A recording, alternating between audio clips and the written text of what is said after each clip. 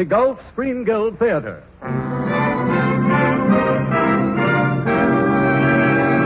The director of the Gulf Theater and your host, Roger Pryor.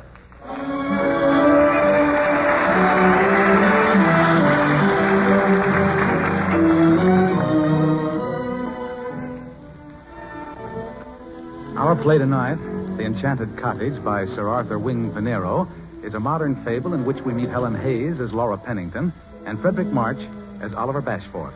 And now, as stage manager, I call for lights, music, curtain.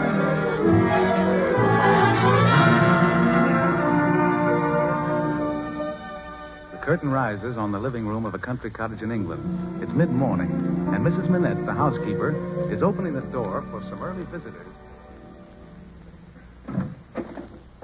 Good morning, Miss Pennington. Good morning, Mrs. Minette. I brought Major Hillgrove to call on Mr. Bashford. Mr. Bashford's not down yet. Come in. Oh, may I, sir? Huh? Mrs. Minette will take your hat, Major Hillgrove. Oh, of course. Forgive me, Mrs. Minette, for appearing stupid, but the blind are sometimes socially awkward. Blind. The sofa. I didn't know. Over here, Major Hillgrove. Thank you. How is Mr. Bashford? Not one of his good days, Miss Pennington.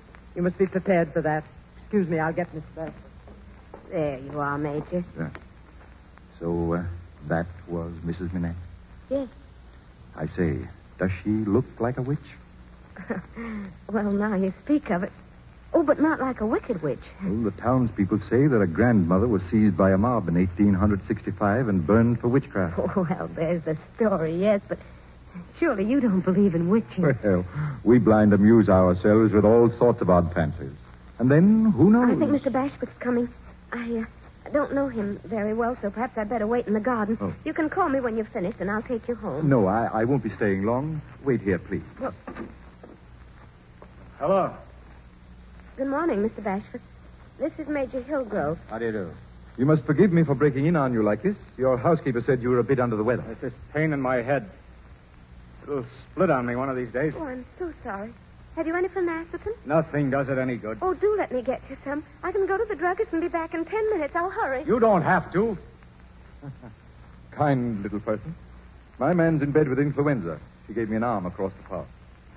I wonder why the plain women of the world are the kindest, Bashford. How did you know she's plain? You can't see her. I sensed it.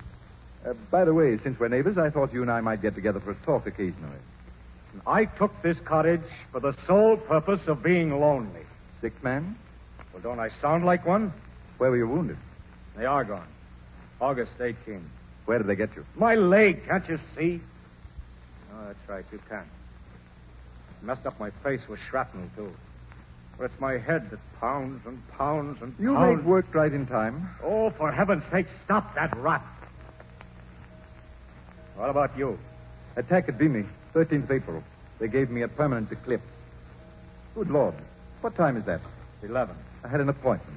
I'll miss the chap entirely. Suppose I lend you Mrs. Minette. She'll take you home. Mrs. Minette, I would appreciate it. Yes, Mr. Bashford. will you help Major Hillgrove across the park? Of course, sir. Thank you, Mrs. Minette. I hope you'll forgive my bad manners, Major. Will you come see me again? How about tomorrow? I'll look for you, Major. Good morning.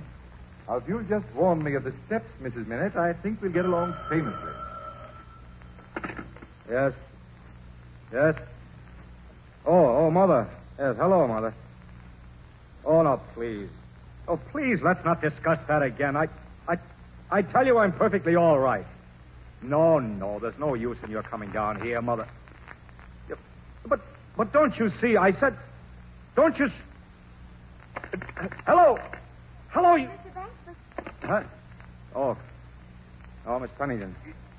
Yeah, the Major remembered an appointment, and Mrs. Minette took him home. Oh, I hurried as fast as I could. Here's the phenacetin. Thank you. There's water there in the carafe. Yes. 2 tablets now and 2 more in 3 or 4 hours, if your head still hurts. Now, you must lie down here on the sofa. I'll fix the pillows. Thank you. It's best to keep quiet after phenacetin. There. Is that comfortable? Yes, very. Well, good morning, Mr. Bashford. I say, Miss Pennington. Yes? I've discovered I shall have to leave this cottage. Leave? You mean for good? Yes. Hide myself somewhere or other. But hide from whom? My people. They won't let me alone. I mean, they will pester me and torment me. Torment you? I came down here because they were turning me into a raving lunatic with their meddling. You see, they don't realize that I'm done. I'm finished. I'm washed up. But, Mr. Bashford, that isn't true.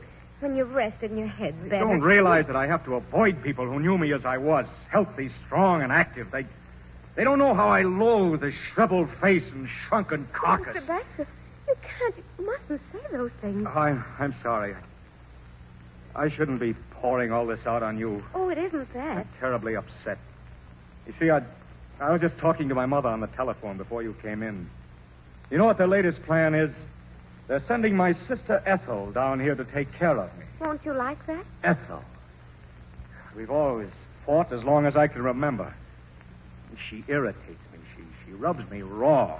I can't stand anymore. But if she's your sister, Mr. Bashford, I should think... She's a tyrant. A meddlesome tyrant. You must relax. Just lie back and close your eyes. There, Mr. Bashford. I hope you won't be angry with me for offering you advice. Oh, why should I? Everyone gives me advice. You know, it isn't good for you to live alone. Whether you remain here in this cottage or go somewhere else. Oh, Mrs. Manette looks after me. You can't count on Mrs. Manette or any housekeeper.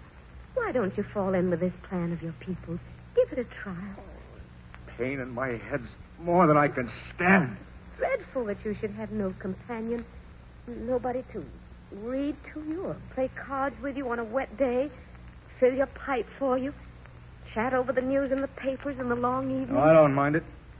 Better than having my family around. But you're not well. You need someone.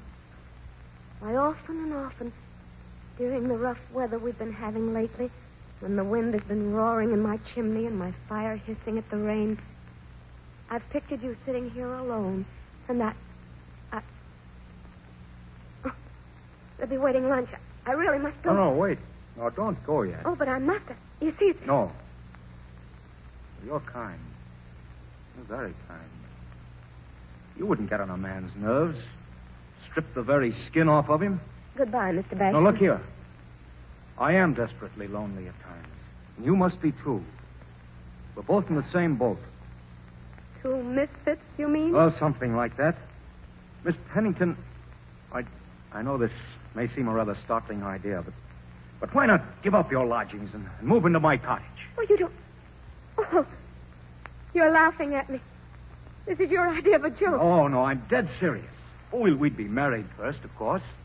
That would keep my silly mother and sister away. And my stepfather, too. Oh, it's fantastic. You don't know what you're saying. What I do? Oh, if you want to marry and keep your people away, well, there must be dozens of smart, pretty girls in London in your own Pretty set. girls. Those are the kind I can't face. Do I look like an eligible husband for a pretty girl? Oh, I see. You see what? You asked me to marry you, Mr. Bashford. Not only to protect yourself from your family, but because I possess the special qualification of being ugly. Miss Pennington, I didn't mean to... Doesn't matter. I think I'd better go. Miss Pennington, don't go, please. Please. Oh, how could you? How could you? Oh, please. I wouldn't have hurt you for the world. What I meant to say was that no woman would marry me except in pity. And the girls in my set, as you call them, are not the sort who devote themselves to an unsightly, neurotic wreck such as I've become. Oh, I am sorry I've hurt you. Oh, it was stupid of me to be upset. Of course, I know I'm plain, but it's a shock to be told about it so bluntly. I'd give anything to call it all back. May I make one suggestion, Mr. Bashford? Ever again you approach an unattractive woman in this way, remember that even unattractive women have their dreams. Dreams? Of forgetfulness, of oblivion. Dreams in which they're just as lovely and desirable as the loveliest and the most desirable of their sex. Remember that. And if you can spare them too complete an awakening, it's an act of charity. Miss Pennington, your name's Laura, isn't it? Laura. Yes, Miss Manette? The mail, sir? Leave it there on the table. Yes, sir. I suppose Miss Pennington is staying to lunch? Oh, no, I'm just going, Mrs. Manette. No, you must stay. Now, really, you must. Oh, no, I can't. No, please. Well, all right, if you want me to. Yes, Miss Pennington will stay, Mrs. Manette. Yes, sir. I thought she would. I say, did you see her face when she came in? I wonder if she was listening outside the door. Why should she? I don't know, but you know the story. They say she's a witch. Do you think she's planning to cast some kind of spell? Oh, no, that's poppycock, of course. Listen, What is it? Mrs. Manette. Good Lord, Mrs. Manette's laughing.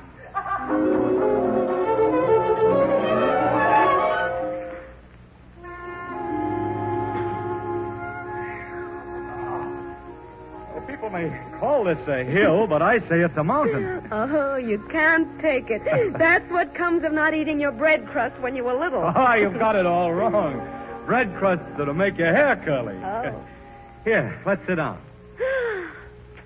Look, you can see the whole countryside from here. There's the river, there's the crossroads, and there's the church, see? Hey, Laura, Yes, Oliver. Mother phoned again this morning. Ethel's planning to move in on me next week. So I'll have to disappear. You mean go away? Must. I've got to. I'll miss you. Oh, don't think I won't miss you. I'll always remember these last 2 weeks. I shan't forget them. We have had fun. When will you go? Tomorrow. So soon, oh no. Well, I wouldn't have to go at all if you'd marry me. I can't ask you to love me, but we do get along. We could be happy together. Very happy. I need you. Do you, Oliver? Desperately. Be kind. Say yes. Then yes, Oliver. Yes.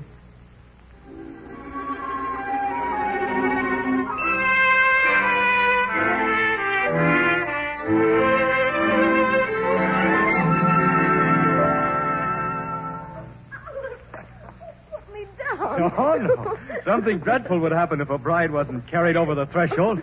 There you are. I beg your pardon. Oh, Mrs. Manette. I didn't mean to frighten you.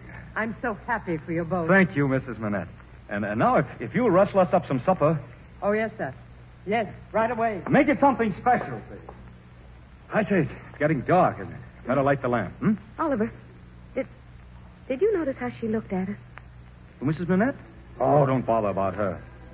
Yeah, that's better, isn't it? A lamp can... What's the matter?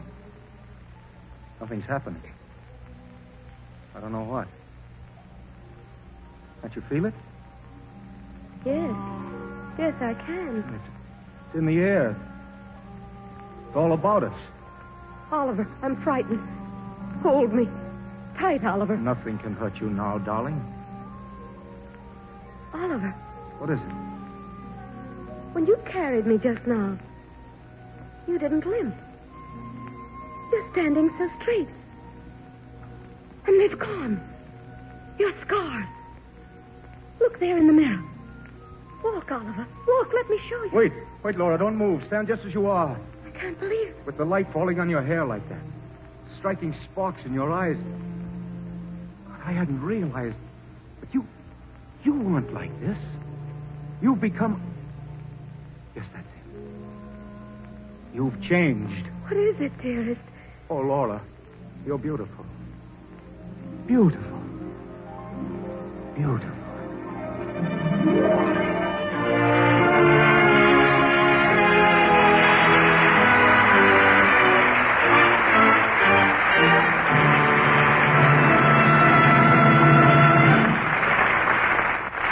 And now, in this brief moment before the curtain in the Gulf Theater rises on Act 2 of the Enchanted Cottage, we'd like to send all our neighbors here in America our best wishes for the Thanksgiving season. Each one of us must make up for himself his own list of things to be thankful for, but high on every list will be the fact that all Americans can call each other neighbor. That use of the word neighbor tells us an important fact about our country. It tells us that the miracles of modern communication, especially the family automobile and our coast-to-coast network of good roads, have made neighbors even of families on opposite sides of a continent. Perhaps you drove home to see your folks last Thursday, or possibly you're planning to take a trip in your car sometime soon. Well, just that kind of travel is what helps maintain sympathy and understanding between all Americans. And speaking for the good Gulf dealers along your way and for the Gulf oil companies, let me tell you how proud Gulf is of its share in the work of making automobile travel more convenient and more economical for all alike, in helping to keep all Americans neighbors. And so, the curtain's about to rise on the second act of The Enchanted Cottage, starring Helen Hayes and Frederic March. Lights. Music. Curtain.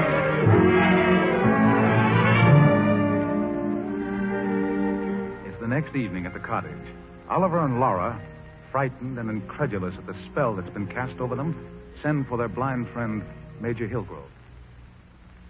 I had my man bring me over as soon as I got your note, Bashforth. Is something wrong? If you could see us with your eyes, I mean. We had to talk to someone. You sound frightened. You understood from Oliver's letter, didn't you, that something had happened, something out of the common? Vaguely. Well, I didn't dare be more explicit in the letter. You'll never believe us, Oliver. No one could. Major Hillgrove, I'm not plain anymore. She's beautiful. Gloriously beautiful, Hillgrove. And Oliver, oh, if you could see him. Laura's growing lovelier and lovelier every day. And Oliver stronger and straighter and But handsomer. don't you hear the difference? Yes, don't you hear it? Major Hillgrove. Why, yes, yes. Oh, I'm frightened. I'm so You frightened. see, we believe. I know you laugh at us, but we believe it's that woman. Woman? Mrs. Manette. You know, my housekeeper. The witch. Oh, don't laugh. Don't laugh, please. We believe it. How else could this thing have happened? Unless we're under some sort of spell, enchantment. Tell me, Oliver, when did this... When did the change begin? Yesterday. On our homecoming. After the marriage. Almost as soon as we set foot in this cottage. Mrs. Manette was waiting at the door to welcome us. That moment was when the change began, Major Hillgrove. See, we thought it was some sort of illusion. But in the morning, over the breakfast table, we both saw clearly how we'd changed. So frightening. But why? What is there to be alarmed about? But don't you see, if Mrs. Manette is a witch and our transformation is due to sorcery, well, what she's given she can take away. Exactly, Hillgrove. Supposing I offend Mrs. Manette, or Oliver does. It's so easy to offend without meaning to. Oh, you must advise us, Major Hillgrove. What'll we do? Yes, what? Well, I do hear this change in you, and I say take the gift and enjoy it without question. Accept it humbly as a heaven-sent miracle, and thank God for it on your bended knees. A heaven-sent miracle. Yes. Yes, that's just what it is. A heaven-sent miracle.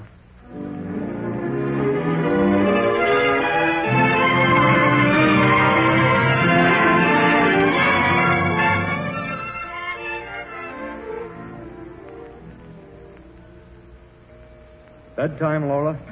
Tomorrow. How I dread it. Oh, you'll knock Mother and Stepfather right off their feet. You haven't told them about it. I mean about the change. Not a word. No, I want them to see. And they shan't see until Major Hillgrove breaks the ice a bit. I hope your mother and stepfather will like me. Like you? Oh, darling. You'll be irresistible. Put out that light while I lock up the door, will you? Oliver. Hmm? I want to be married all over again. Good heavens, what for? I want to have a grand wedding with a bevy of bridesmaids and a page to carry my train. I want to be married by a bishop, a grave, portly bishop with lawn sleeves and all the rest of it. And I want to wear a dress of ivory satin and a Honiton lace veil and a magnificent pearl necklace, a present from the bridegroom. And I want... Oh, you're really doing it in style. Oh. We'll take it up with Mother and Stepfather tomorrow. Oh, yes, tomorrow. Well, you ready to go up? Yes, darling, ready.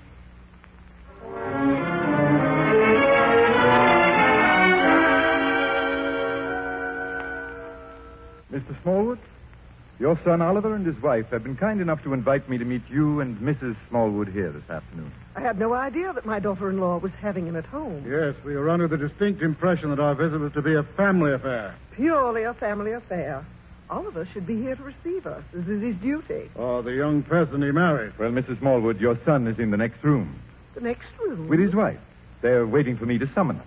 Really, I can't understand this extraordinary behavior. Well, they've asked me to prepare you for a very great surprise. I must say this sudden marriage was a bombshell. He's simply thrown himself away. We understand his wife is nobody and unsightly into the bargain. Well, that brings us to the point, Mr. Smallwood. Your daughter-in-law was a plain young woman. Why? Your son and Miss Pennington were married. They entered that door, he a shattered, wry-necked, half-crippled fellow, and she a little, meager, wasted thing whose only charm was a gentleman. Most unattractive. When they crossed that threshold, the change began. Change? What change? Do you believe in miracles, modern miracles, that may happen to you, to me, today, tomorrow, that may relieve misfortune, retrieve disaster, that may heal the sick, make the lame walk and the blind see? Well, really, I do. For I tell you that Oliver and his wife have been touched by a power which is beyond earthly power, and they're wonderfully, gloriously transformed. Transformed? Did you say transformed? Laura is beautiful, with music in every sound she breathes, and my ear tells me grace in every movement of her lovely body. And Oliver walks erect. He's limp. He's gone. I'll bring them in now.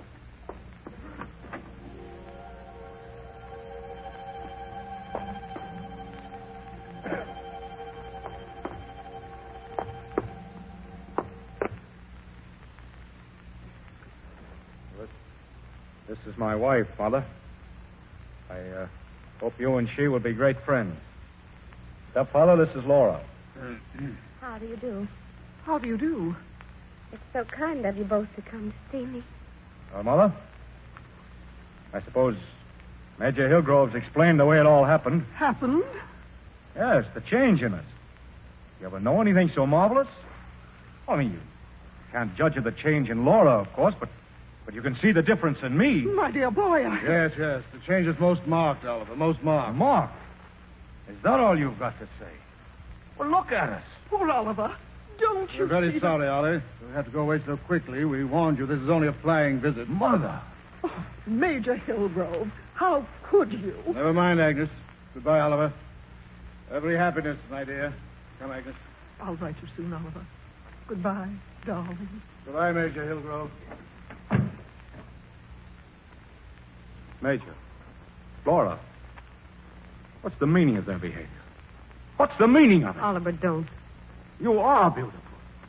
You are. And you, Oliver. Laura, come here. Yes, Major.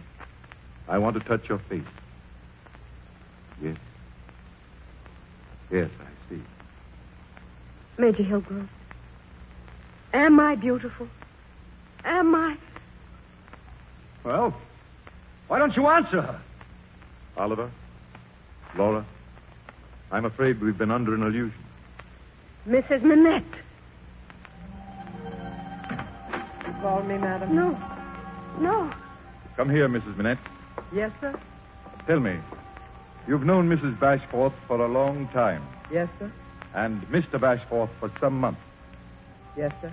Then you are thoroughly familiar with their appearance before they were married. Yes, sir. When they entered this cottage after their marriage, were they just as you'd always known them? Yes. Yes, sir. Their outward appearance, their looks, there's been no change? Answer me, Mrs. Manette. No. No, sir. Look at them. Are they still just as you've always known them? Are they? Yes, sir. I knew you had to find out the truth this afternoon. I'm sorry, Oliver. Mrs. Manette. What is there to be sorry for? Shall I let you into a secret? Secret? Oh, yes.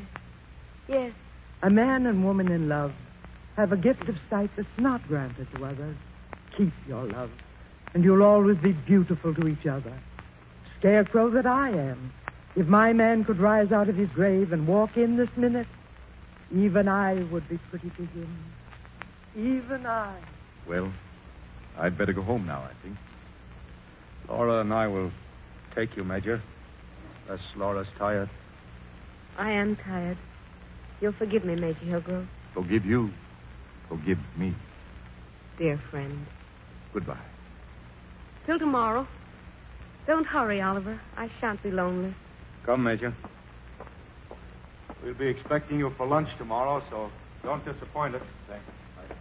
Oliver. Yes, Laura? What is it, darling? You forgot to kiss me. So I did. Darling.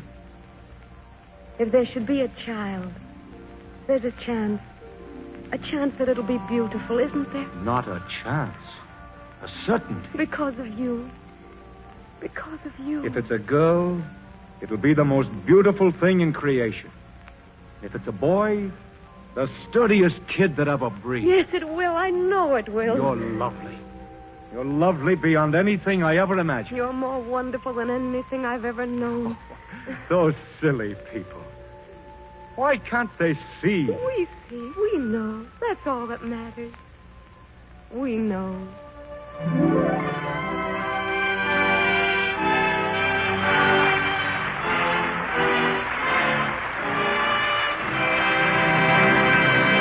Thank you, Helen, and thank you, Freddie. Thank you very much. And now, ladies and gentlemen, here we are, ready for our weekly question box, in which the stars appearing on the program are asked one question each, and if they fail to answer, they have to pay a forfeit. Good night, folks. It was nice meeting you all. Wait a minute, Freddie. Wait for me. Oh, you too, Helen? Oh, yes. I just remembered to let some potatoes on the stove. Oh, now, Helen, you're not afraid of questions. Oh, yes, Roger, I am. Whenever I hear a lot of questions, I start getting confused. Well, that's natural enough. I know that often when there's some kind of a discussion, lots of us get confused because we hear so many different statements that it's hard to know what to think. Isn't that right, Harry? Yes, it certainly is, Roger. And you know, folks, a good many confusing things can be said. In fact, I fear sometimes are said about gasoline. The important thing, however, for you to remember always is to buy the product of a company in which you have the utmost confidence. A company whose avowed policy is to manufacture and sell only the finest products that skill, science, and great resources make possible. And will you remember also that this is the policy of Gulf, that its gasolines, Good Gulf and No Nox, are today greatly improved over what they were even 6 months ago. Just as 6 months ago, they were better products than they were the year before. All this is done as a matter of course, and is the result of forever keeping pace with every known means of product improvement. With Gulf, the policy of constantly improving the quality of its products is a pledge that you motorists will find maintained whenever you stop at the sign of the Gulf orange disc. Thank you, Harry Von Zell. And now for the question box. The first question goes to Freddie March. Freddie, I'm going to give you the history of a certain star. And whenever you think you know who it is, you say so. All right. Now, she was born in London, has appeared in 37 stage productions, introduced the song Limehouse Blues, and has appeared in more Noel Coward shows than any... Wait a minute. Gertrude Lawrence. Absolutely right, Freddie. And incidentally, Gertrude Lawrence will appear in the Gulf Theater next Sunday with Herbert Marshall and Johnny Mac Brown. And now here's a question for Helen Hayes. Helen, do you know Bing Crosby? Oh, yes. Well, that was an easy question. Goodbye. Wait a minute. That's not the question. What's Bing Crosby's real full name? Bingham? No, I'm sorry. He probably wishes it were, but his real name is Harry Lillis Crosby. And Helen, golly. for your forfeit, you must read this. Oh. The quality of mercy is not strained. It droppeth as the gentle rain from heaven upon the place beneath. It is twice blessed. It blesseth him that gives and him that takes. That's right, Helen. That's easy. But now read it as Jimmy Durante would read it. Come on.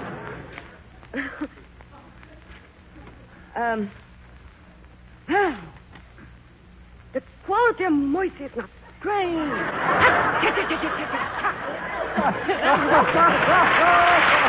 Thank you, Helen Hayes. And now, ladies and gentlemen, before we say goodnight, we'd like to extend you an invitation to tune in next week when we bring you from New York Gertrude Lawrence, Herbert Marshall, Johnny Mac Brown, and, of course, Oscar Bradley and his Gulf Orchestra. Until then, this is Roger Pryor saying goodnight, everybody.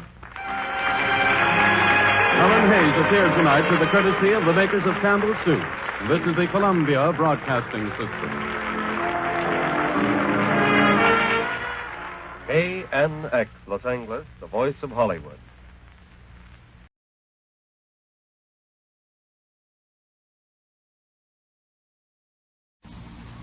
From Hollywood, Alan Ladd and Veronica Lake in a hard-hitting story of love and murder. The Blue Dahlia. Yes, transcribed by Ampex in Hollywood, the Screen Guild Players, brought to you each Thursday night by Camel Cigarettes.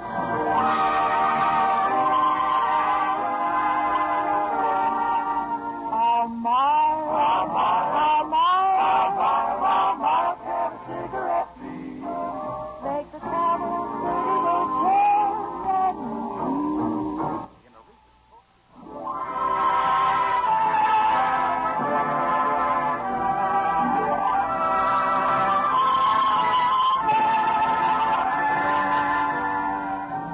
night, Screen Guild Night, when Camel Cigarettes bring you your favorite stars in their greatest motion picture roles. Tonight, it's a thrill-packed, suspenseful murder yarn with the two great stars who made the picture so exciting. The Screen Guild players are proud to present The Blue Dahlia, starring Veronica Lake and Alan Ladd, with Will Wright and Gerald Moore.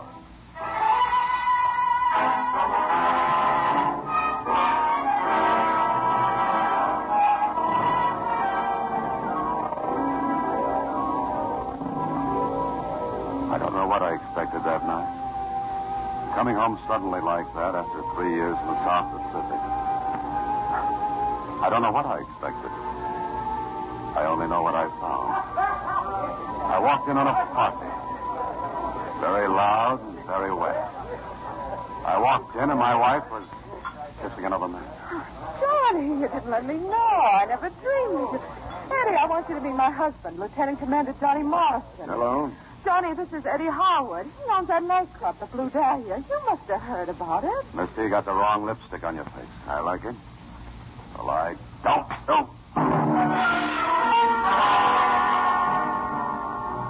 Well, that sort of broke up the party, I guess. He got rid of them fast and then came back to me. I remember I was standing by the table with little Dickie's picture in my hand. What are you doing with that? Just looking at Dickie. Why? Nothing. I need a drink. Helen, sit down and let's try to talk it out. I'd love to. I'm a girl that tries and tries. Why not begin by putting that glass down? Maybe I will when I finish this. You'll put it down now. Let go my wrist. Take your paws off me. Okay. Now put that glass down. Maybe you've learned to like hurting people. Well, I could tell you something about Dickie that would hurt you. A plenty. What about Dickie? You told me he died of diphtheria. What happened? I said, what happened? Tell me. It could happen to anybody. I went to a cocktail party. I'd taken Dickie along. We were in a smash out. Why, you, I ought to... Take it easy, mister. A little noisy in here, ain't you? Who are you? My name is Newell. Most folks call me Dad. I'm paid to keep order in this hotel, and that includes these bungalows. Just doing my duty. Walking in without knocking? Those doors of the patio are open. Better close them. It's going to rain. Okay. Maybe you'd better close the blinds, too, if you're going to push your wife around. And never use a gun, Sonny. Makes too much noise. Good night.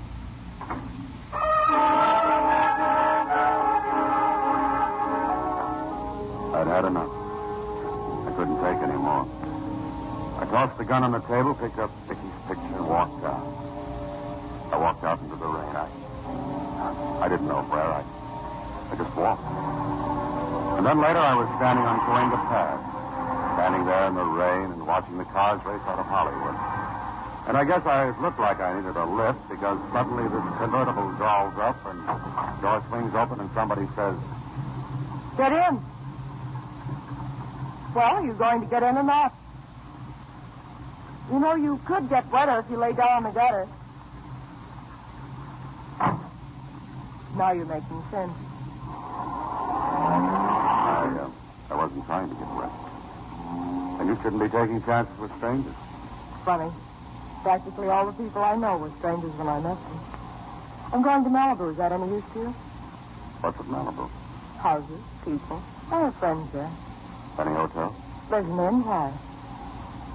You pick up many people at night like this? Not many. Only one or two at a time. You're right. Right. It wasn't funny. I'm sorry. Nothing's very funny to me tonight. I know. Sometimes it all blows up in your face. What does? Life. Whatever you're doing, wherever you're going. I thought you were going to Malibu. I flipped a coin. Heads, I go to Malibu. Tails, I go to Laguna. What happens if the coin rolls under the Davenport? We go to Long Beach. It's not bad. Oh, you can smile. Yeah. But I'd have to remember something. Remember what? Whatever it is, I'd rather forget.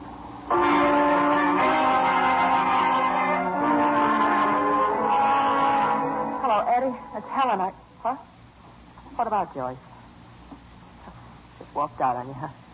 Said you was going up the coast. Puts us in the same boat, I guess. Johnny walked out on me. Yeah, about an hour ago. Eddie, listen, I'm scared. I gotta see you.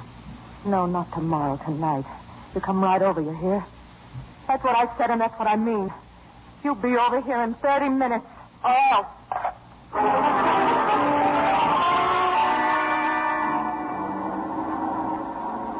Look out, the truck. Pretty good idea to watch where you're driving. Sorry. I was looking at your bag. Those initials. Wondering what the JM stood for. You don't have to wonder, I'll tell you. That's no fun. Let me guess. Jimmy? Why? You like Jimmy? I knew a boy named Jimmy once. He had rabbit teeth. That worry you? No.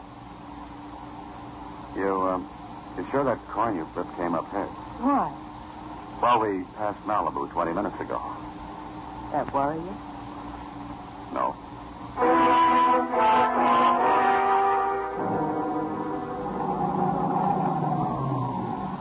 This is the little town I was telling you about. That's the inn. Sort of cute. I'd better go in and phone Malibu. They'll think something's happened to me. Oh, wait a minute, Dunne. I'm getting out, too. Why? This is the end of the line. Is it? It has to be. It's a long way back to Malibu. All it takes is time. What about you? There's a motel sign up ahead. And tomorrow? I'll get a bus to somewhere. Just anywhere? As long as it's not back. Well, this is where I'd say thank you if I knew how. I didn't do it for thanks. Yes, I guess I know that. Don't you even say goodnight? It's not good night. It's goodbye. I don't like to say goodbye. You don't have to. But it's been nice knowing me, hasn't it? Now it's over. It's just as though you'd never seen me before. Every guy's seen you before. Somewhere. The trick is to find you. I guess I didn't find you soon enough. So long.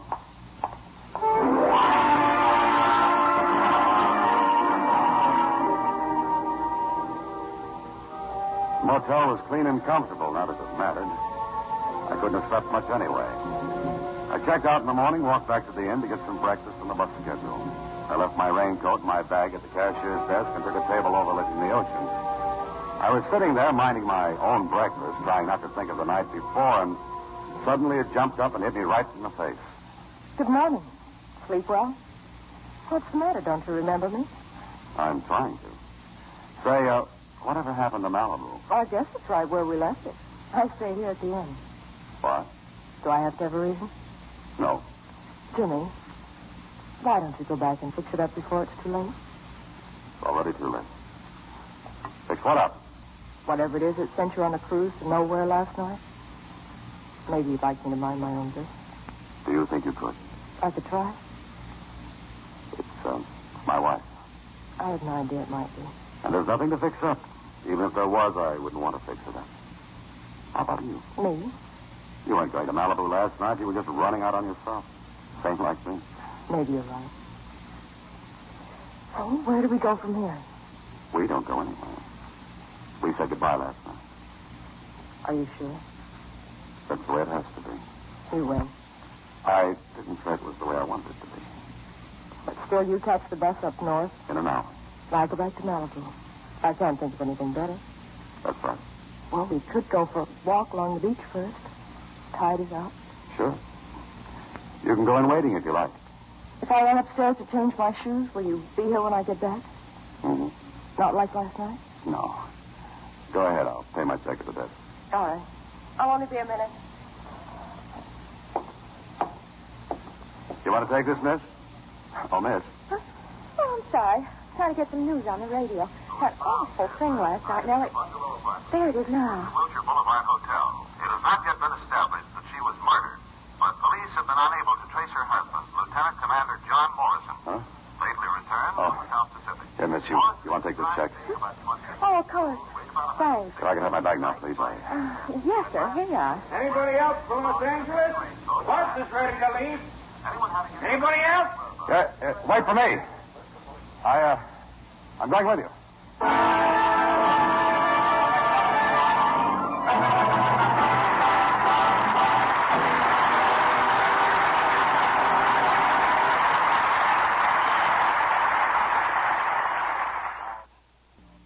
Camel Cigarettes now present Act Two of The Blue Dahlia, starring Alan Ladd and Veronica Lake with Will Wright and Gerald Moore. It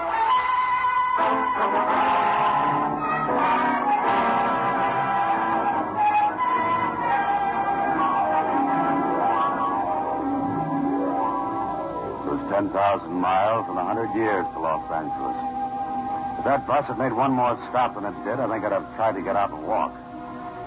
All the way back, I knew what I was going to do. I kept thinking of that house dick, Newell. He might know something. So then when we got in, I ducked into a phone booth and put in a call. Newell? Yeah, he works here, but not this morning. Where is he? I've got to talk to him. He's downtown, mister. He's in conference with the police. You're sure that's the way it happened, Newell? You saw Harwood go up to the Stames bungalow and ring the bell. That's right, Captain. No answer, so he went away. Went away where? Well, Lieutenant, there's a side gate to the hotel grounds. He went out through that. What time was it? About 7 o'clock. It was raining. You, like to stand out in the rain? I have to make my rounds. See if anything's okay. That's a house detective's job. You got a pass key to the bungalows? Yes, I have it. Oh, wait a minute, gentlemen. You don't think that I... Why not? Lots of genial old parties like you commit murders. That ain't a very nice thing to say, Captain Hendrickson. Mrs. Morrison's lights were on. Her radio was going. Why would I try to get in? You tell us. She didn't answer when Harwood rang. Didn't that interest you? Would that be any of my business? Say, Captain, you and Lloyd here got a nice technique. Had me going for a minute. No hard feelings, of course. That's all, no, for now. You know, this is a terrible thing for the hotel. Yeah, kind of tough on the Morrison dame, too. Go on, beat it.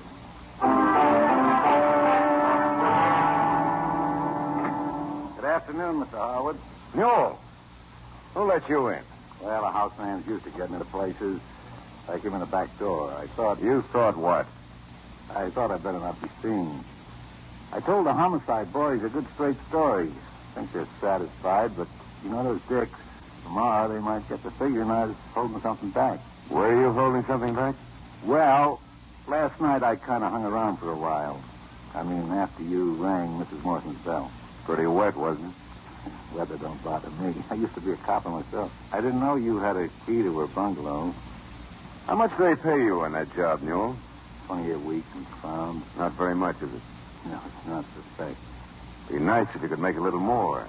By coming here. Oh, now, wait a minute, Mr. Howard. You've got me all wrong. I just thought maybe if I could... Shut up. You. Only got 100 on me here. Thanks, Mr. Howard. This sure is nice of you. Did you say you were leaving? Leaving? Oh, yeah. Matter of fact, I was. You're going out the back way, of course. Of course. Maybe next time I'll use the front entrance, huh? Yeah. Maybe.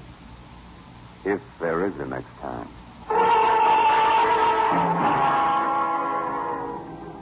Me? I was running around in circles. I couldn't find Newell, so I went after Harwood. I put in a dozen calls for him that day. Always the same. Mr. Harwood isn't in. It was getting dark when I headed for his place, and I guess I wasn't the only one. Just as I was starting up the stairways into the lobby. Jimmy. Huh? Oh, it's you. What are you doing here? Never mind. Get in.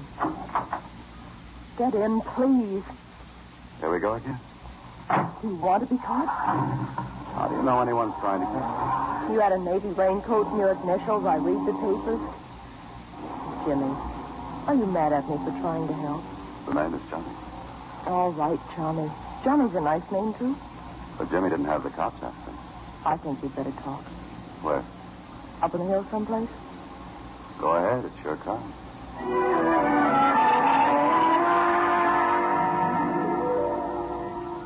I've always liked it up here.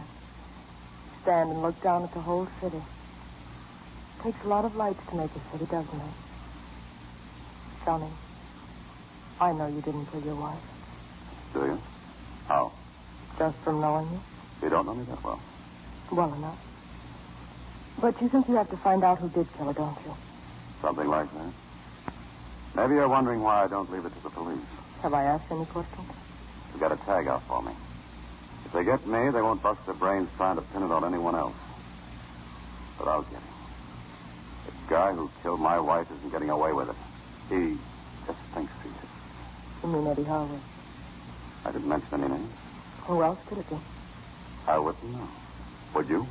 Wasn't he playing around with your wife? You seem to know a lot of things. Do I? Like how to wait for me in front of Harwood's place. You get around. And your timing's good. It was good last night when you picked me up. Or was it? I don't know. I don't know anything. I don't even know your name. You'll have to trust me, Johnny. I've got something to straighten out, too. You'll have to trust me a lot. I don't have any time to play games. Suppose you keep your secrets and let me keep mine. Okay, Johnny. That's the way you want it. Coming back? That's okay, too.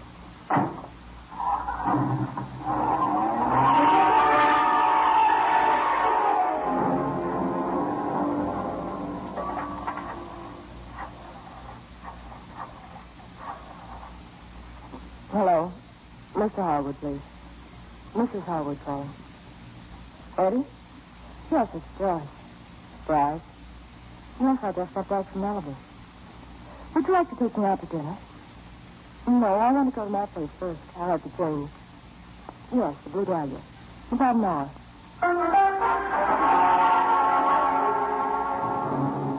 It was pretty dark walking down that hill alone. Somewhere along the way, I tripped and fell. Smashed the glass on Dicky's picture in my pocket. Right on the boulevard under a street lamp, I took the picture out of the frame. I don't know what made me turn it over, but I did. There's some writing on the back. Helen's writing, and it said, Johnny, if anything happened to me, Eddie Howard's real name is Ahern. The New Jersey police would like to know. The charge is murder.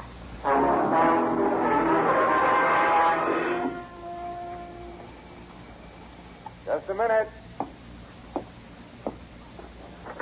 Yeah, make it snappy, Morrison, close the door.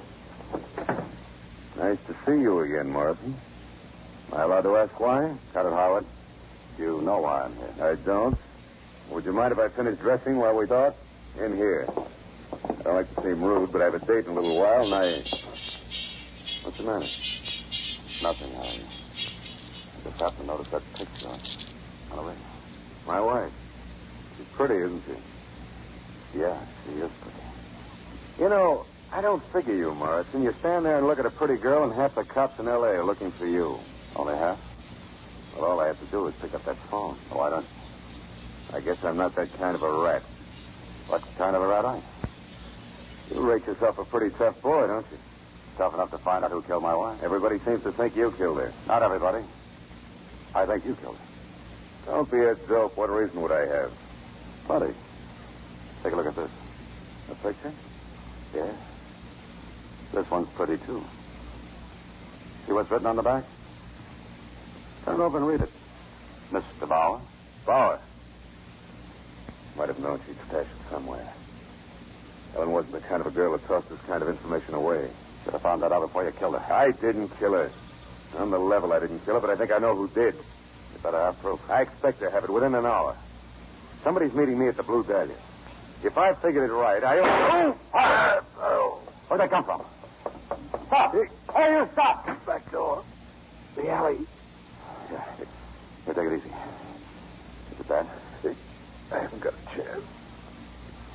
Listen, Morrison. You gotta get over there. The Blue Dahlia. The Blue... Howard.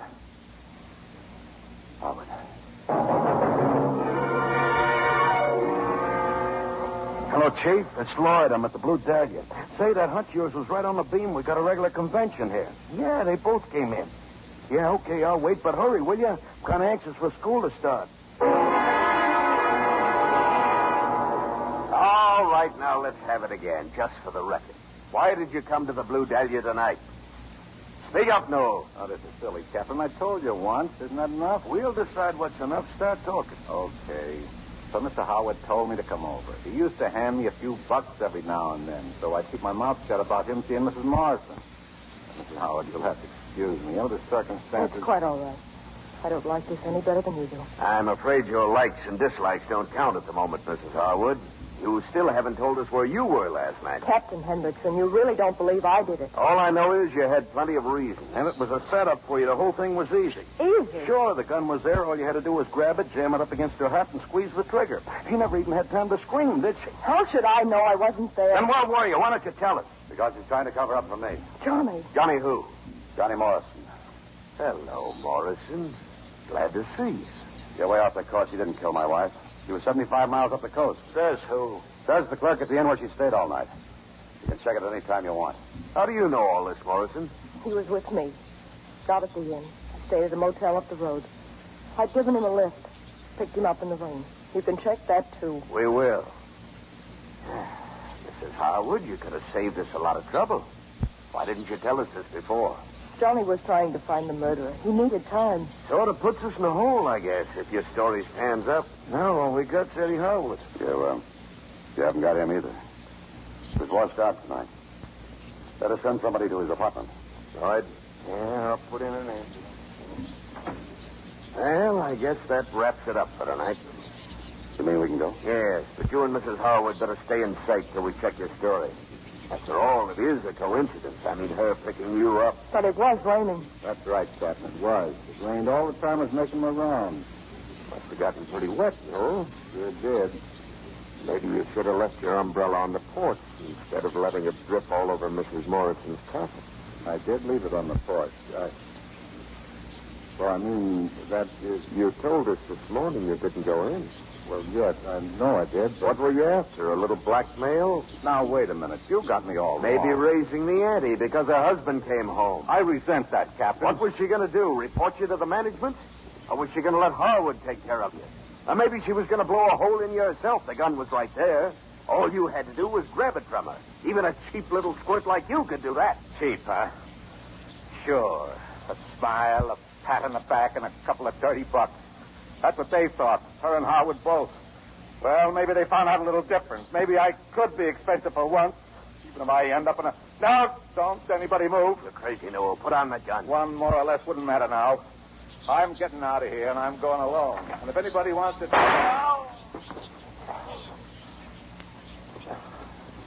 Gentlemen, wait a minute. You've got me... Oh, wrong. Lloyd. Yeah, Chief. He was backing out with that gun in his hand. Okay. Better make that ambulance call a double.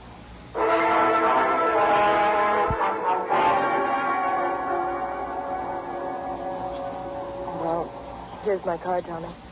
Yeah, I guess it is. We seem to be saying goodbye again. I guess it's not so tough this time.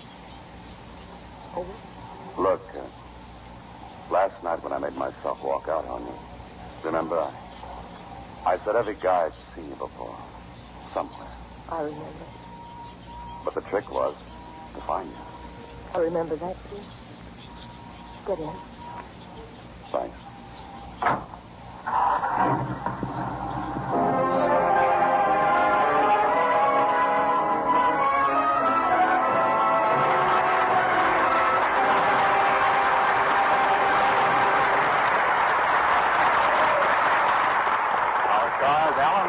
Veronica Lake will return to the microphone in just a moment.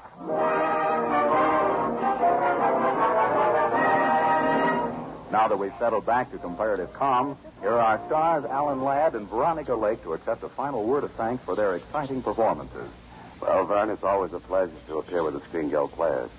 All of us in Hollywood know how much this radio program contributes to the Motion Picture Relief Fund and to its country house and hospital. And we all consider it a privilege to share in that work. Right, Veronica? Absolutely, Alan. And for more reasons than one. Each week, our sponsors, the makers of Camel cigarettes, send free smokes to servicemen's hospitals. Among other hospitals, free Camels are being sent this week to Veterans Hospital, Amarillo, Texas, U.S. Naval Hospital, Philadelphia, Pennsylvania, and U.S. Marine Hospital, Savannah, Georgia. Happy smoking, fellows. Your cigarettes are on the way to you now with the compliments of Camels. The Screen Guild players are directed by Bill Lawrence and transcribed by Ampex. The adaptations are by Harry Cronman. Remember, Thursday night is Screen Guild night. And next week, one of the most hilarious comedies ever brought to the screen. You'll laugh, you'll chuckle, you'll roar with delight. Yes, it's Bachelor Mother, starring Joseph Cotton, Lucille Ball, and Charles Coburn. Don't miss it for anything. The Blue Dahlia was presented through the courtesy of Paramount Pictures, whose current release is Bride of Vengeance. Alan Ladd will soon be seen in the Paramount production, The Great Gatsby. Veronica Lake will soon be seen in the 20th Century Fox production, Slattery's Hurricane. One way to make your dreams of a new home, of travel, or of a college education for your children come true is to invest regularly in United States savings bonds. Start saving regularly now by buying United States savings bonds through the payroll savings plan where you work or through the bond-a-month plan where you bank. For fun and hilarity, don't miss Camel Cigarette's other great show over these same stations. Tomorrow night, the Jimmy Durante Show with Don Amici. And remember, Thursday night is Screen Guild Night. The greatest stars and the greatest stories brought to you by Camel Cigarettes. This is Vern Smith speaking. Music by Fred Waring follows next on NBC.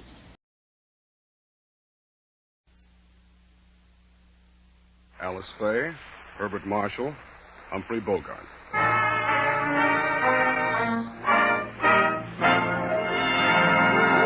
The Gulf Screen Guild Theater.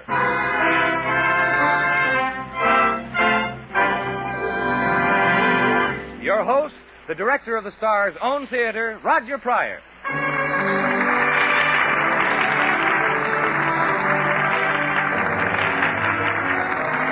Good evening, everyone. Your neighborhood good Gulf dealer and the Gulf Oil Companies welcome you to the Gulf Screen Guild Theater. There's standing room only in the Gulf Theater tonight. Hundreds of fans and motion picture people, too, have thronged here to the Gulf Theater in the heart of Hollywood to see one of the brightest comedies of recent years, If You Could Only Cook. The stars, three of Hollywood's greatest, Alice Faye, Herbert Marshall, and Humphrey Bogart. The music, as usual, will be by Oscar Bradley's Gulf Orchestra, with Frank Tours conducting. With just a moment before our curtain rises and our play begins. Just time enough for me to mention that for years, America has led the world as a great nation of automobile owners. Millions upon millions of private cars and thousands of miles of good roads have made this country more and more travel-minded.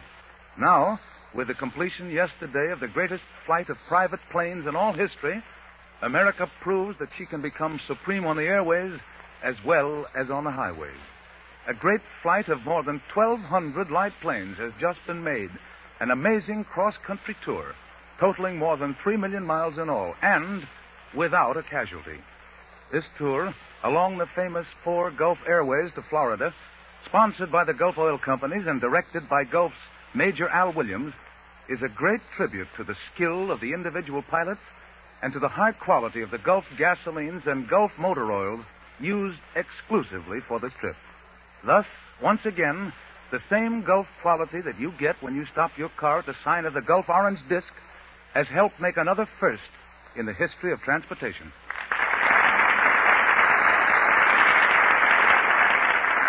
That applause you hear, ladies and gentlemen, is for Alice Faye, Herbert Marshall, and Humphrey Bogart, who are just entering our Gulf Theater stage. They step to the microphones, and we present If You Could Only Cook, with Herbert Marshall as Jim Buchanan, a somewhat harassed automobile executive, Alice Faye as Joan Masters, a young lady looking for a job, and Humphrey Bogart as the big-time racketeer, Dan Nolan. I'll step into the role of his henchman, Flash. Here's the cue to the orchestra, and the show is on.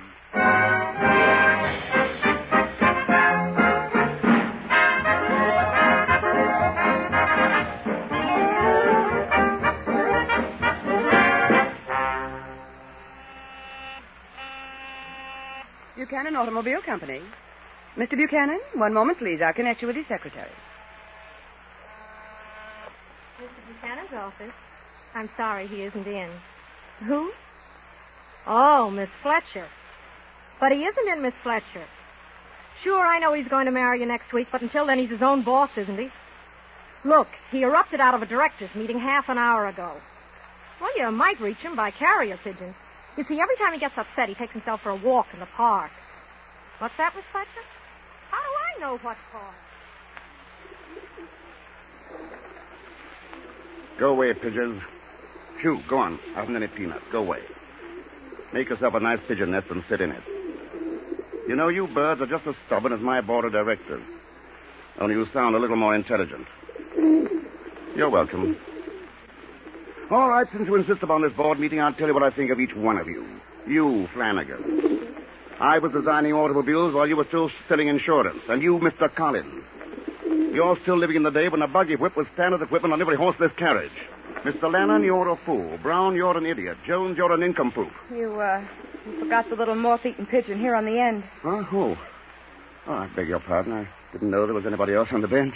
Don't mind me. If you want to tell these pigeons off, go right ahead. I really haven't... Well, I've nothing against pigeons. I know. You've lost your job and you're mad at the world. Isn't that right? Here. Better look this over.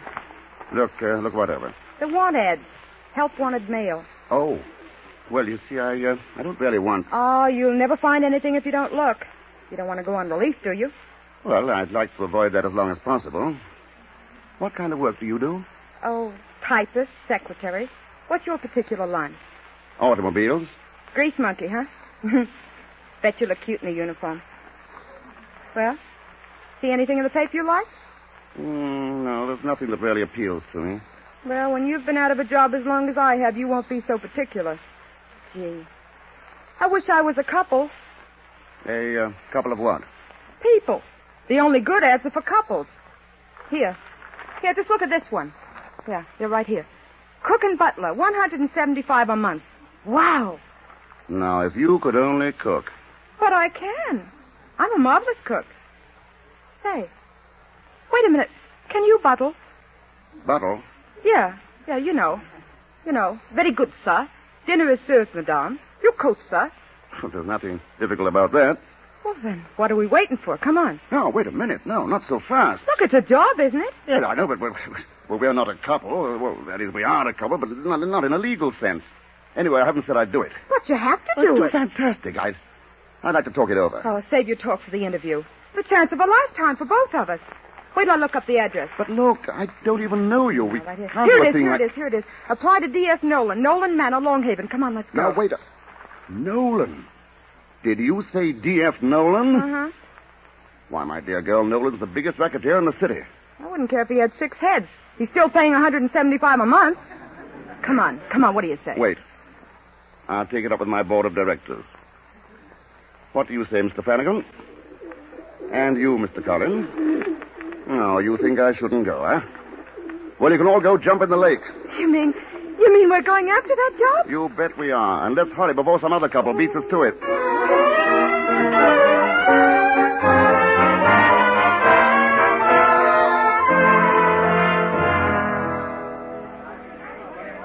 Okay, Flash, start running them in. Send me the next couple. Okay, boss.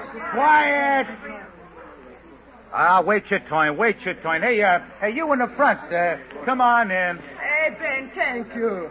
Never mind tanking him. Let me see what you can do on that stove. Yeah. What's the recipe of your béarnaise sauce? How much garlic do you use? Garlic? In this sauce, Ben use no garlic, Mr. Nolan. No garlic. No garlic. Get out. Go on. But beat you want it. to keep you... No garlic. Send in the next one, Flash. Okay, Frenchie, you're next. Come on, tell the boss what you can do with garlic. The garlic, Monsieur Nolan, huh? You like garlic, huh? Oh, oui. It is the perfume of the épicure. Gee, when you say it like that, it sounds good, too. Well, you take a medium-sized piece like this, drop it into the sauce. So... What? What? Did you hear that, Flash? He drops it into the sauce. Get out before I throw you out. On your way, Frenchie, on your way. Here's the next couple, boss. Butler and cook. The guy seems to know his onions, but you better ask the dame about her garlic. Oh, come here, sister. Now, how much garlic do you use in béarnaise sauce? Garlic, Mr. Nolan? Well, Well? In this particular sauce, you want only the ghost of the shadow of the flavor of garlic. The ghost of the shadow. Mm-hmm. The garlic should be suspended between thumb and forefinger above the saucepan and gently wafted back and forth like this. The ghost of a shadow wafted back and forth. There. Now taste that, Mr. Nolan. Oh, baby, the job is yours. Honest? Sure, say, what's your name? Joan. Okay. And how about your old man? My name is James, sir. James Burns. Swell. I always wanted a butler named James. Wait a minute, boss. Now, what's the matter, Flash? Well, if I'm going to bodyguard you, I got to ask these a couple of questions. You and your sense of duty. Hey, you two got references? References? References? Well, you see, sir, unfortunately, our trunks were lost. Yeah, they fell off the boat. What boat? Well, what difference does it make what boat? They fell off the boat. They're hired. Now, wait a minute, boss. I got a right to know what boat. Of course, it was the Mauritania. There. You see, Flash? Now, that's enough questions. Take them upstairs and show them where they bunk. I'm going to lap up the rest of this sauce. The ghost of the shadow.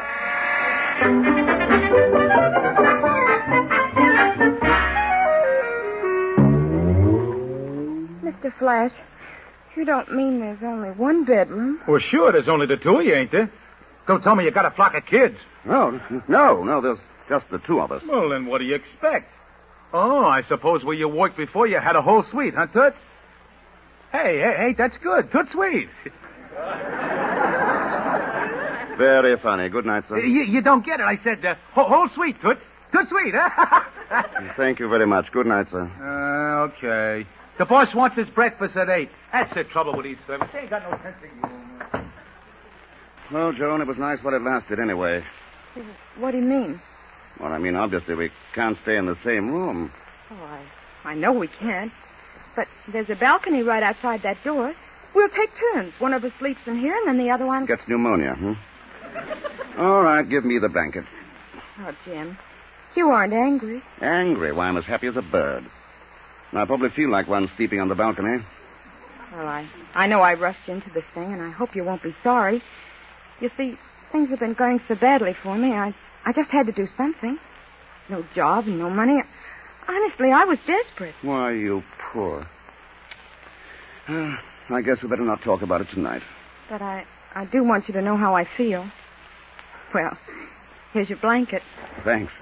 Well, good night, Mrs. Burns. Sounds funny, doesn't it?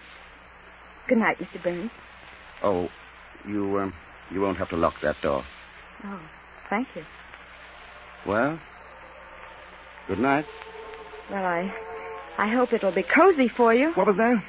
I said I hope it won't be too cold for you. Oh. Well, good night. Good night. Well, good night. Good night.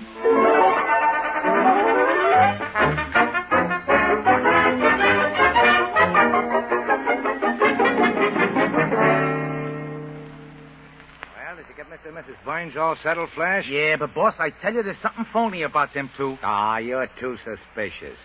Boy, what a cook. I'll lay you 6'2", and even right now, that guy's a G-man. Yeah, well, since when does a G-man travel around with a dame? She could be a G-woman, couldn't she? Now, listen, Flash, if there's anything phony with either one of them, they ain't going to live to talk about it. Now, stop worrying. Okay. Oh, but say, I just thought of something. They said they came over this morning on the Mauritania, didn't they?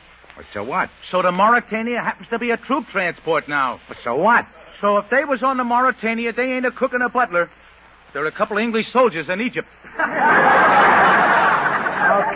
Okay. Just keep your eye on them. That's all, and tell the boys not to open up when they're around. I still ain't going to lose a cook like that.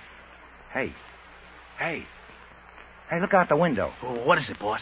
Look, up there on the sleeping porch. Who's that guy with the blanket? Well, it ain't no Indian.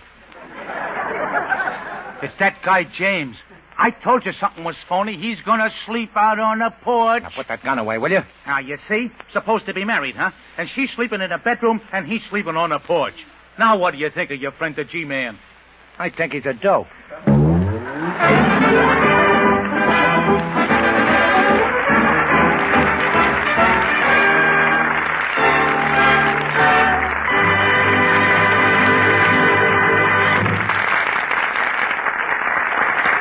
So ends Act 1 of tonight's play here in the Gulf Theater.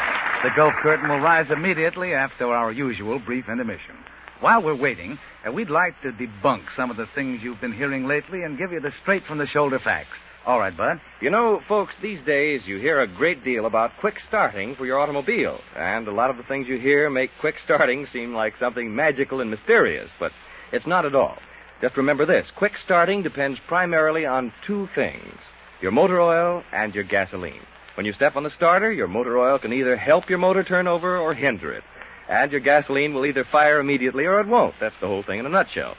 And that is why we urge you to use Gulf's quick starting team, Gulf Pride Motor Oil and Gulf No-Nox Gasoline. Gulf Pride Motor Oil because it's free-flowing, and therefore helps your motor turn over even in the coldest weather. And Gulf No-Nox Gasoline because it fires in a flash, even in icy cold cylinders. Moreover, Gulf Pride Motor Oil and Gulf No-Nox give you a smooth, quiet-running motor. So if you want a quick starting, stop at the sign of the Gulf orange disc for Gulf Pride Motor Oil and Gulf No-Nox Gasoline.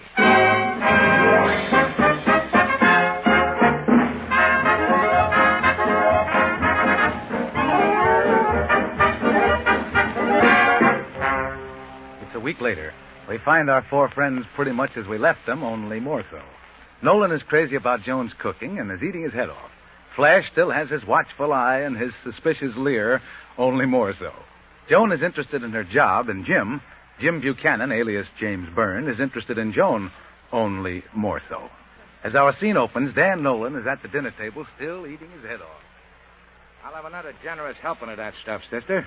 It's delicious. Oh, but Mr. Nolan, I've already filled your plate 8 times. What do you mean 8 times? It was only 7. What do you think I'm, a pig? Very well, Mr. Nolan. You can have all you like. Do you mind if I go to the kitchen? I have some work to do. Okay, but leave the bowl here. Thank you. Why, Jim, what do you think you're doing? I thought I'd wash the dishes so you'd have a little less work to do. Well, thanks. But since when do you wash dishes with a whisk broom? Huh? Well, I couldn't find anything else. It does a good job. You know, I've been watching you for the past week, and I don't think you've ever done any real work in your whole life. That's ridiculous. Where did you work last? Why, at the Buchanan Automobile Company. What were you? Shipping clerk? No, I was really very close to Mr. Buchanan. Bucky, I called him. Really? I suppose you could walk right into Jim's private office. Jim? You mean Bucky? No, I used to call him Jim. Oh. You were very close to him, too, huh? Mm-hmm. I was his private secretary. He couldn't make a move without me. Really? Now, tell me more. Well, as a matter of fact, I'd still be with him. But, you know, his fiancée is very jealous. She certainly is. I mean, I've heard a lot of office gossip. But he writes me and begs me to come back. You see, he's really in love with me. Yes, I think he is. I mean, I can see that he couldn't help it. Oh, he's wonderful. So noble, so tender, so sweet, and, oh, so romantic. You're dripping soap suds on the floor. Why, do you know he cried like a baby? He was so heartbroken. But I told him to be brave. It was probably for the best. Yes, things generally are. Oh, I guess it's fate. Evelyn Fletcher gets married tomorrow and gets James Buchanan. And when I get married someday, what'll I get? I don't know. What? Probably get stuck with somebody like you.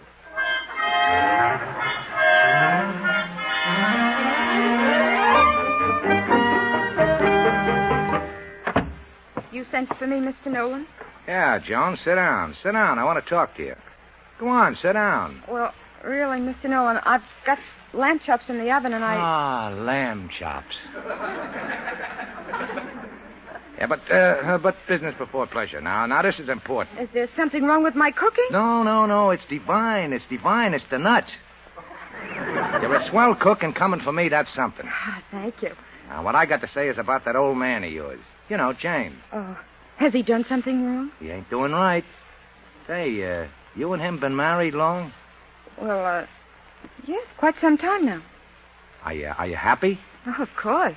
Well, then how come he sleeps out on the porch? Answer me that. Well, you see, he's a fresh air fiend. That ain't what I call him. Say, come here, baby. Mr. Nolan. Mr. Nolan, please. Now, look. Why don't you get rid of that dope? A beautiful doll like you ought to have buckets of diamonds and a couple of mink house coats and a pack of yachts. Oh, Mr. Nolan, my lamb chops. Lamb chops. And now, look, Joan, I ain't so hard to take, am I? Mr. Nolan, please stop that now. Don't you do that, come Mr. on Nolan. now, Johnny, come on. Mr. Nolan, if you please. Huh? Oh, hello, James. Perhaps you two would like me to be alone.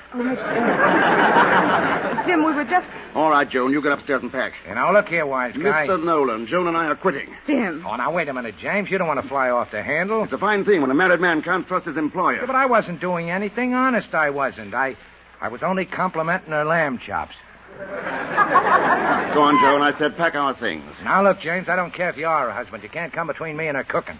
Maybe I was a little rough, but let's not get excited over a little thing like that. Now, look, I'll double your salary, see, and I won't even talk to Joan anymore. Now, what do you say to that? Absolutely We'll not. think about it, Mr. Nolan. Oh, now, please. If you'll just stay, I'll be good. Honest, I will. And double the salary.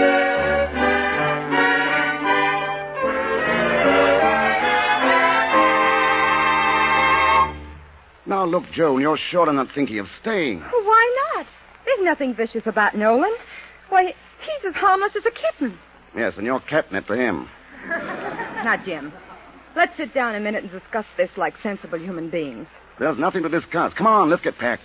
But why? I don't see any reason for it. No reason. Do you think I can go on working for a man who makes passes at my wife? Your wife? Certainly. What kind of a husband do you think I am? Why, we're not even married. Oh, that's right. I seem to be forgetting that. Joan. Yes, Jim? Joan, Well, I don't know exactly how to say this. Yes, Jim. Well, what I mean is, what if this fellow James Buchanan, the one you said was in love with you, what if he were to come to you... Oh, he won't. No, but suppose he did. What if he decided that he couldn't marry Evelyn Fletcher tomorrow? He was too much in love with you. Oh, Jim Buchanan would never do a thing like that. What makes you think he wouldn't? Well, he's just not that sort of man. Jim told this Evelyn he'd marry her, and he will. He'd never back out on a deal. Well, but what if he knew he was madly in love with you? That he'd never be happy with the other girl? Well, he'd keep it to himself. That's because he's honorable and fine. That's what I loved about him. You don't know what you talked yourself into. Now, look, let's not talk about James Buchanan anymore. What was it you wanted to tell me, Jim? Not a thing, Joan. Not a single blessed thing.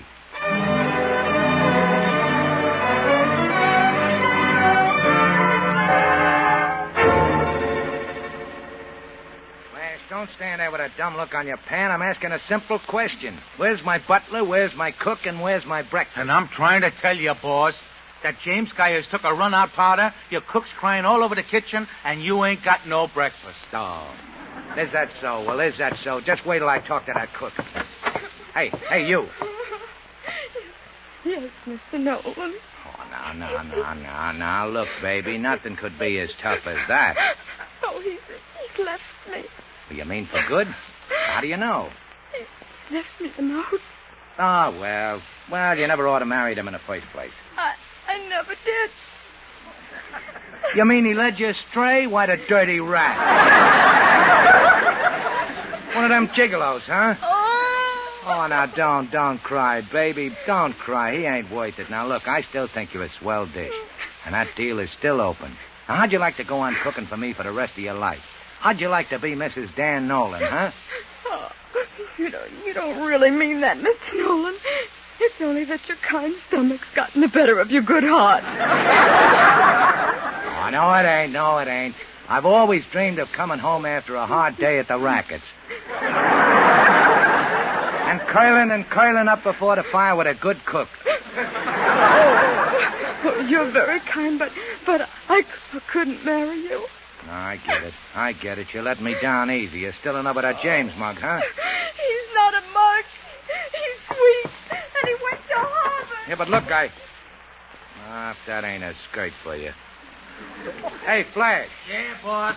Say, who do you think's got his picture in this paper? Hey, look, Pantywaist, stop reading Superman and listen to me. Oh, no, this ain't Superman. No, it's James. James? Yeah. You mean our James? Yeah, look, he's getting married today to a society dame. Yeah, let me see that. Evelyn Fletcher and James Buchanan. You see, his name ain't even Boyne. Boy, does that buoy me up. We'll be married today at the wedding chapel. Now, what'd I tell you? His name's Buchanan. No, it ain't. His name's Mudd. Now, you get the boys, Flash, and tell them to meet me in half an hour. I'll show that guy he can't do this to the cook I love.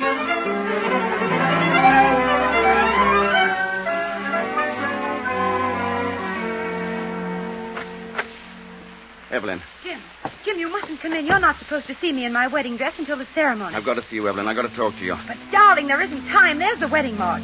Evelyn, I'm not going to let you make a mistake. Yes? Pardon me. It's time for the ceremony. We'll be right there, Reverend Tuttle. Thank you.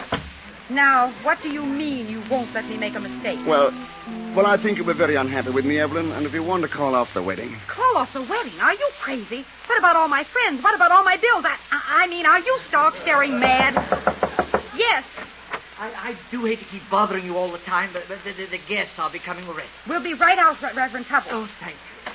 Now, Mr. Buchanan, I'm waiting for an explanation. Now, look, Evelyn, you don't care anything about me. I know it. You know it. The whole town knows it. What's that got to do with it? Yes, come in. Excuse me, I do hate to keep annoying you this way, but the ceremony... Oh, dear me, what's that? All right, everybody. Just stay put and you won't get hurt. Now stand to one side, Grandpa. I beg your pardon. I'm Reverend Tuttle. Oh, well, stick around. Well, if it ain't our little James. Hello, Nolan. What do you want? Get out of here. That's just what I'm doing, lady. Come on, James. I want to have a little talk but with he you. Can't go. He's getting married to me. Not on my time, he ain't. Come on, James. Move and move fast. You too, Reverend Tuttle. I? Get going. By all means. You'll excuse us, Evelyn. Stop! Come back! You can't get away with this, James Buchanan. It's a trick. I'll sue you for breach of promise. I'll sue for $50,000. I'll sue for $100,000. I'll sue for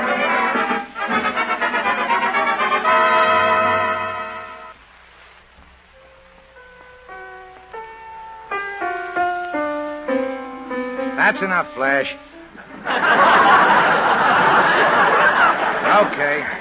Okay, now let's get this thing over.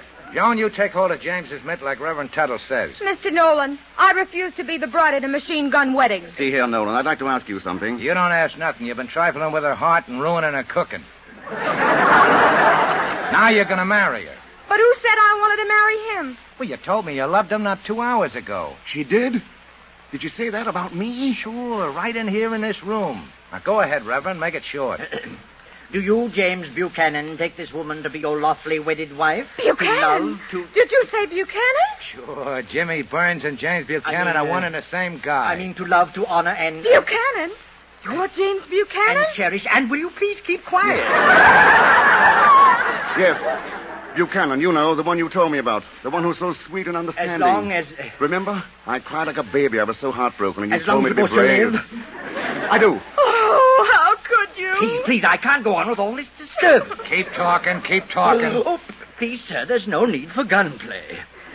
Do you, Joan Masters, take this man to be your lawfully wedded husband? Go away from me. Leave me alone. Joan, wait. You've got to listen to me.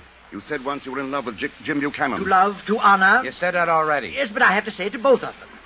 As long as you both shall live. And you were laughing at me all the time, getting a great kick out of kidding me alone. Well, do you take him for your lawfully wedded husband? She does. Joan, darling. I love you enough for two men, Jim Burns and Jim Buchanan. In sickness Look, and... I've got a great solution.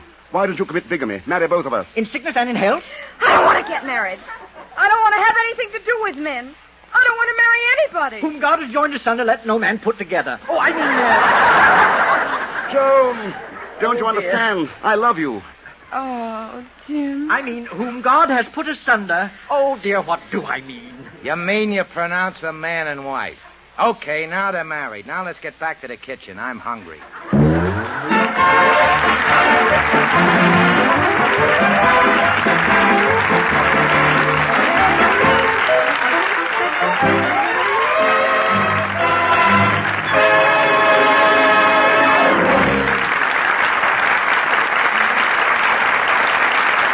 And that, ladies and gentlemen, was the Gulf Screen Guild Theater's production of If You Could Only Cook. From the applause, there's no doubt that the audience here in the theater loved it every bit as much as we enjoyed bringing it to you. And we're happy, too, that we were able to present Alice Faye, Herbert Marshall, and Humphrey Bogart in their first broadcast together. As you know, their performances, and the performances of all the stars who appear in the Gulf Theater, are donated. And in return, Gulf gives generously to the Motion Picture Relief Fund to help in the great work of building a home to provide for the workers in the picture industry who can no longer provide for themselves.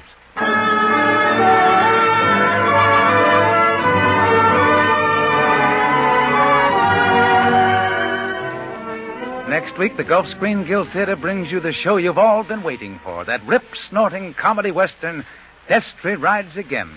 with Henry Fonda, Paulette Goddard, Walter Brennan, and Lloyd Nolan.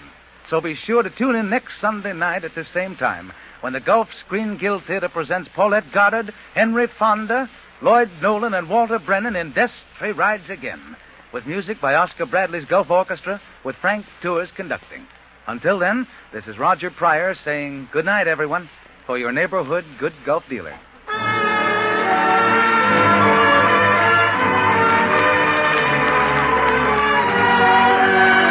Herbert Marshall may currently be seen in Warner Brothers' The Letter. Alice Faye has just completed Road to Rio at 20th Century Fox. Humphrey Bogart's latest for Warner's is High Sierra. Buddy Easton speaking. This is the Columbia Broadcasting System.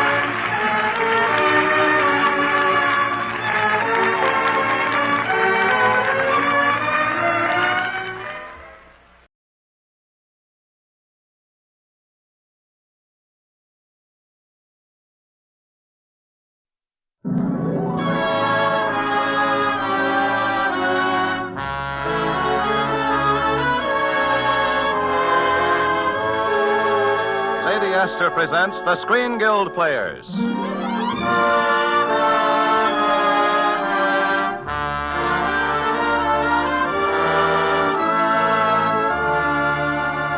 The Screen Guild play tonight, The Human Comedy. The starring players... This is Mickey Rooney. And this is Frank Morgan.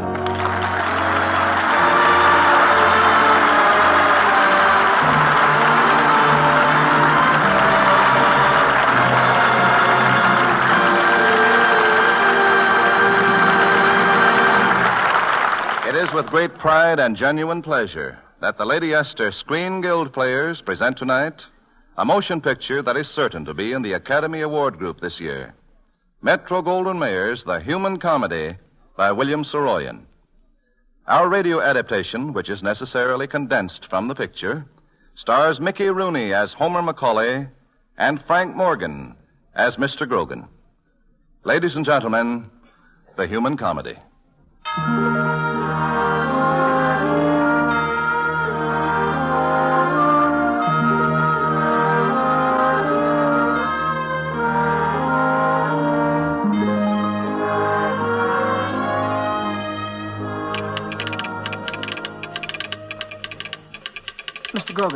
Mr. Grogan, wake up. Wake up, please. Mr. Grogan, they're calling you, Mr. Grogan. Oh, what's Mr. that? Mr. Grogan, your telegraph key is going. They're trying to get a message through.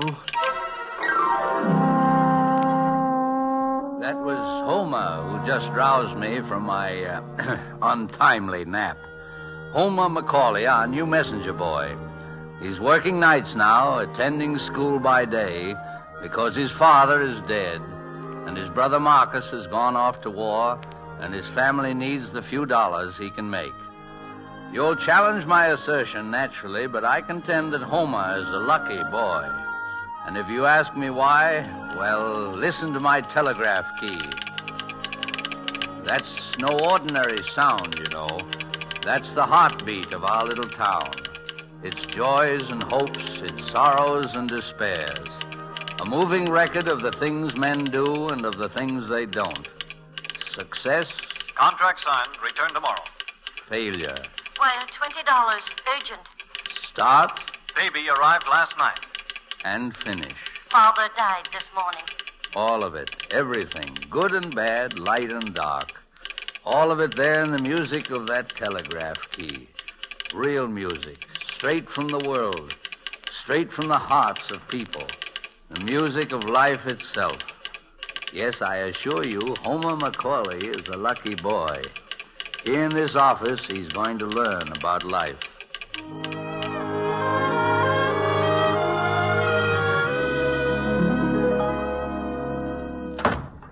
Here I am, Mr. Grogan. I'm back. Every one of those telegrams delivered. Well, that's fine, my boy. I should think you're just what this office needs in the night shift. Probably the fastest moving thing in the San Joaquin Valley. Well, I've got a bicycle, of course. Yeah, of course. How do you like being a messenger? Oh, I think it's great, Mr. Grogan. You go different places, meet different people. Yes, a fella gets around a bit.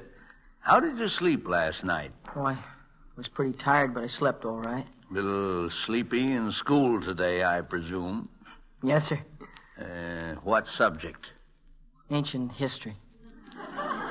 Yeah, it's a pity they don't make those old things more interesting. Bring them up to date. But, Mr. Grogan, if they bring them up to date, Yes, don't well, you say there are that a few things I want to tell you, my boy. Now, don't go too fast. No, sir. Get there quickly, but not too quickly. Yes. Be polite to everybody. Take off your cap in the house. Yes. And above all, don't lose a telegram. No, sir. If anything else comes up, just ask me about it. Oh, well, something has come up, Mr. Grogan. Yeah? About the singing telegrams. Oh, there's nothing to them, my boy. You've got a pretty good voice, haven't you? Well, they used to let me sing in the First Presbyterian Church when I went to Sunday school. Well, that's fine. That's exactly the kind of voice we want. Now, let's say someone sent me a birthday greeting. Huh? No one would, you understand. I haven't anyone. But just let's say they did. Now, let's see how you do it. Well, I'd do it something like this. Mr. Grogan? Yeah? Happy birthday to you. Happy birthday to you. Happy birthday, dear Grogan. Happy birthday to you. Well, thank you, my boy, and the same to you. Thank you, sir. Only, you wouldn't say dear Grogan. You'd say dear Mr. Grogan. No illusions of grandeur, you understand, just the company rules. Oh, yes, sir. Happy birthday to you. No, that's just once. That's enough. Well, it's 10 o'clock, my boy. Time for a little Epicurean diversion. And I have right here in my desk 2 supreme examples of the culinary art. Well, they look like pies to me, Mr. Grogan. Well, and pies they are. Let us feast on them together, my boy.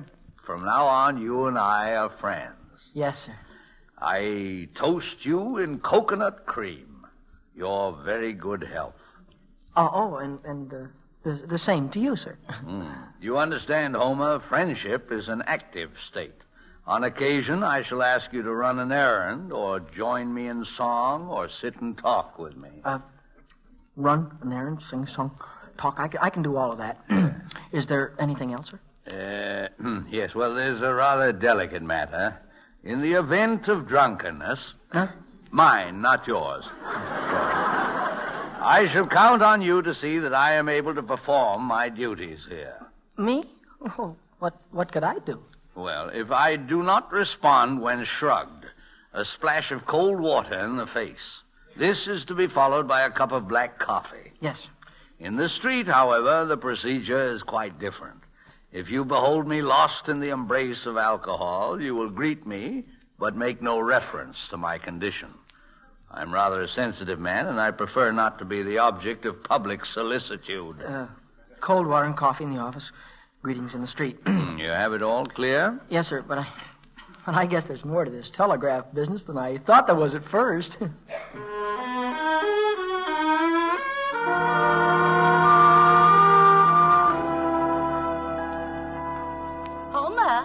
Homer, come on down. Breakfast is ready. Okay, coming, Ma. He's doing his exercises, Mother.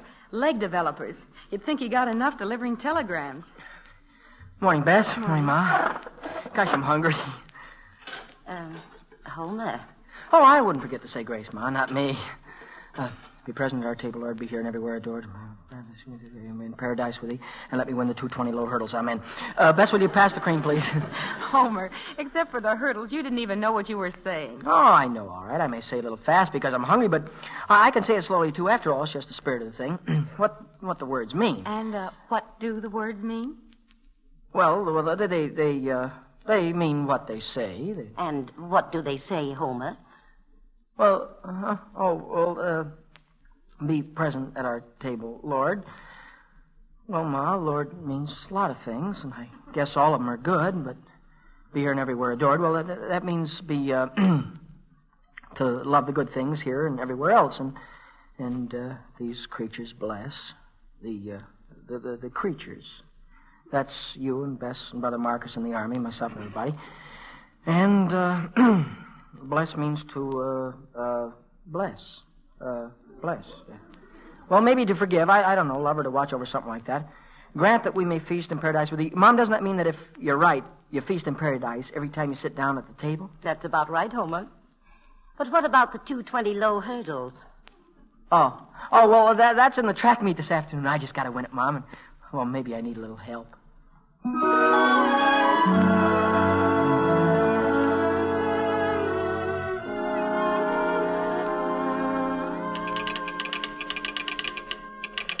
And so another day begins for Homer.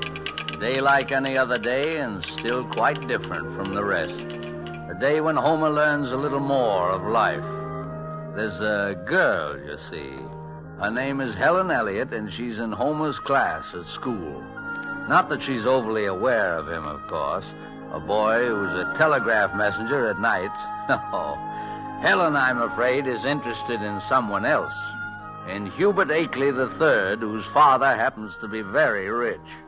Hubert rather likes Helen, too. And besides, he runs the 220 low hurdles. So I imagined it's quite understandable if Homer picks a quarrel right in class. Hey, Hubert Akeley III. What did he ever do? Or Hubert Akeley II or the first, for that matter? Well, at least no Akeley's ever been a common fanfaron. Boys? Fanfaron? Miss Hicks, what does that mean? Homer, I've told you to... Oh, he's just ignorant, Miss Hicks. Hubert? Listen, number 3, don't you start calling me names I never heard of before. A fanfaron is a common larrikin, a hoodlum, a braggart. Ah, sit down, a fanfaron. Homer, Macaulay, and Hubert Akeley will remain in their seats after school. After school, but Miss Hicks, what about the track meet? I'm not interested in the track meet. But Coach Blenton is counting on me to win the 220 low hurdles. He told my father... Hubert, neither Coach Blenton nor your father is in charge of this class. You and Homer will remain here after school.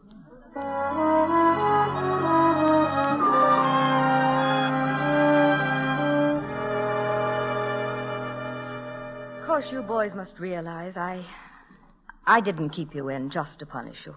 Then why?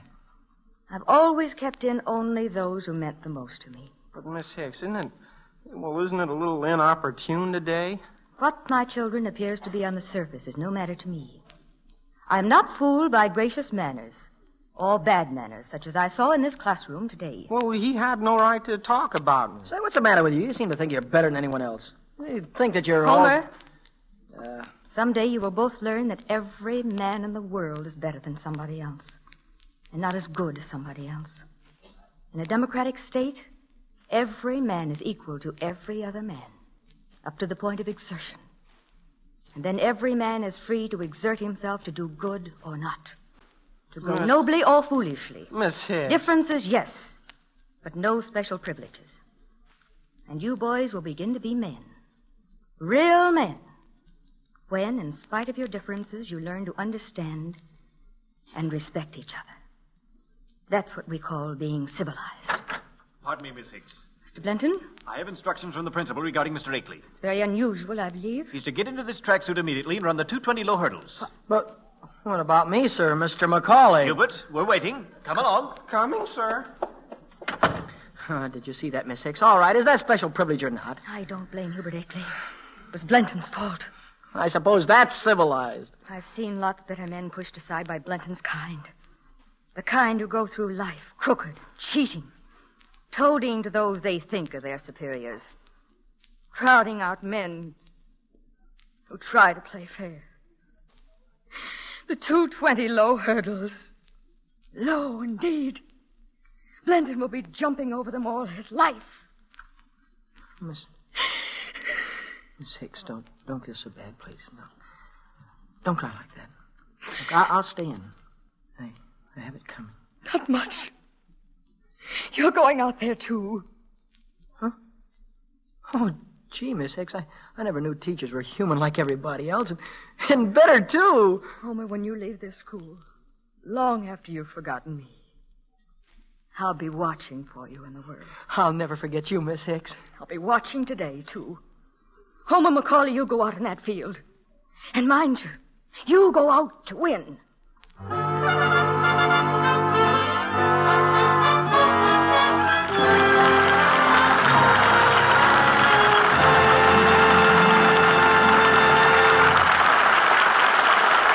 so ends Act One of William Saroyan's The Human Comedy, starring Frank Morgan and Mickey Rooney. The Lady Esther Screen Guild Players will present Act Two in just a moment. But first, a word from our hostess, Lady Esther. Have you ever had an experience like this? Have you ever had someone say something about you that wasn't true? Someone you thought was a friend? It comes as sort of a shock, doesn't it? You feel so hurt and distressed because you trusted and believed in that false friend. Well, you know, certain shades of face powder can be like false friends. For though women may trust and believe in them, these shades of powder may lie about their age, may even make them look a little faded, a little older. But oh, what a really kind friend certain other shades of face powder can be. Now, I hope you aren't the innocent victim of a wrong shade of face powder. A shade that looks beautiful in the box, but when you put it on your face, people think you look older than you are. Because you know there is a shade, your lucky shade, that can make you look younger and lovelier than any other. And to make it easy for you to discover that one, that perfect, that right shade for you, I'll send you free all 9 true shades of Lady Esther face powder. Just send me your name and address on a penny postcard, and you will receive all 9 free. Try them, one after another, on your skin before your own mirror. When you come to the one that seems to add depth and tone to your skin, seems to make it look smoother, fresher, and younger, you'll know that's it. You'll know that's the shade for you, your lucky shade. So don't miss this opportunity to try all 9 shades free. Send your name and address on a penny postcard to Lady Esther, Chicago. That's all the address you need. Lady Esther, Chicago.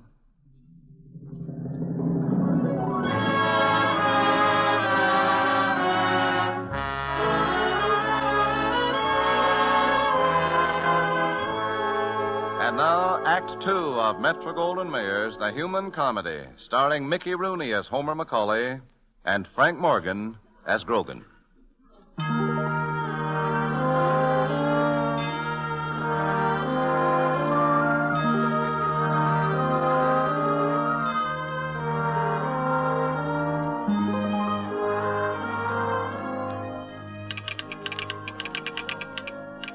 Yes, Homer won his race this afternoon, the 220 low hurdles, and beating Hubert Akeley III made it a memorable victory, you may be sure. But Homer isn't finished for the day. He has another victory to win tonight, a more important victory over himself. Gosh, Mr. Grogan, the way I feel tonight, I could deliver 10 times as many telegrams as these. Any more to go? Just this one, Homer. It's right on your route. Sure. I think you'd better read it first. Oh, okay. Miss Helen Elliott. Horse feathers. I'll quit before I deliver this. Well, what's the matter? Someone you know? Helen Elliott, and I hate her. Hate? That's a very strong word, isn't it? Well, I guess I don't exactly hate her. I guess I love her more than anything in the world, but I'm not going to sing her a birthday telegram from Hubert Akeley III. Well, of course, this is a problem, Homer, but everyone's got problems, you know. Not like mine. Not exactly, maybe, but, well, take me, for example. I have to sit here and watch all these messages come through. And sometimes I know they'll make people happy, and sometimes I know they'll feel pretty bad. Gee, that's your job, Mr. Grogan. That's what I'm trying to tell you, my boy. It's more than a job. It's a sort of privilege. We two, we're just alike. Well, we're like a filter for all the emotions in this town. I never thought of it like that. I guess I better be getting out of my route. They're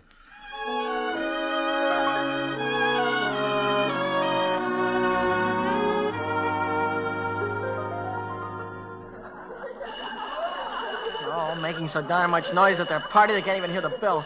Why don't they open the door and... Well, if it isn't Mr. Homer Macaulay. Look, you stay out of this, Hubert. I have a telegram for Miss Helen Elliott. Why, Homer? Miss Elliott, this telegram. Don't open my telegram. I'll take it, please. No. It's not that kind. I mean, I'm supposed to. I have to.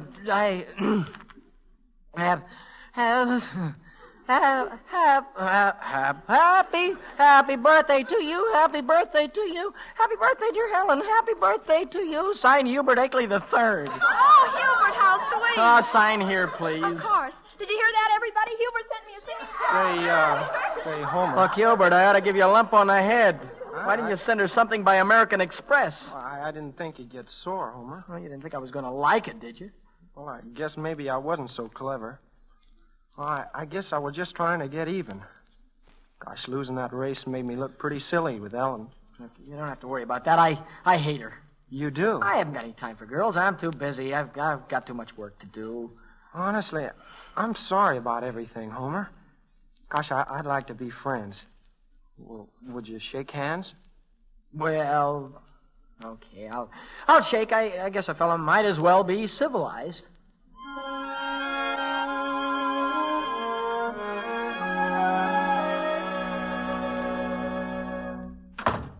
Well, I did it, Mr. Grogan. I stood right up and sang that song like a... Mr. Grogan. Mr. Grogan. Wake up. Wake up, will you, sir? Gosh. I guess this is the time for the water. Honestly, Mr. Grogan, I don't like to do this at all. Just because you told me to. There. Yes. Well, Mr. Grogan, you told me to splash your cold water, remember? Oh, yes. Mr. Grogan. Yes. There's Homer. There's a telegram there on the desk. Yeah. You got to deliver this. Yeah, deliver it, yes. All right, now don't worry, Mr. Grogan. I'll deliver it, and then I'll get right back here and fix you up. Yeah. On the desk, he said. I guess this is it. Mrs. Rose Sandoval, the War Department regrets to inform you that... Gee, no wonder.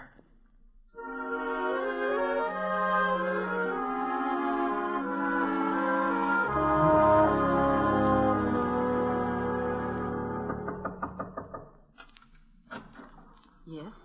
Who is it, please? A telegram from Mrs. Rose Sandoval, 1129 G Street. Are you Mrs. Sandoval? Oh, telegram? Oh, please come in. I cannot read English. What does it say, this telegram? Well, it says... Oh, no. Open first the telegram. You read it for me, yes? Who sent the telegram? My son, Juan Domingo? Tell me, who? It's from the War Department, Mrs. Sandoval. War Department? It says... Mrs. Sandoval, it says that your son is dead. Dead? Oh, no, you're a good boy.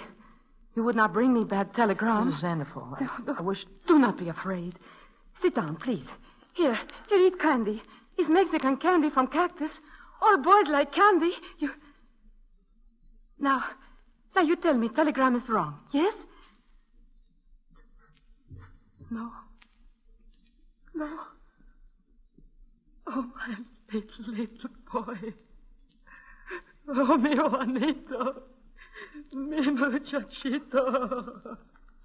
Gee, gosh.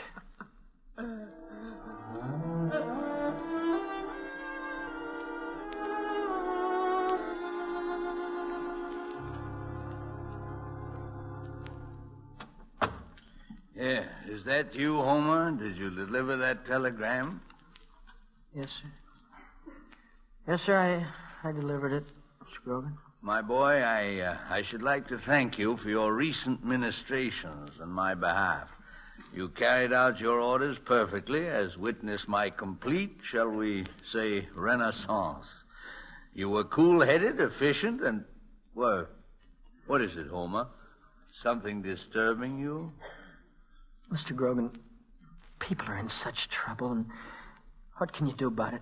Well, what do you want to do about it? Oh, I don't know exactly how to say it, but ever since I started working here, everything seems changed. Everything seems so different. I feel lonely, and I don't know what I'm lonely for. Perhaps the loneliness you feel has come to you because you're learning things. You're growing up. You know, Mr. Grogan, when a fellow starts finding out about people, like that woman tonight whose son was killed, almost everything a fellow finds out is sad, isn't it? Yes, Homer, it is. Why? Well, you'll find out. No one can tell you. By the way, Homer, here's a letter for you. Oh, for me? Yes, I must have been too occupied to give it to you before. Say, it's from Marcus, my brother Marcus. Oh. Can you imagine he sent it to me? Well, what does he say? Let's see. Dear Homer, first of all, anything of mine at home is yours. My books, my phonograph, my records, my clothes, when you're ready to fit into them. My bicycle, and my... Gee, I'm glad he gave that to me, Mr. Grogan. I had to borrow it to get this job. My microscope, my fishing tackle, and all the other things of mine at home. Yeah. I give them to you because you are now the man of the Macaulay family. Yeah. I have no idea what is ahead. I'm terribly afraid. I'm terribly afraid. But I know that when the time comes, I shall do what is expected of me. I may be killed in this war. I must come right out and tell you this. I don't like the idea at all. I hope to come home and spend many more years with you and our mother and sister and brother. It is very likely that we shall be leaving soon for action. This may be my last letter for some time. I hope it is not the last of all. When you read this letter, do not be unhappy. I'm glad I am the Macaulay who is in the war, for it'd be a pity and a mistake if it were you. You're the best of the Macaulays. You must go on being the best. I shall be watching you. You are what we are fighting the war for. Yes, you, my brother. I miss you very much, boy. I can't wait until I see you again. When we meet, I'll let you wrestle and put me down on my back in the parlor in front of Bess, Ulysses, and maybe even Ma. I'll be so glad to see you.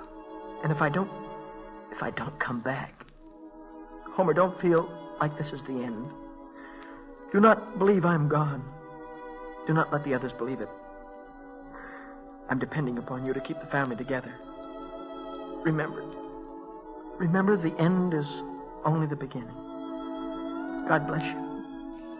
So long, boy. Your brother Marcus.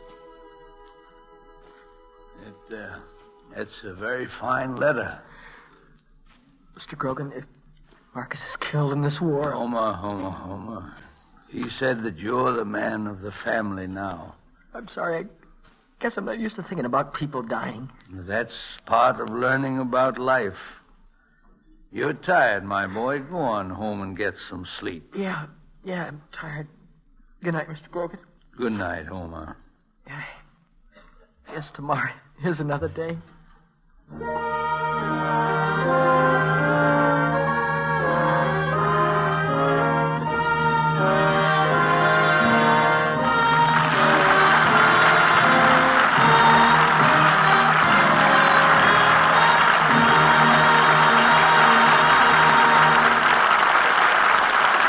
Thank you, Mickey Rooney and Frank Morgan, for appearing with the Lady Esther Screen Guild players tonight in the Human Comedy. And thanks to Metro-Goldwyn-Mayer Studios also for assisting us in its presentation. It was our pleasure to be here, Mr. Bradley. We know what fine work the Motion Picture Relief Fund does in our industry. Now I'd like to take just a minute to mention the other members in the cast of the picture who didn't appear in tonight's condensed radio version.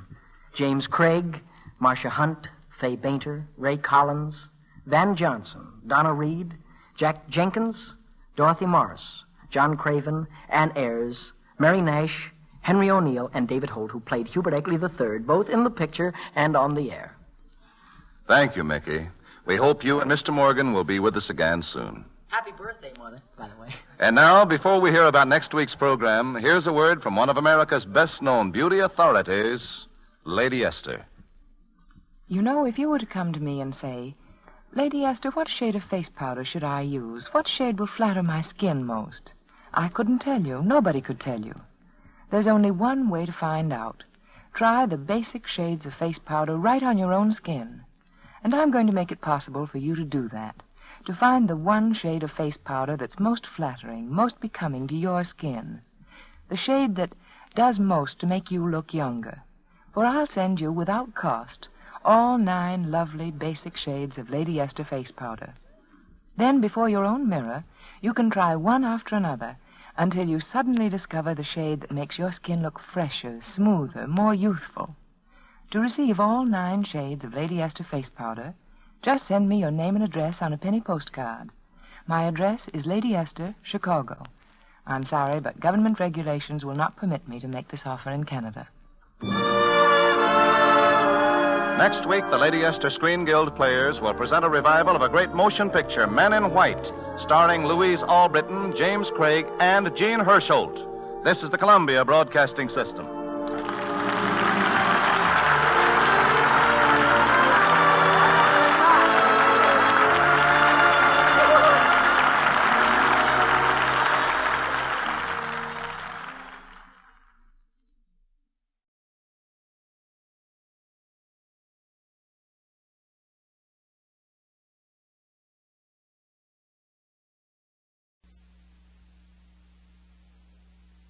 Pat O'Brien, Carol Landis, Donald Crisp.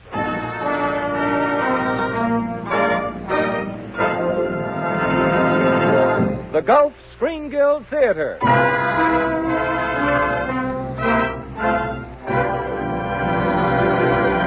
Your host, the director of the Star's own theater, Roger Pryor.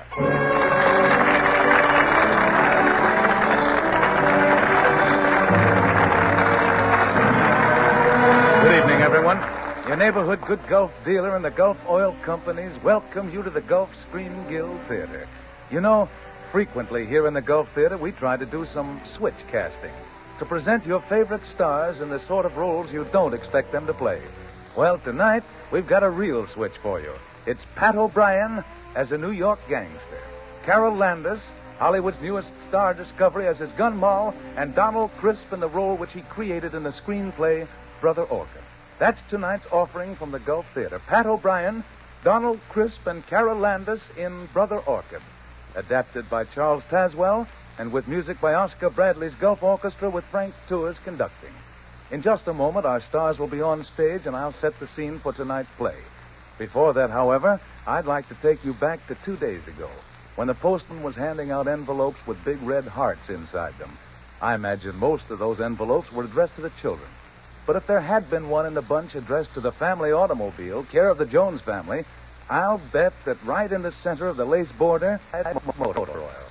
Because during the cold weather, there isn't any better Valentine for your automobile than Gulf Pride. Your friend, the Gulf dealer, knows that. In fact, many Gulf dealers have had their windows trimmed with a big red heart and a good stock of Gulf Pride motor oil. You see, Gulf Pride gives your car the 2 things it needs most for winter driving. It lets your motor start quickly and easily even when it's stone cold. Then, after the engine warms up, it lubricates better. Because Gulf's exclusive Alchlor process has removed up to 20% of the easy oxidizers found in many other premium oils. No wonder Gulf Pride is the best-selling premium oil in Gulf's marketing territory. No wonder it's such a fine oil for your car. Gulf Pride Motor Oil.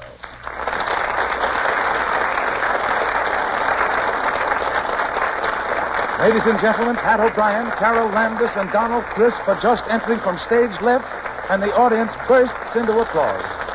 Now the house lights fade, all but a single spotlight on our Gulf microphones, and here's the opening theme for the Gulf Screen Guild Theater production of Brother Orchid.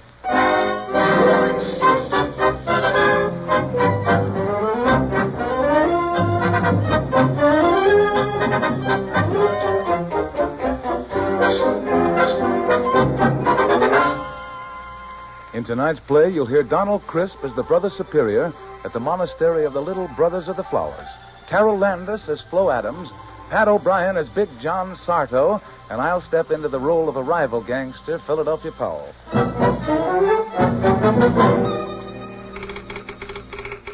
Class, things I'd like to witness from behind a bulletproof vest. The meeting between Big John Sarto and Philadelphia Powell, which will soon take place. Big John Sarto, former top man of the rackets, was graduated today from Alcatraz after a 5-year semester. He's headed this way, and it is rumored he's gunning for Philadelphia Powell, who has securely installed himself as head of all Big John's former rackets. When asked for a statement, Big John spoke as follows, quote, "Nuts," unquote. Class, what man was seen with which woman at what club, when, and by whom? Okay, Bub. Thanks for lugging the luggage. Here's a dime. Go buy your old lady a farm. Listen, Mr. Sardo, I get 2 bits for carrying bags off a plane. 2 bits? Ain't that kind of steep? I ain't in business for me help. I gotta pay protection to Philadelphia Powell. Oh, yeah?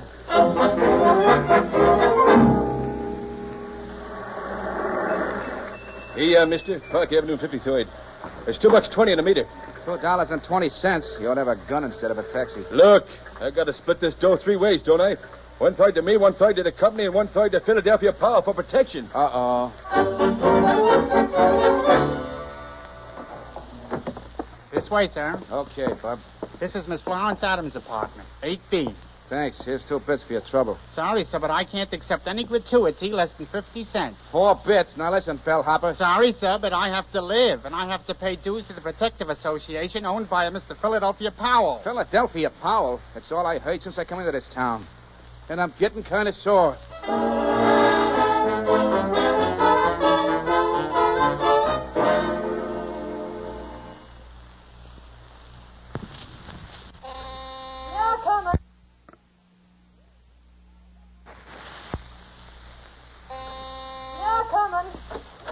Well, what do you want? Johnny! Hello, Flo. Oh, darling, 5 years you've been gone. Oh, Johnny, I'm... All right, never mind the hysterics. Come on, let me in. Oh, sure. I'm just so happy I don't know what I'm doing. Oh, gee, you don't know how I've missed you. Yeah, I bet. Wait a minute. Well, what's the matter, Big John? What are you looking at the hatback for?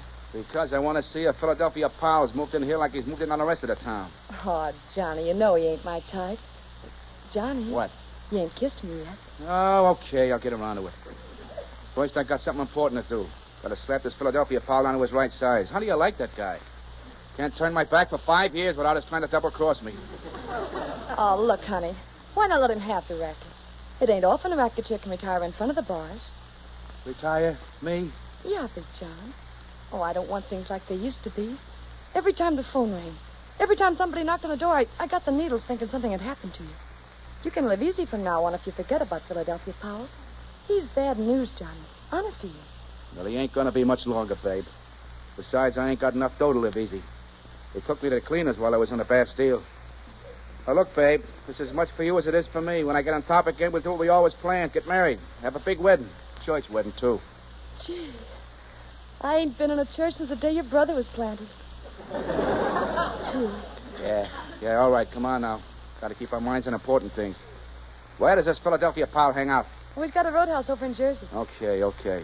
Slap that proof basket on your head. We're shoving off. Wait till I go in the next room and put up my nose, will you? Look at the magazine for a minute. Okay, step on it. Okay. Gee, wait till you see Powell's joint. He's got a new sign with a Tommy gun shooting out letters to spell his name. Don't say. Let's see here. Woman's home companion. Matter when myself. Woman's world. True detective. Send in 24 coupons and get a Dick Tracy badge. Yes, sir, and you should get a load of Powell's trophy room, too. He's got the bullet they dug out of Bugsby's left leg. And the concrete block Spike was wearing at the bottom of the East River. Yeah. Gee, only 24 coupons. Who's that? Hello, Johnny. Philadelphia Powell. Sure, it's me. And don't raise your voice. How'd you get in here? Ain't you never heard of fire escapes? And tell that dame of yours she ought to keep her windows locked. What do you want? You're all alone, Johnny. This is a good chance for us to have a little talk. Take that rod out of my back. I'll listen. It's warm in here. What do you say you and me step outside a few minutes? I'm comfortable here. But I'm not. The wallpaper makes me nervous. My hands are kind of shaking. You know what I mean? Okay, I'll go. I can't wait to see Powell's foot, Johnny. When we walk in his place. Don't answer. Come on. Muggsy's got the car waiting in the alley. We're going for a little ride, sweetheart. You and me and Muggsy. But only me and Muggsy's coming back. Say, Johnny, you ain't going to cause any real trouble out of Powell's, are you? Johnny, do you hear me? I said you're not going to cause any... Johnny? Johnny, where are you? Johnny!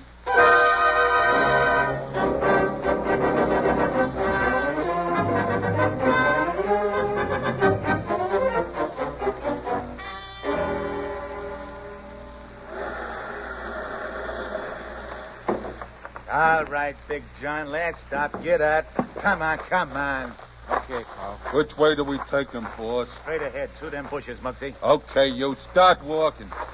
Hurry up. Walk faster. Well, I can't through these bushes. Go on. Quit stalling. Look, Powell, let's make a deal. You can have the rackets. I'll get out of town. Sorry, sweetheart. Your big mistake was in never coming back. You're taking a big chance rubbing me out. You'll get the hot seat if... Hey, Powell, look at that. Why, what's that? Hey, what the... That was a trick. Quick after him. That nicked him. There he goes. Come on. Wait, boss. He went that way. You dope. He went through here. Come on. Well, which way now? You see him anywhere? No, boss. You know what I think? Well, Muggsy. I think we lost him.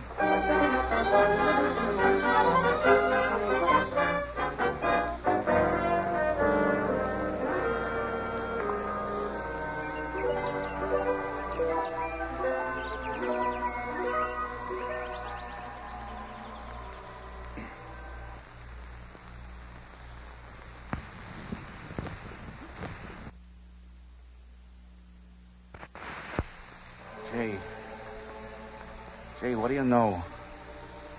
I'm dead and I'm in heaven. Rest easy, my son.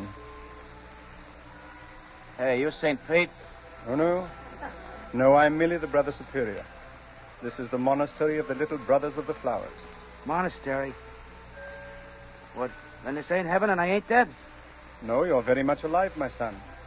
We found you 2 nights ago outside our gate, terribly hurt. Oh, yeah. Yeah, I remember now. Philadelphia Powell and Muggsy took me... How long can I stay here? Until you are well and strong again. You know who I am? No. Did you ever see my picture in the papers? We don't have newspapers here. Oh. Look, I ain't got no dough. We don't ask a man who or what he has if he needs help. What we were, rich or poor, big or small, good or bad, doesn't matter here. Say, that's okay. That's all right. I think I'm going to like this joint. I hope so. Yeah, it's okay. It's an A1 hideout. But look, you can't run a racket like this set up without some dough. What's the graft here? What's that?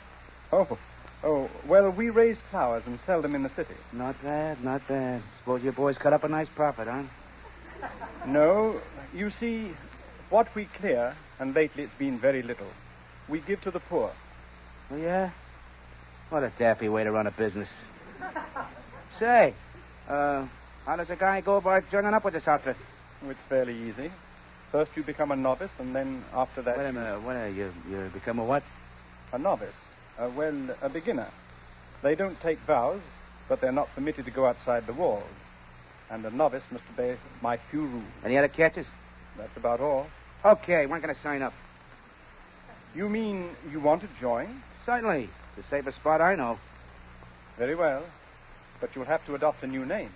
It's okay. Just call me Brother Lucky. Lucky?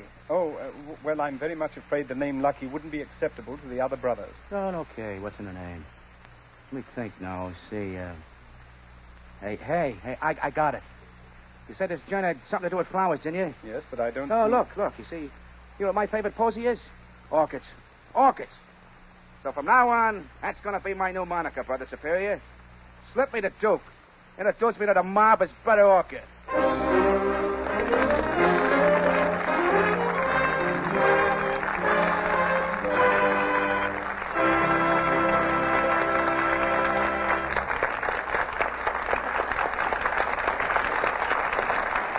So our Gulf curtain falls on Act 1 of Brother Orchid. We have our usual brief moment of intermission, and what better way to fill the moment here in the Star's own theater than to listen to a word about the movie. All right, Bud? Folks, you know how every once in a while some particular movie arouses a lot of enthusiasm. Your friends tell you how good it is, how much they've enjoyed it, and you know the actors or actresses starring in it by reputation. Well, nonetheless, the only sure way to find out how good that movie is to see it. Well, in much the same way, you probably already know the Gulf Oil Company and the products it puts out by reputation.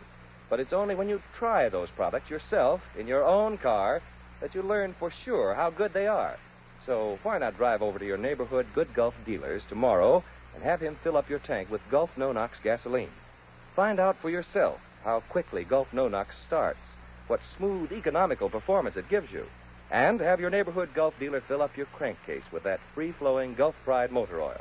See if your engine doesn't turn over easier when it's cold. See if it doesn't end a lot of worry about upkeep. Yes, folks, we ask you to test Gulf's motor products yourself in your own car because we know that you, like thousands of other motorists, will be delighted with them. So stop tomorrow at your neighborhood Good Gulf dealers for Gulf No-Nox gasoline and Gulf Pride motor oil.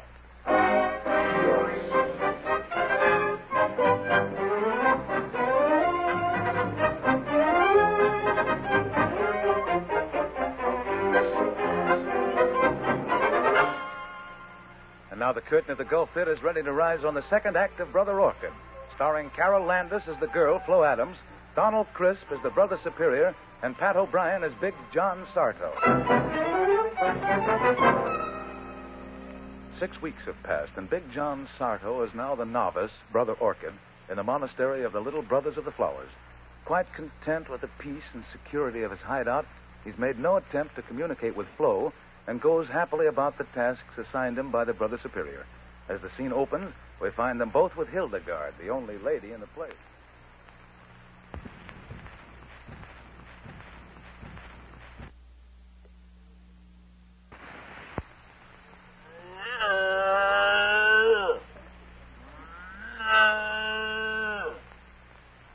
You know what, Brother Superior?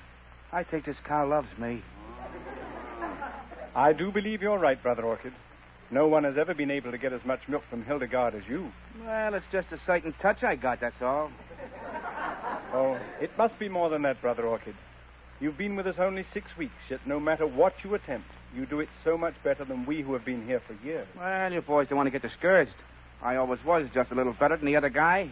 The only reason I ain't conceited is because I found it out when I was young. Yes, but I'm still puzzled. Why, I milked Hildegard myself for years, and do what I might, she yielded only 12 quarts a day. Yet from the very first time you milked her, she's given 16. Well, pal, I'll tell you. I just put a little more into my work, and I get a little more out. Well, you must be rewarded for your diligence.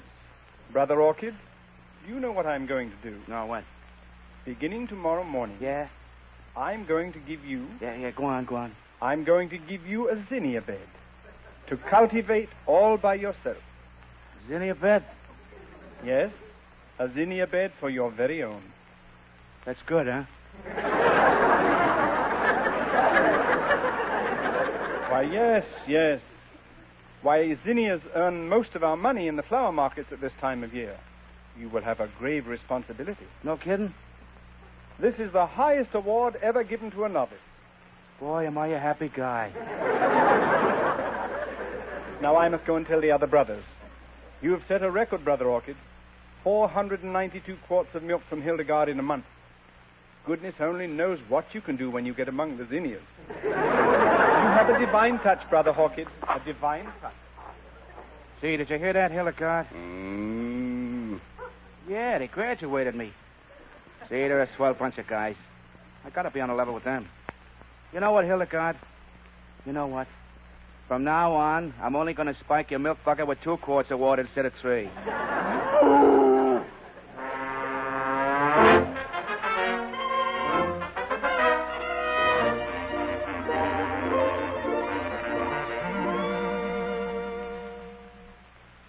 The flowers in the dell, the flowers in the dell. I-O, the Mary-O, the zinnias, what the...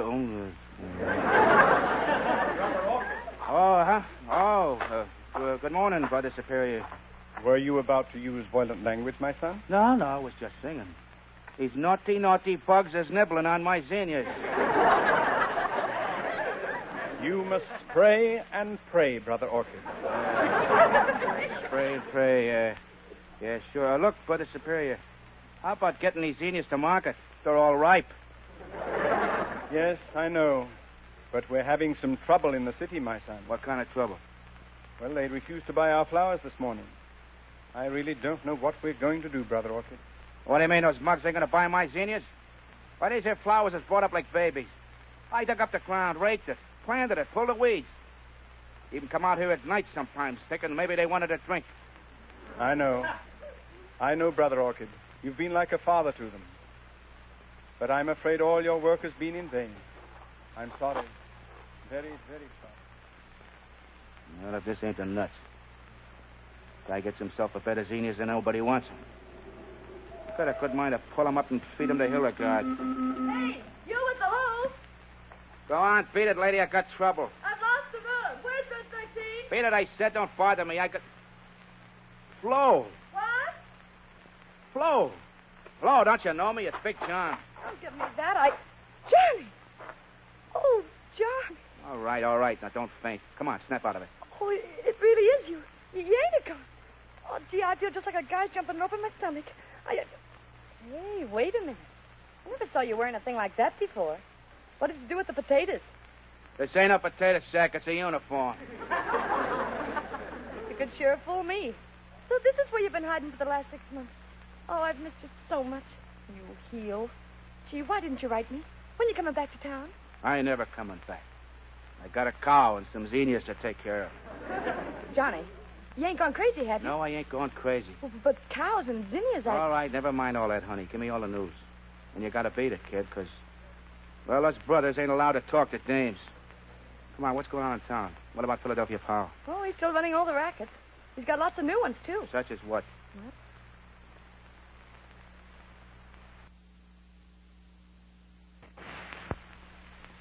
He's cracked down the fruit peddlers. Yeah, what else? And the newsboys. No kidding? And the cigar stand. Yeah. And the florist. He sure is getting the what? The florist. Why, that two-timing, double-crossing snake. Well, what's the matter, Johnny? What's the matter? Philadelphia Powell is the reason I can't sell my Xenias. He can't do this to me. Xenias is my territory. Move over. I'm getting in that car. Well, but Johnny, you said you was never coming back. I'll tear that mug apart, petal by petal. The guy was mean to a poor defenseless flower's too mean to live. Come on, start the car and get going. I got planting to do. And the guy what's going to get planted is Philadelphia Powell.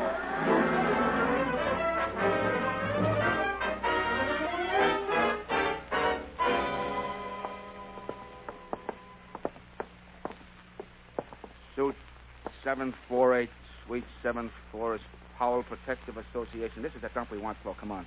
Hey, what's the idea of busting in here? We want to see Philadelphia Powell. Oh, don't see nobody without an appointment. What's the name? Brother Orchid. Yeah? I suppose her name's Petunia. Now listen, wise guy. I hate guys what think they're comical. Come on, Flo. Let's try to throw him like private. Get out of here. This here office is private. Yeah, it says so right on the door. Can't you read? We're here to see Philadelphia Powell. The name's Brother Orchid. Don't you hear that slug? His name's Brother Orchid. Yeah, ain't that sweet? Mine's Lily at the Wiley. Sure, and I am geranium. And here is a couple of dandelions.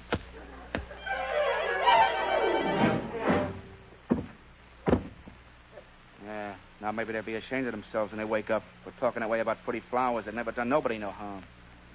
Stick here, Flo. I'm going to try that office that says strictly private. Get out of here. What's the idea? Big John Sardo. But you're dead. You gotta be dead. Hello, pal. Kind of surprised to see me, yeah? You're a ghost. You gotta be a ghost. Sure, I gotta be a ghost. I am a ghost, and I come back to haunt you right out of town. Now, look, Big John, I didn't mean to put the finger on you. That was all a big mistake. That ain't what I'm here about. Oh, no? I've been happy, see? Happier than I've ever been in my whole life. I've been living with guys that don't even know that guys like you's on Earth. They're quiet and peaceful. Always thinking of somebody else, helping somebody else. And now you and your mugs have stepped in to make a tough run. I don't even know what you're talking about, I'm Big talking John. about the little brothers of the flowers. And your Florist Protective Association. My boys raise and sell flowers, see? And the dough they make, which you could put in your eye, they give to the poor. At a place here in town called the Friendly Shelter. And now you hoods ain't going to let them sell their flowers no more unless they cut them in for a percentage. Now, wait a minute, Big John. Don't be mad at me. Why, I wouldn't have let the boys put the bite on them little brothers of yours if I'd have known what it was all about. No, you wouldn't, huh? You're breaking my heart. Why, I wouldn't double-cross you. You know that. I'll call the gang off. You won't have no more trouble. I promise you. Now, let's say no more about it. You know, Big John, you're looking great. This vacation's done you a lot of good. Yes, sir, you're looking swell. Well, I've been raising Xenius. Xenius? Best looking Xenius you ever saw. Milking a cow named Hildegard. 14 quarts a day she gives. The dough for that goes into the friendly shelter, too. The Friendly Shelter? Yeah, I heard of that place. That's real charity, Big John. Big John? Yeah. Hey, Big John. Yeah, Flo. I've been going through his books out there. Boys, this guy took the town for a real cleaning. Hey, what right do you got to go through my books? That ain't ethical. No, he's right, Flo. You ain't got no right to go through his private papers. Well, yeah, but you know what? He owns everything from the Lost Dog Racket to a charity bite called the Friendly Shelter. Well, so what? I ain't it. The what? The Friendly Shelter. Oh, you double-faced, triple-crossing yellow Now, liver. Big John, I can explain. The Friendly Shelter. You're not only been robbing the little brothers, but you've been robbing Hildegard. Now, get away from me, Big John. I'm warning Hildegard you. standing out there in the barn day after day, and you stealing her hard-earned dough. I got a gun, Big John. Get out of here. Hildegard, a poor little cow with a cut of gold, and you've been robbing her milk Get pail. back, get back, I tell you.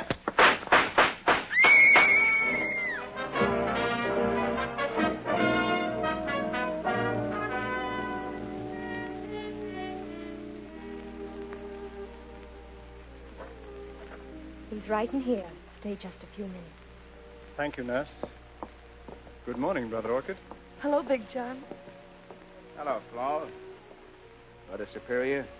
We bring good news, my son. Yeah, you know what? The doc says you can leave the hospital tomorrow. He does? Say, ain't that the nuts?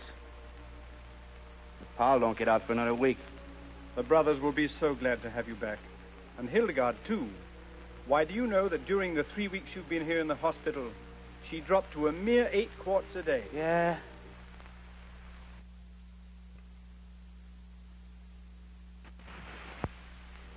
Gee, I guess she loves you most as much as I do, Big John.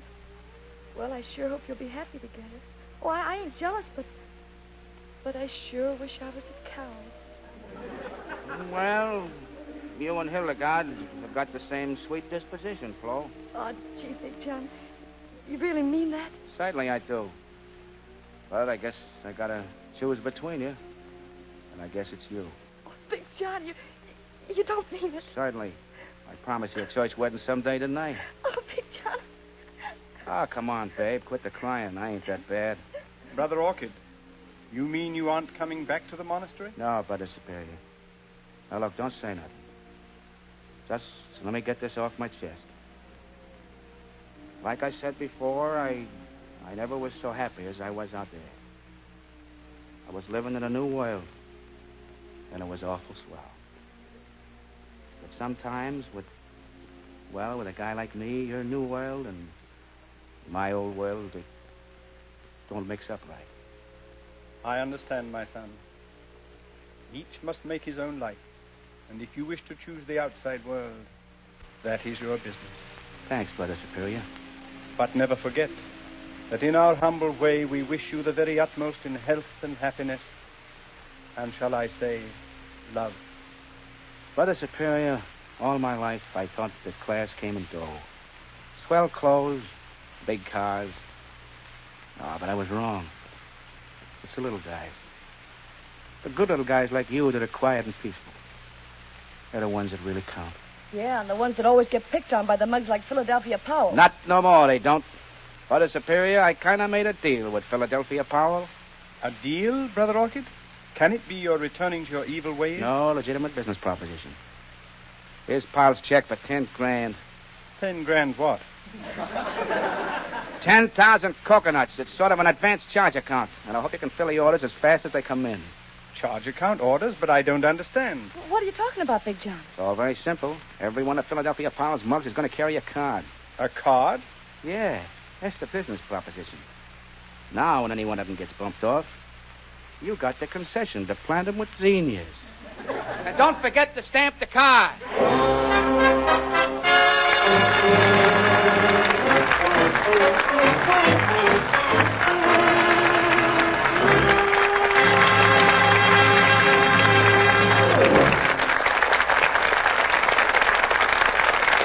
I know, ladies and gentlemen, that you want to add your applause to that of the studio audience. For Pat O'Brien, Carol Landis, and Donald Crisp all turned in exceptionally fine performances. And Hollywood is particularly proud of them because their performances tonight were donated, like those of all the stars who appear here in the Gulf Theater. In return, Gulf has contributed generously to the Motion Picture Relief Fund, helping to provide a home for the workers in the picture industry who can no longer provide for themselves.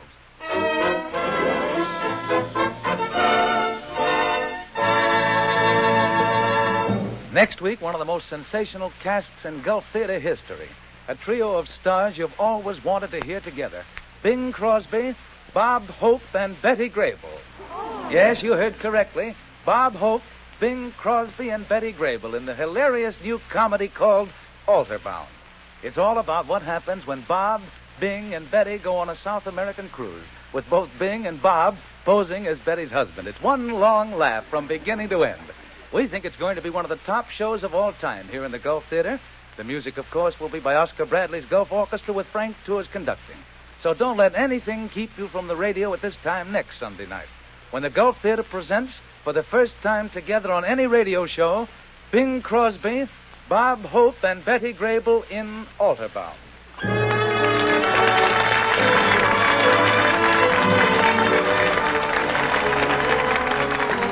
Pat O'Brien can now be... Carol Landis starts work soon on the Technicolor musical Miami at 20th Century Fox. Donald Crisp has just finished Strange Victory at Warner's. Remember, 30 minutes of fun you won't want to miss. Bob Hope, Bing Crosby, Betty Grable from the Gulf Theater next Sunday. Bud Easton speaking. This is the Columbia Broadcasting System.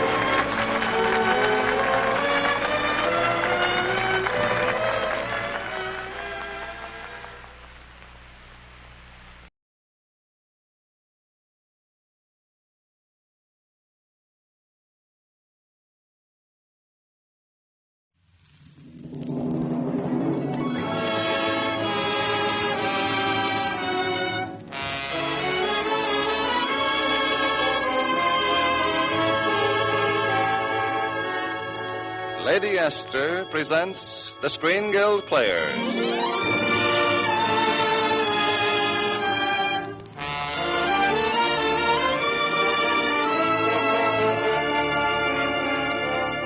The Lady Astor Screen Guild play tonight, My Life with Carolyn.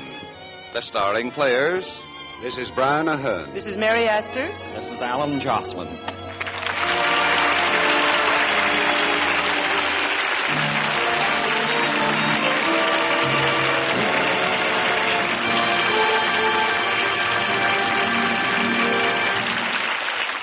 Tonight, Lady Astor presents the Screen Guild Players and RKO Radio Pictures' delightful comedy of marital hijinks, My Life with Carolyn. It stars Mary Astor as Carolyn, Brian Ahern as her long-suffering husband, Anthony, and Alan Jocelyn as the other man. The Lady Astor Screen Guild Players in My Life with Carolyn.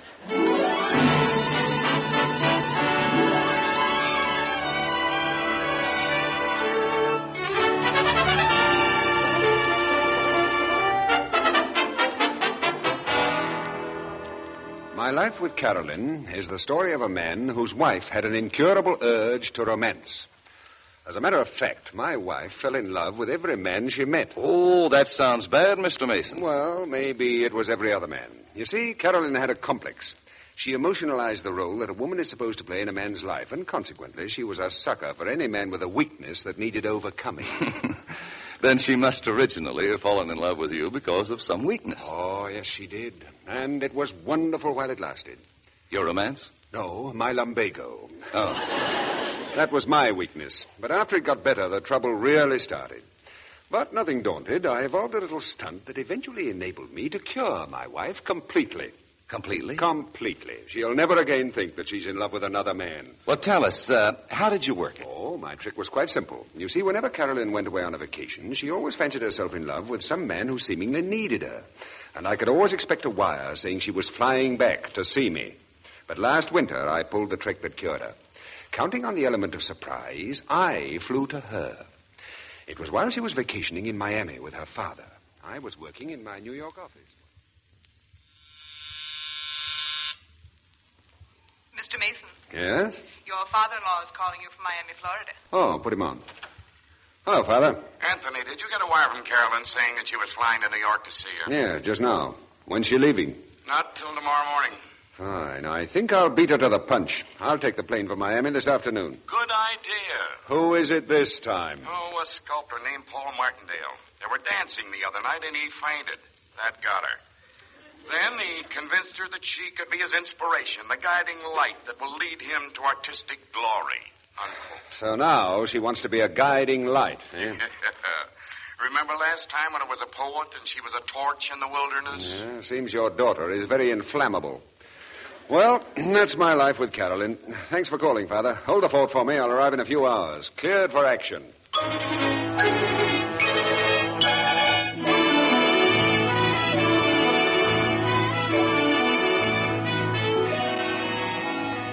Before we go to the airport, Carolyn, you must set the date of our marriage. I've told you a dozen times, Paul. I'll marry you just as soon as I arrive and can get my husband's consent. What happens if you can't get Anthony to consent? Oh, Father. Well, surely you wouldn't let selfishness interfere with Carolyn's happiness. Father's just being difficult. He likes Anthony. I didn't like him well enough to marry him. Well, I should hope not. Carolyn did. But what I'm wondering is how Anthony will feel about all this. Oh, what possible difference can that make? Well, we'll soon find out. Look out the window. Coming up the driveway.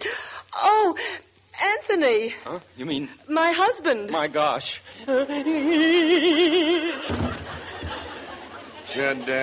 Should I pick him up or just sweep him under the rug? Don't be crude, Father. Help him up. Oh, anyone home? Straighten up, Paul. How do you feel? Terrible. I don't know what to say. How about goodbye? Ah, where is everyone? Coming, Anthony. He may be unreasonable, so let me handle this, Paul. All right, now back you up in everything you say. Yeah, in fact, he'll stand right behind you. Father. Oh, it's unbelievable. This is positively unbelievable. What? My reaction to your vacations, darling. Why, whenever I see you after you've been away, it's love at first sight, all over again. Here, let me kiss you. Anthony, we're not alone. Huh? Oh, hello, Father. Oh, hello, Anthony. This is Paul Martindale. Oh, hello, Mr. Martindale. I'm sure you don't object to seeing a man kiss his wife, do you? Well, yeah, I mean, no. Paul's a wonderful sculptor. He works very hard. Ah, always chiseling, eh? Yes, I do. Don't mind Anthony's bad jokes, Paul. He doesn't understand art. Oh, that's not true, Paul. Why, I was the first man in New York to hang a calendar upside down and take a prize in an exhibit of modernistic art. I think I see what you mean.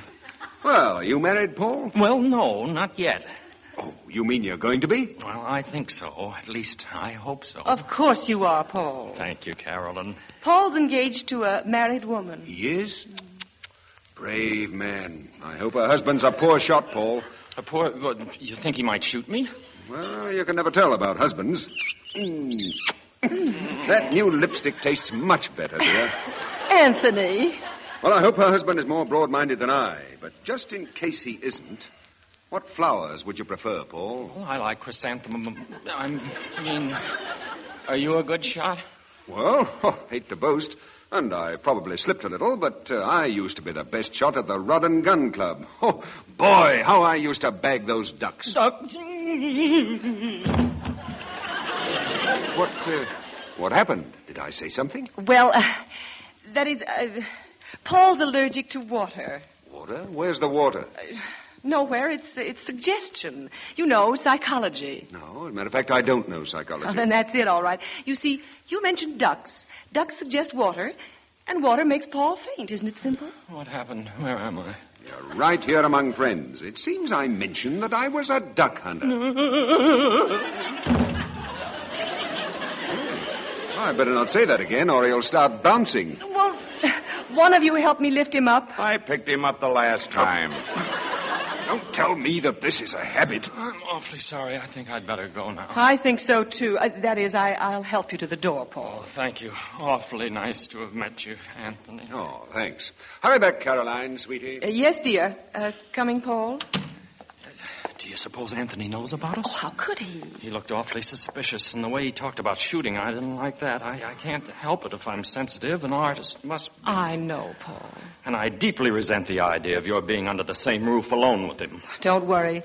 I'll tell him about us the moment I go back in. Yes, don't. Oh, but I thought you wanted... Yes, but if Anthony doesn't agree to free you, what if he comes to my place and shoots me? Oh, Anthony's very conservative. He wouldn't dream of shooting you before I called you. It wouldn't be polite. Oh, well, I suppose it's something to know that you'll be murdered politely. As a matter of fact, I think it's very romantic. Yes, but I'll be politely dead, too, you know. Well, in that case, I'll go into deep mourning for a year. Yes, that'll teach him a lesson. Certainly will. I bet he'll think twice before he shoots another man over me. Shoots another... Oh, dear. There he goes again. Now what did I say?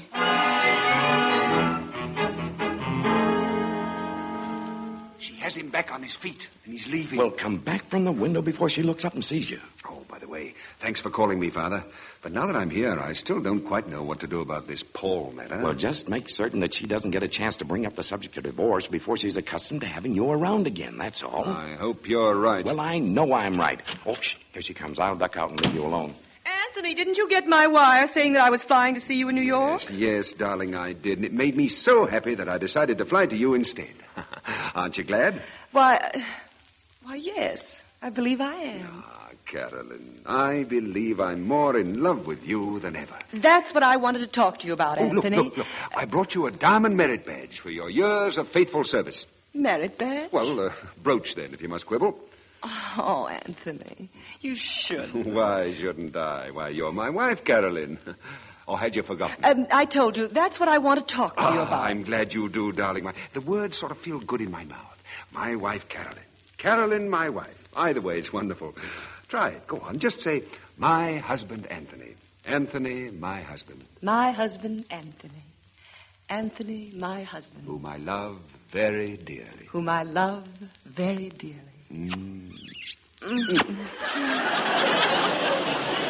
Thank you, my dear.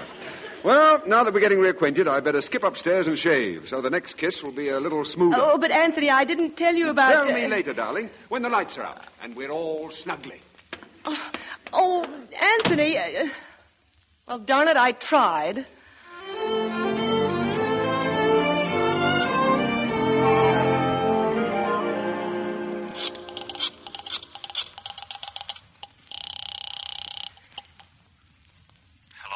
Hello, Paul. Yes, Carolyn. What did he say when you told him? Nothing. I didn't tell him. Why not?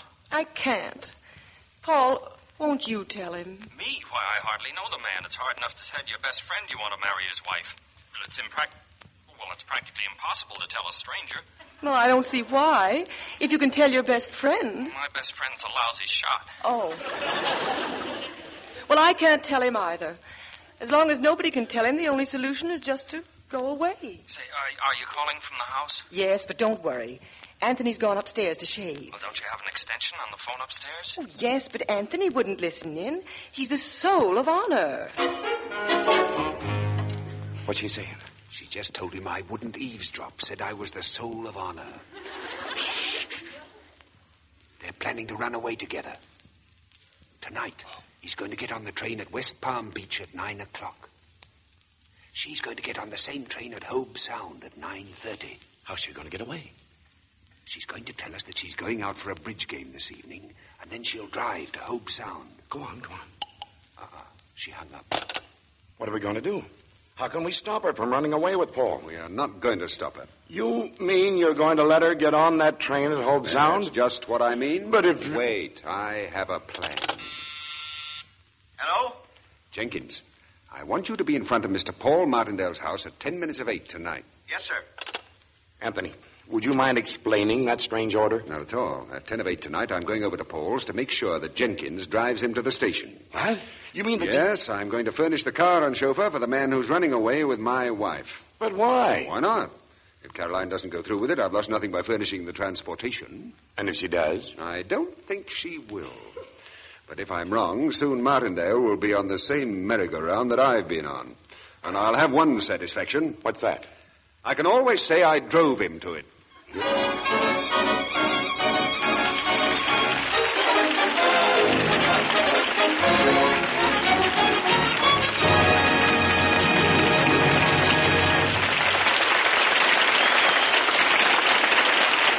The second act of the Lady Esther Screen Guild play will follow in just a moment. Now, a word from Lady Esther. What can be more convincing than the proof you see with your own eyes, feel with your own fingers? And that's exactly the proof I offer you in the patch test. Proof that Lady Esther face cream does more for your skin in one application than any cream you've ever used. The patch test takes only 30 seconds.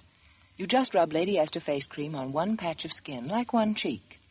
Wipe it off, then see how much fresher that patch of skin looks. Feel how much softer it is to your fingers. Now, I don't ask you to take my word for a thing. All I ask you to do is let one application of Lady Esther face cream either prove or disprove every claim I make for it. I ask you to see the results you get at once, not a week or a month from now, but after the very first application.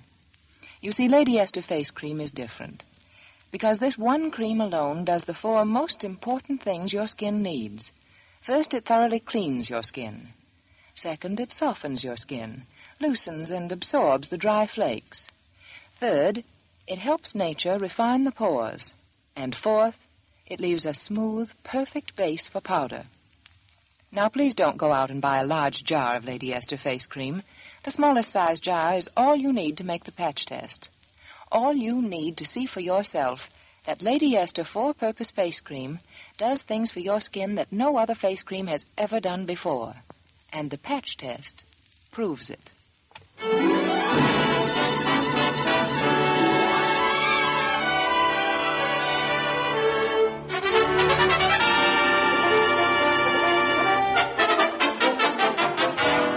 And now, Lady Esther presents the second act of My Life with Carolyn, starring Alan Jocelyn, Mary Astor, and Brian Ahern. Excuse me, Mr. Bradley. Do you mind if I take over here? Well, after all, it's my story, isn't it?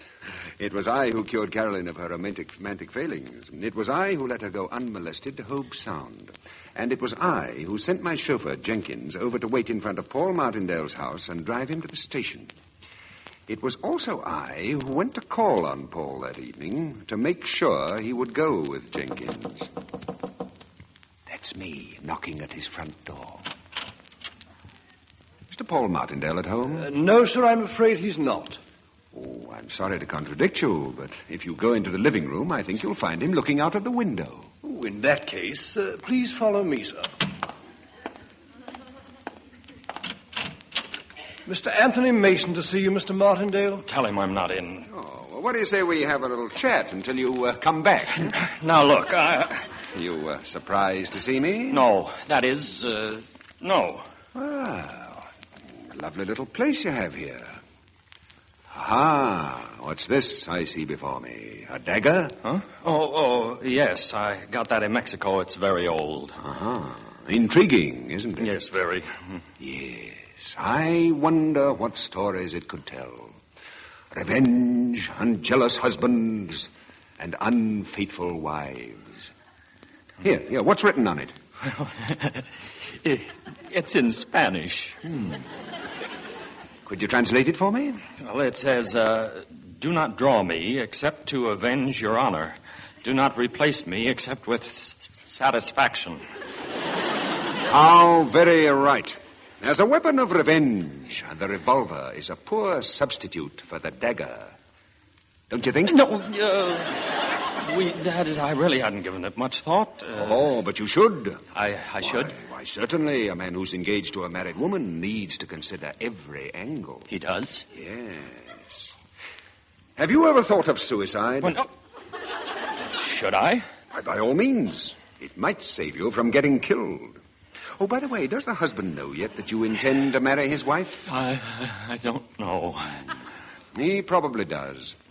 Those are difficult secrets to keep. But did you... well, nobody could tell him. No. I really ought to explain my presence here, Paul. Carolyn has gone... Mr. Mason, I don't know what you think, but it isn't true. She's gone out for the evening. What I was going to say was that since she's gone out and we're neighbors, I thought I'd make a friendly call. Perhaps you'd offer me a drink. Look, Mason, I'm awfully sorry, but I have to tear myself away. As a matter of fact, my train... Train? Oh, why didn't you tell me, my dear fellow? I might have made you miss it. What time does it leave? 9:00 from West Palm Beach. 9:00? Good heavens, man, you'll never make it. Huh? Why not? It's 15 of 9 now. Why, you'll have to get on at Hobe Sound. No, I couldn't do that. Oh, why, certainly you can. Lots of people get on the train at Hobe Sound. My chauffeur's outside. I'll have him drive you there. No. Oh, yes, I will. Why, it's the neighborly thing to do. What's your man's name? Muirhead. Muirhead. Yes, sir? My chauffeur's driving Mr. Martindale to the station, Muirhead. Put his bags in my car and send my chauffeur in, will you? But, Mason, you... Oh, now, do as I say, Muirhead. Yes, sir. Well, I'm glad I thought of dropping over here tonight, Paul. It gives me an opportunity to kill. A little time. Now, why didn't he wait till I'd finished my sentence? You wanted me, Mr. Mason? Yes, Jenkins. Did the butler throw Mr. Martindale's bags in my car? Yes, sir. All right. Now, you throw Mr. Martindale in. Yes, sir. You are driving Mr. Martindale to the train at Hobe Sound, Jenkins. Yes, sir. And you'd better miss it, or I'll break your neck.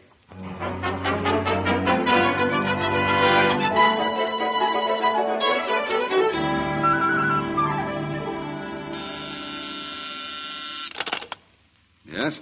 Jenkins speaking, Mr. Mason. Did Mr. Martindale miss his train? Yes, sir. I just took him home, sir. Alone. Thanks, Jenkins. That's all for tonight. What'd he say?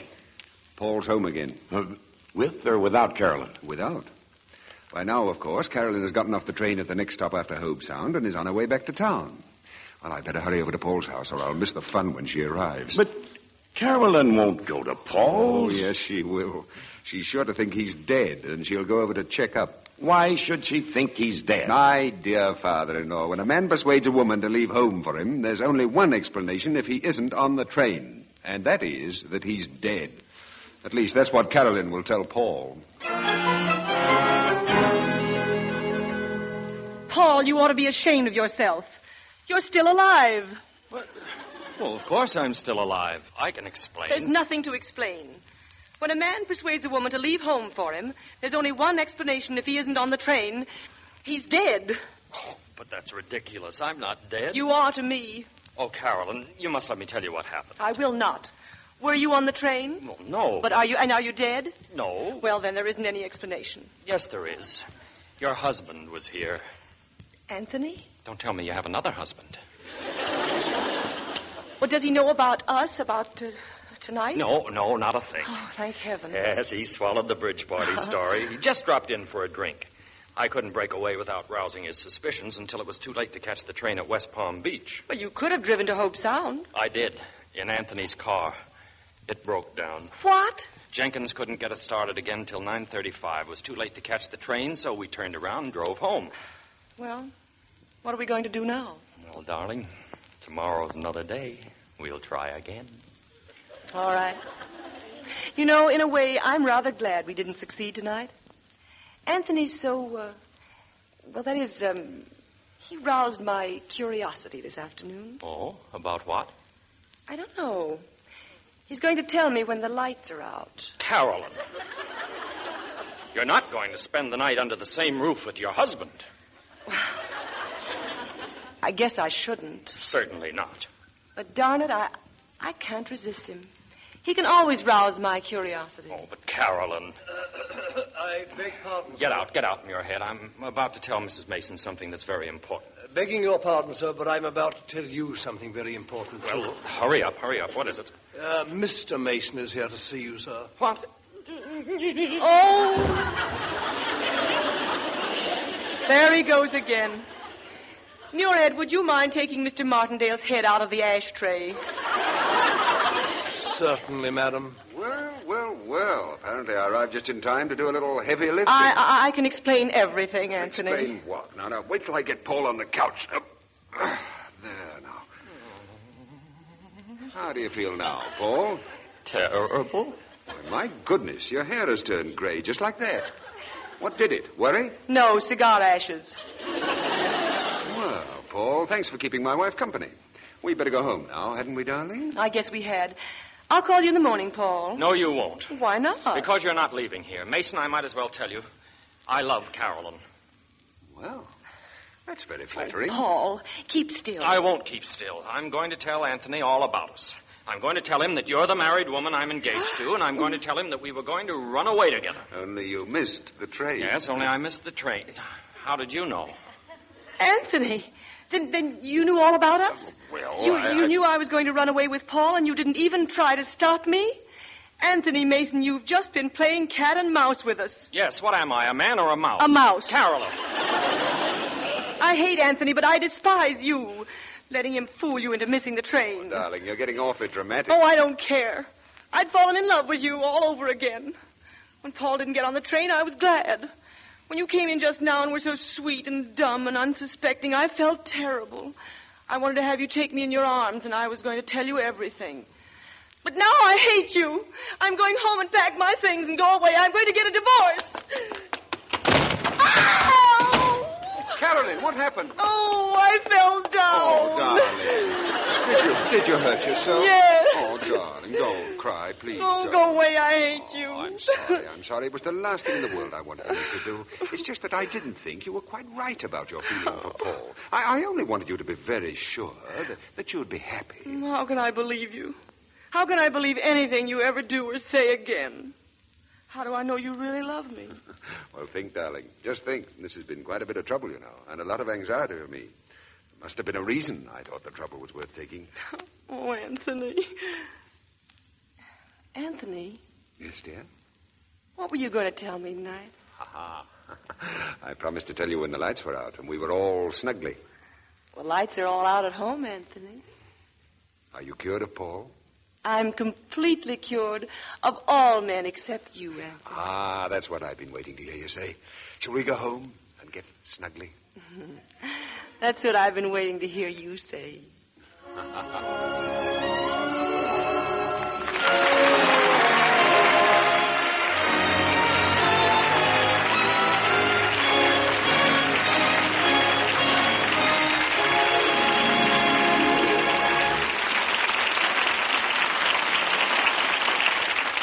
And that, Mr. Bradley, is how I completely cured Carolyn of her interest in other men.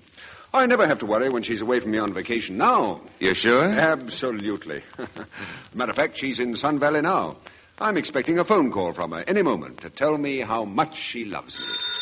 Ah, here it is now. Hello. Hello, Anthony. It's Carolyn. Dearest, it's so good to hear you. I got lonesome, Anthony, and decided to come home. Oh? Where are you now? At the airport. By the way, Anthony, I was just talking to our pilot, and do you know what he said? What? Well, he said he wants to marry me. He said that on foggy nights I could be his beacon. And what did you say to that? What could I say? Oh, Anthony, I'm on the beam again. Oh.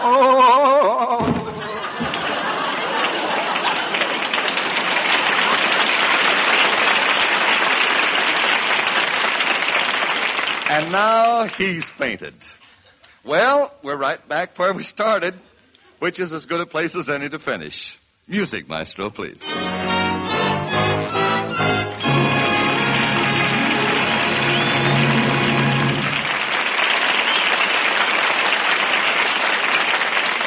Thank you, Brian Ahern, Alan Jocelyn, and Mary Astor for a most delightful half hour. Well, it was a pleasure to be here, Mr. Bradley.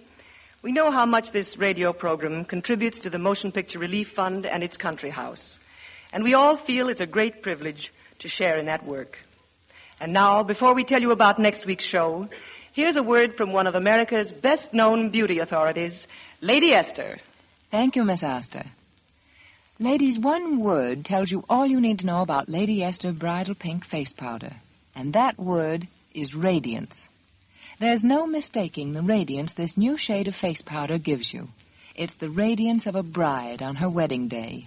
A fresh, young look that I know men especially admire, for so many of them have commented to me about it. Bridal Pink has certain elusive qualities you won't find in any other shade of powder.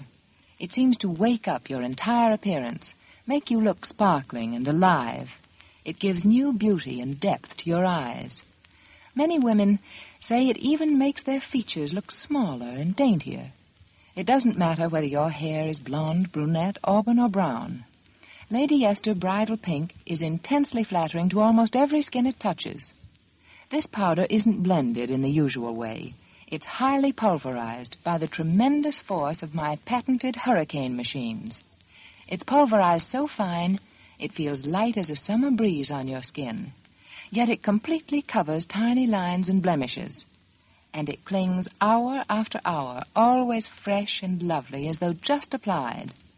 Decide right now to make a radiant transformation in your appearance. With a jar of Lady Esther Four-Purpose Face Cream and a box of Lady Esther Bridal Pink Face Powder, you're ready to present a new face to the world.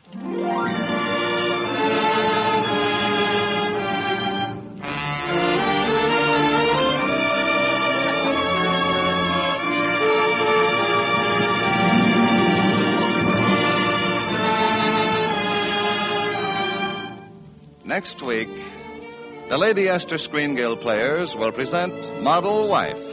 It will star Rod Cameron, Robert Page, and Martha O'Driscoll.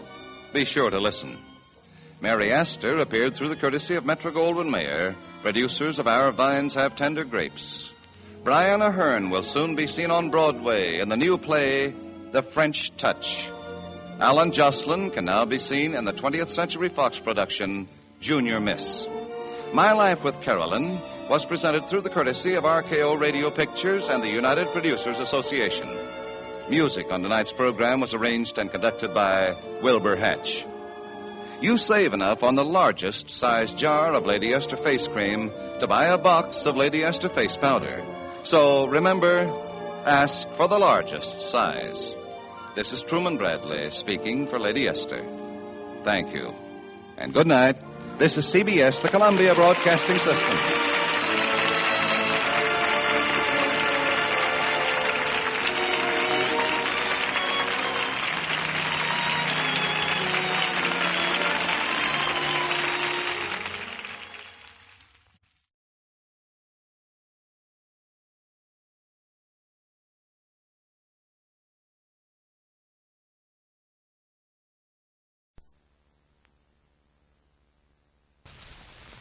Deanna Durbin, Alan Marshall, Lucille Gleason.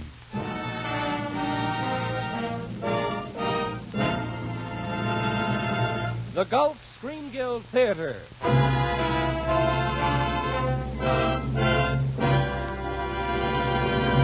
Your host, the director of the Star's own theater, Roger Pryor.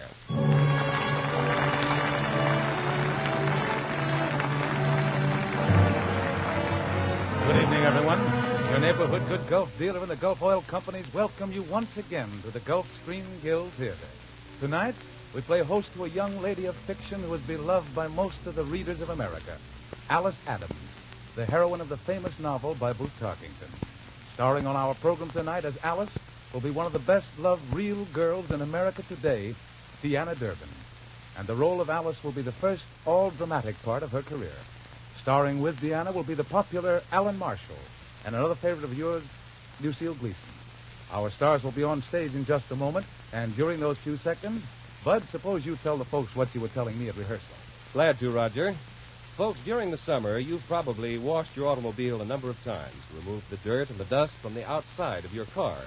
But have you been thoughtful about the inside, about your engine and chassis? Right now, for instance, your motor oil may be so diluted, so dirty, and full of grit that it actually is harmful to bearings and other moving parts. So change your motor oil soon, and make it a change to Gulf Lube. You see, Gulf Lube, the finest regular-priced motor oil Gulf has ever sold, is refined by the exclusive Multisol process. As a result, it gives you high mileage, low consumption. In addition, Gulf Lube resists sludging, helps prevent hard carbon deposits. And when you change to Gulf Lube motor oil, safeguard your chassis and the body of your car with Gulflex registered lubrication, a lubrication service that uses not just one grease, but 6 scientifically developed lubricants to protect the vital points of your car. Protect your car 2 ways at once with Gulflex registered lubrication and Gulf Lube motor oil.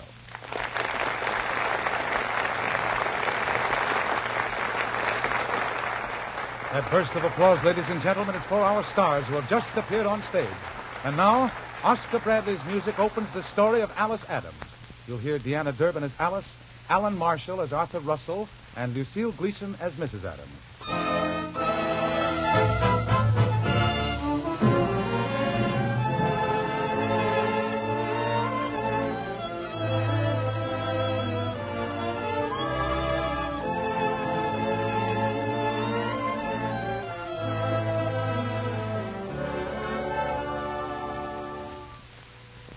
Alice Adams, a book about those golden years between fairy tales and grown-up parties, of those bitter, sweet years of adolescence that we leave forever behind at the decrepit age of 21. 21. How many years has it been since I... Well, never mind about that. Let's open our book to Chapter 1, Page 1. There. It's 1941, an evening in May.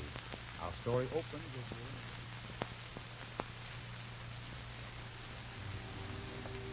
No, Freddie, I couldn't possibly let you have another dance. Why, my program's been filled for just ages and ages. No, Tom. Do be a dear and pay a little attention to Mildred Palmer. After all, this is her party. Oh, you naughty, naughty boys. Why don't you dance with the other girls? Yes, the orchestra is simply divine, Harry. But there are dozens of perfectly lovely girls here who are simply dying to... Oh, darn that phonograph record. Alice? Yes, Mother? Are you most ready to leave for the party, dear? Your brother's waiting up. Oh, you look lovely, Alice. You'll be the belle of the party tonight. Did you know this was my old organdy? Of course not. Not with those new flouncers. I just hope no one recognizes it. Oh, if you just had some flowers. Oh, I have. Look, violet. Alice, you mean some young man sent you a corsage? No, I picked them in the park this afternoon when the gardener wasn't looking. Oh. But they look very expensive, don't you think? They're beautiful, darling. But it isn't right. It isn't fair. If your father just had a little gumption... Well, talking about me again? What's wrong now, Mother? Dad, I was just coming in to say good night to you. Well, say, you look mighty fine, Alice. Mighty fine. Who's your beau? You are, of course. Oh, sure, but I mean your second best. The one who's taking you to the party tonight. Her brother Walter is taking her. Oh. In a broken-down, borrowed flivver. And it's a shame, that's what it is. Now, Mother. Well, it is a shame, Alice. Oh, I've got to get my cake. That's Walter honking. Any other father with a daughter as pretty as Alice would try to get ahead. Instead of depending on her brother, she could have any boy in town if only he had some money to buy decent clothes for her. If you're hinting again that I hand in my resignation to Mr. Lamb, I just want to... What social standing will Alice have as long as she's the daughter of an underpaid clerk? I knew it. You're going to start harping again on me opening that glue factory. And what is wrong with a glue factory, I would like to know? Nothing's wrong with a glue factory except that it takes money. Well, I'm off. Goodbye, darling. Don't wait up for me. Mother, Dad, please. Yes, Walter, coming. I'll be right there. Oh, I hope I look nice enough. You look beautiful. Have a good time, Alice. I mean to. Oh, I mean to. I'm coming, Walter.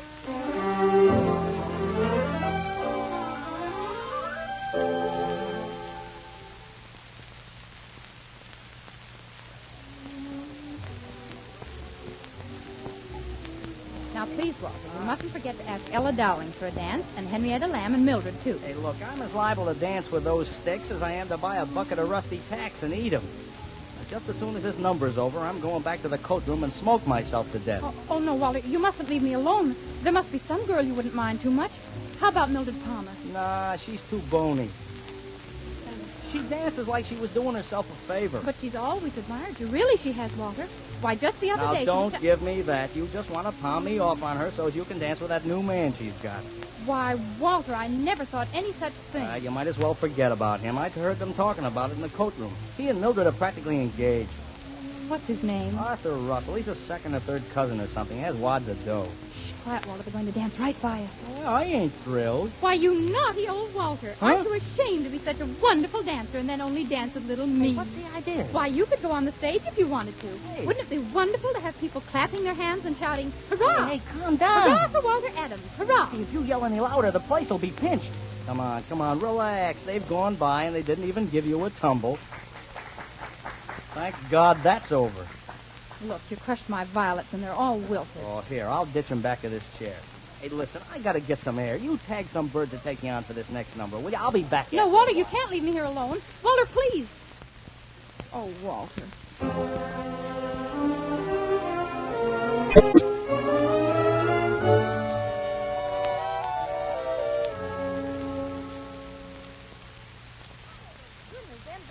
Must be rushing you tonight, Miss Adams. This is the fourth time you've been in here to fix your hair and powder your nose. Oh, yes, I've just danced myself out of breath. Poor boys, I don't want to hurt their feelings and say no. Oh, then I guess you don't belong to this dance program I found on the floor. There ain't a single gentleman's name on it. Oh, dear, no. It must belong to some poor wallflower. Poor thing, I must try to get some of my beaux to dance with her. Well, goodbye now.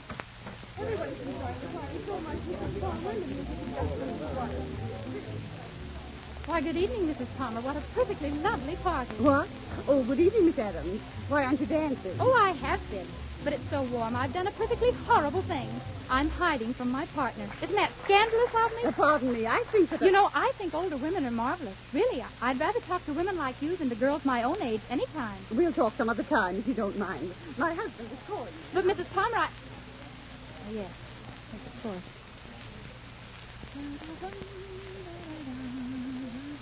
Pardon me, you're Miss Adams, aren't you? Why, yes, Mildred sent me over to dance this next to last dance with you. She said she was afraid you'd lost your partner. Lost my... Why, no, of course not. Oh, well, then I'd better... Well, he has disappeared just for the moment. Well, perhaps I'd better introduce myself. I'm Arthur Russell. I know. You're Mildred Palmer's cousin, and, well... Yeah, go on. I've overheard the coat-room gossip, too. I've got wads of money, and Mildred and I are practically engaged.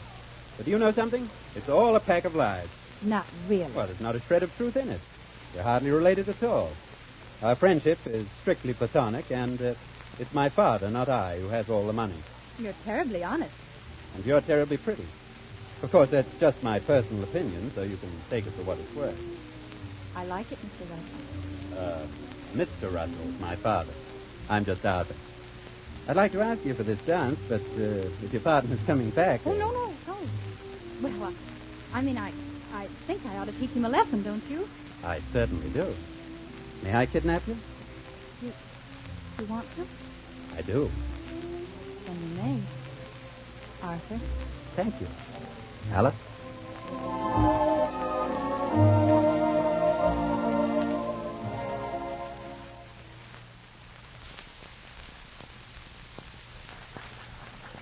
You know, you dance as though you really like it.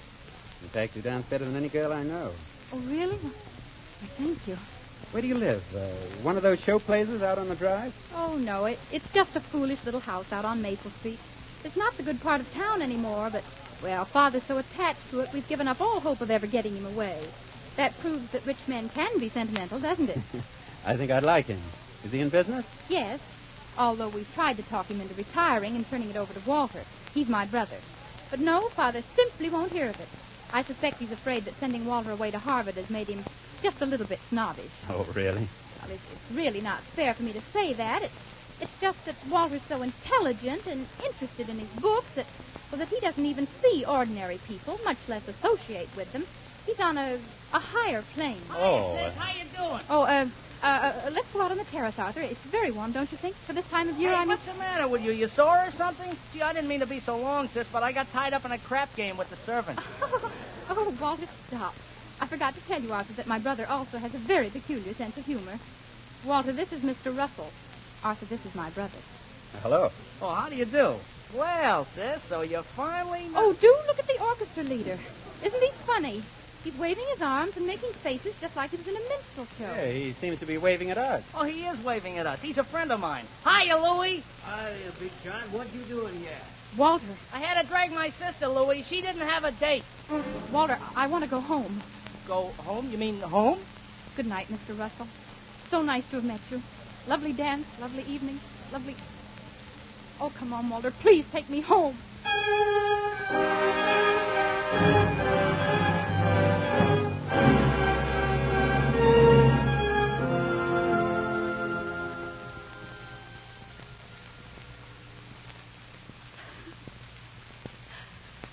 Oh, it was awful, Mother. Just simply awful. I'll never be able to face anyone again. Not ever. Now, dear. It can't be as bad as that. Worse, Mother. Walter stood there, right in the middle of the floor, right in front of Arthur Russell. And he yelled to Skinny Louie, the one they call Hot Lips. Oh, I could have died right there. I wish I had died right there. Oh, Alice, darling. Now, there's no use in carrying on like this. Come on now. Come into bed and get some sleep, and we'll talk about it in the morning, tomorrow. No, I couldn't go to sleep. Well, it's late. Just let me stay out here on the porch for a while. Well, Please. All right, but not long, mind you. If I don't hear you come upstairs in half an hour, I'm coming down for you. Yes. I'll go away. That's what I'll do. I'll just disappear. They'll never see me again, not one of them. Hello there. I'm the honest kidnapper.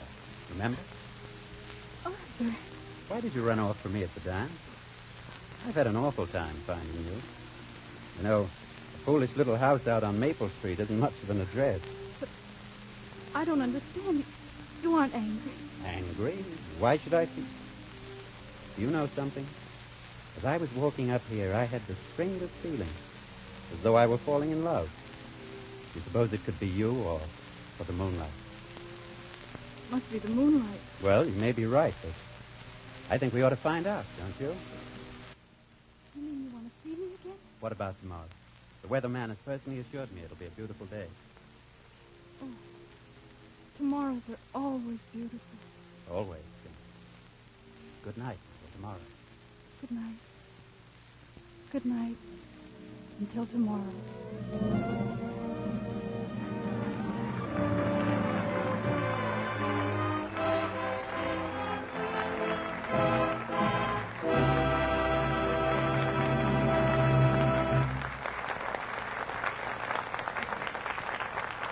So much for Act One of Alice Adams.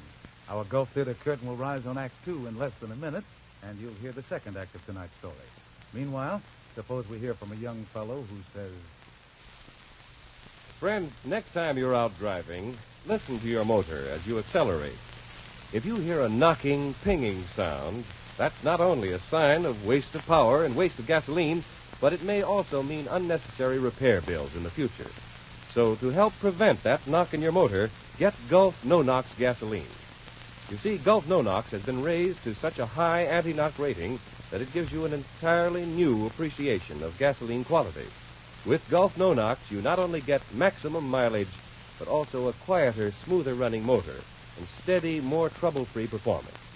So to help your car run better, stay in finer condition, and last longer, ask for that extra-value gasoline, Gulf No-Nox.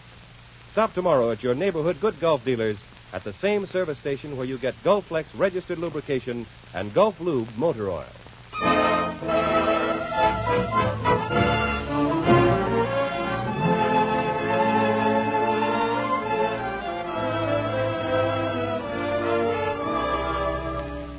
And now the curtain of the Gulf Screen Guild Theater rises on the second act of Alice Adams, adapted for radio by Charles Tazwell and starring Deanna Durbin as Alice, Alan Marshall as Arthur Russell, and Lucille Gleason as Mrs. Adams.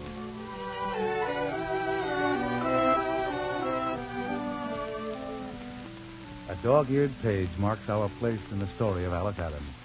Turning the pages, we learn that Arthur did see Alice on the next day. And the next day. And the next. Well, it appears that they went right on seeing each other all through the summer.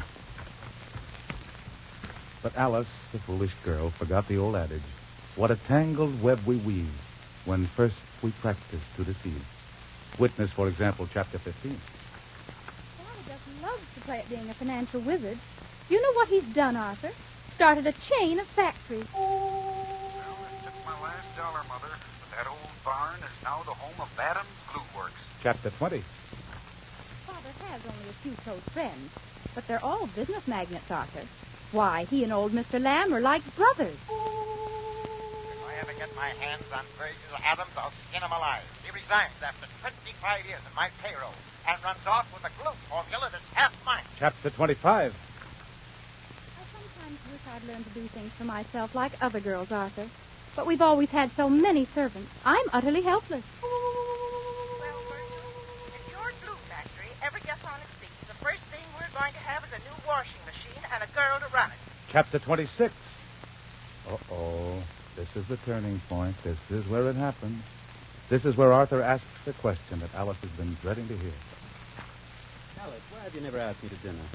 Why can't I meet your parents? Well, there's no reason. Well, anyone would think they were ogres and I was a freak. Oh, it isn't that. Really, it isn't. I'll have to meet them sometime, and the sooner the better, I'd say. Oh, yes, you're right, Arthur, if it can be arranged. What do you mean?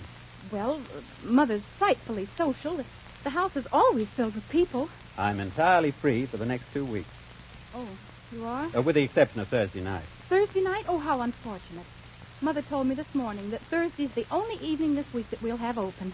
Oh, but I meant Thursday of next week. This Thursday will be fine. Oh. Then everything's set, All right. All right, Arthur. I'll tell Mother you'll have dinner with us on Thursday.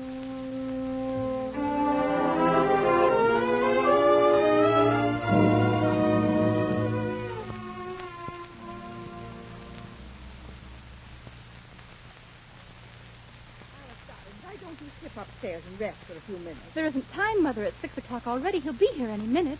Oh, I wish it hadn't turned out so hot. Oh, so do I. According to the paper, it's the hottest day in 30 years. What about Father? Is he wearing his evening clothes? Well, he made a lot of objections, but he's getting into them. There. Those roses sort of brighten things up. What's the name of the girl you hired to serve?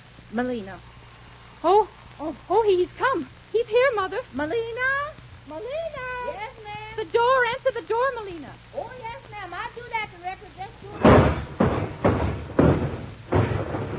it. Good heavens, what's that? I think she fell down the cellar steps. Oh, Mother. Now, don't you worry, dear. If she's dead, we won't say a word about it till after dinner. You run upstairs and fix your hair, and I'll answer the door myself.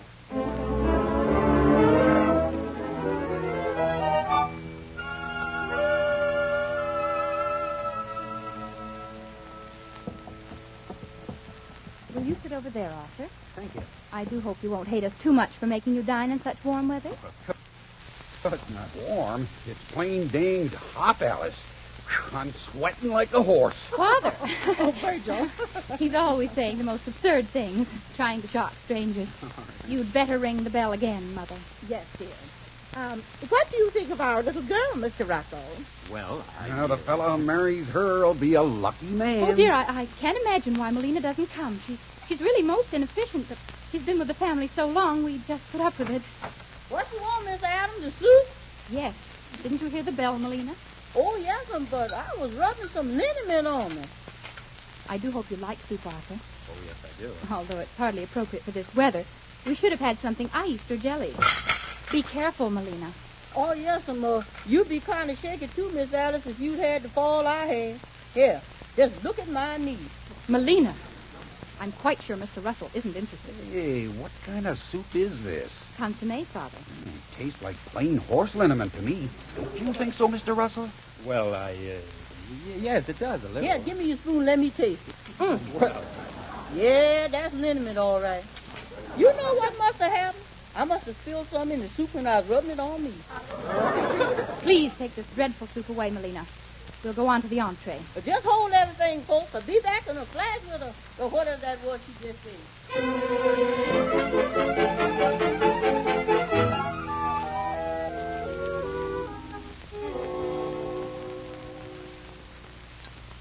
Do you have some more coffee, Arthur? No, thank you. I'll have some more, Alice. Yes, Father, dear. I'm afraid the dinner was a little too heavy for you, Arthur. Oh, no, not much. I mean, it wasn't at all. It's much better when you cook it, Mother. Hey, where in the dickens did you get this Molina? Coffee, Mother? No, thank you. My husband is in the glue business, Mr. Russell. Oh, really? Yeah, maybe you've seen my factory. It's in that old barn down on Cream, the pike. Father? You know I never take cream, Alice. I'm making the best darn glue in the country today, Mr. Russell. Sugar, Father. I had sugar. Yes, sir, Mr. Russell. It took me 10 years to develop the formula. I worked on it during my spare time while I was clerking for Old Man Lamb. Now, Father, Oh, isn't that someone at the door?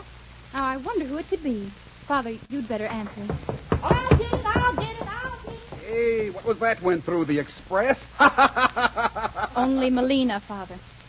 My, isn't weather a funny thing? Yesterday it was cool and the angels had charge of it. Yes, the old fool is eating. I want to see him right now. And today the angels all flew away and someone moved the equator right up to the North Pole. Thief and swindler that he's going to jail. Virgil, that sounds like Mr. Lamb. Maybe I'd better go see what he wants. Half of that Excuse glue me, Mr. formula Russell. belongs Yes, to me, sure. and he stole it. Well, when they got the equator to the North Pole, they just forgot about it. And here we are, aren't we? You might trust the sweat for 25 years. You go behind my back and try to swindle me. Perhaps I'd better go and see what's the matter. Excuse me, You're Mr. going to have Russell. plenty of time to regret this behind bars. You can't swindle me. Well, a penny for your thoughts. No, I'll bid more. A rose. poor little dead rose for your thoughts, Mr. Arthur Russell. Will you ever forgive me? For what? Cheer up. Your fearful duty is done, and you can run home as soon as you want to. That's what you're dying to do, isn't it? Not at all. You're upset, aren't you? No, of course not. Of course, this weather does affect Maybe one. it's this ugly little house. Or was it Mother? Or Father? Or me? That's it, isn't it? You know now that everything I told you was a lie. That we haven't any money. That our maid was hired for the day. That the dinner was horrible. That we're just ordinary. That we're not worth anyone's notice. I tell you, nothing's upset me. Do you know, I have the strangest feeling. I feel as if I were going to be with you only a few minutes more in my whole life. You're never coming here again. Why, it's finished, isn't it? Look, I'm afraid you're tired and nervous. I really ought to be going. Yes, of course you ought. When everything's spoiled, people can't do anything else but run away from it. So goodbye. Well, at least we'll only say good night. No. Goodbye, Mr. Russell. That's the only word, isn't it? Goodbye. Let's be honest enough to say it. Goodbye, Mr. Russell. Goodbye.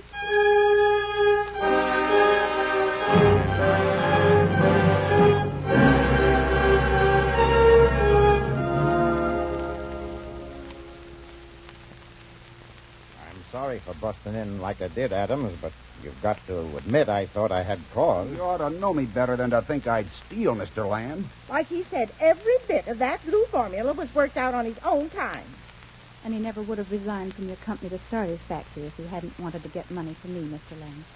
He thought I was ashamed because I didn't have things other girls have. I know, Alice. I'd feel the same way about my daughter. Well, come down and talk to me tomorrow, Adams. There's just a chance, mind you. I might put a little money in that factory of yours. Mr. Land. Well, good night. Good night, everybody. Did you hear that, Mother? Why, if he does that, Adams glue will be the biggest thing in the country someday. Yes, Virgil. And Alice will be able to hold up her head with any girl in town. Isn't it wonderful, Alice? Yes, very wonderful. I'm glad everything turned out so well. So very well. Hadn't you better trot off to bed, Dad? You've had such a hard day. Yeah, but from now on, it's going to be easy. Good night, baby. Coming, Mother? Yes, Virgil. In a moment. Alice, what about Mr. Russell? Oh, he left. I'm sorry. It's all right. No, it isn't. It's our fault. Your father's and mine. Can you ever forgive us? There's nothing to forgive, Mother. It's just the way things are. It's all so clear to me now. You can't try to be what you're really not. The only good in pretending is the fun we get out of fooling ourselves that we fool somebody else. I'm so sorry, Alice. I'm not. Run on to bed now. I'll turn out the light. I want to go out on the porch for a minute. Good night, dear. Night, Mother.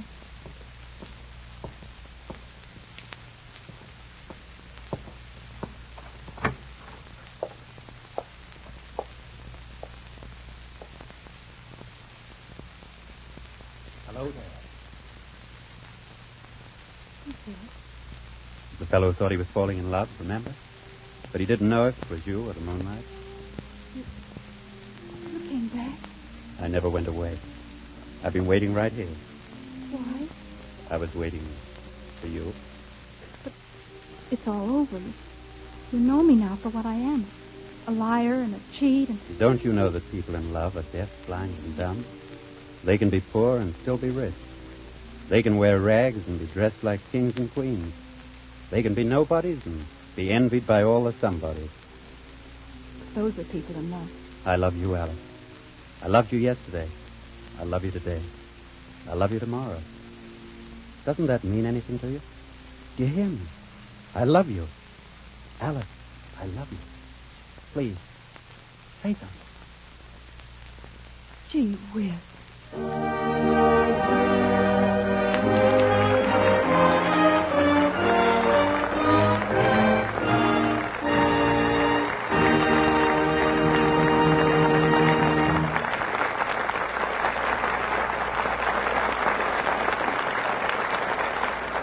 Thank you, Deanna, Alan, and Lucille. You were splendid. I know you all did your extra best, because it was for a most worthy cause, the Motion Picture Relief Fund. You see, ladies and gentlemen, the money that would ordinarily go to the stars who appear here in the Gulf Screen Guild Theater, Gulf gives instead to the Motion Picture Relief Fund to help meet its needs and to build a home for the members of the film industry who can no longer take care of themselves.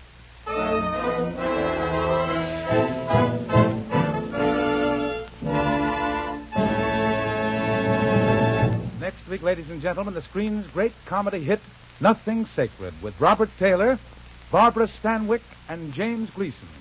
Music will be by Oscar Bradley, assisted by Frank Tours. Until then, this is Roger Pryor speaking for your neighborhood good Gulf dealer and saying, good night, everyone.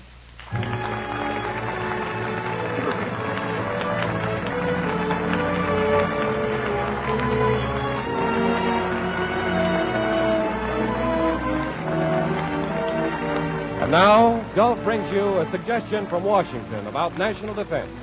Help assure America's national safety and freedom. Join your friends and neighbors in helping to defend our great country by buying United States defense bonds and stamps. Buy them at your post office or bank and keep on buying them. For complete details, write USA, care of this station. Deanna Durbin may currently be seen in Universal's It Started With Eve. Alan Marshall appears through the courtesy of David O. Selznick Productions. Lucille Gleason will soon be seen in RKO's The Gay Falcon. Tune in next week when the Gulf Theater presents Robert Taylor, Barbara Stanwyck, and James Gleason in Nothing Sacred. Bud Easton speaking. This is the Columbia Broadcasting System.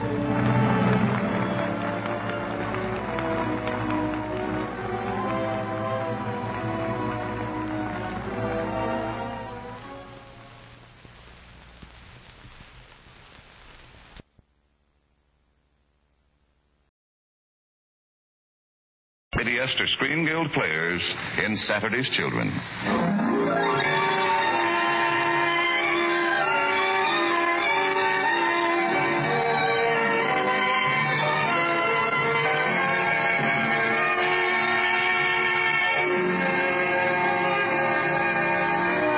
I don't know that it's so unusual.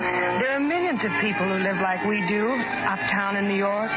And it's not the swellest place in the world, but I wouldn't say it was the worst. At least you're always in touch with your neighbors, like the Jensen baby.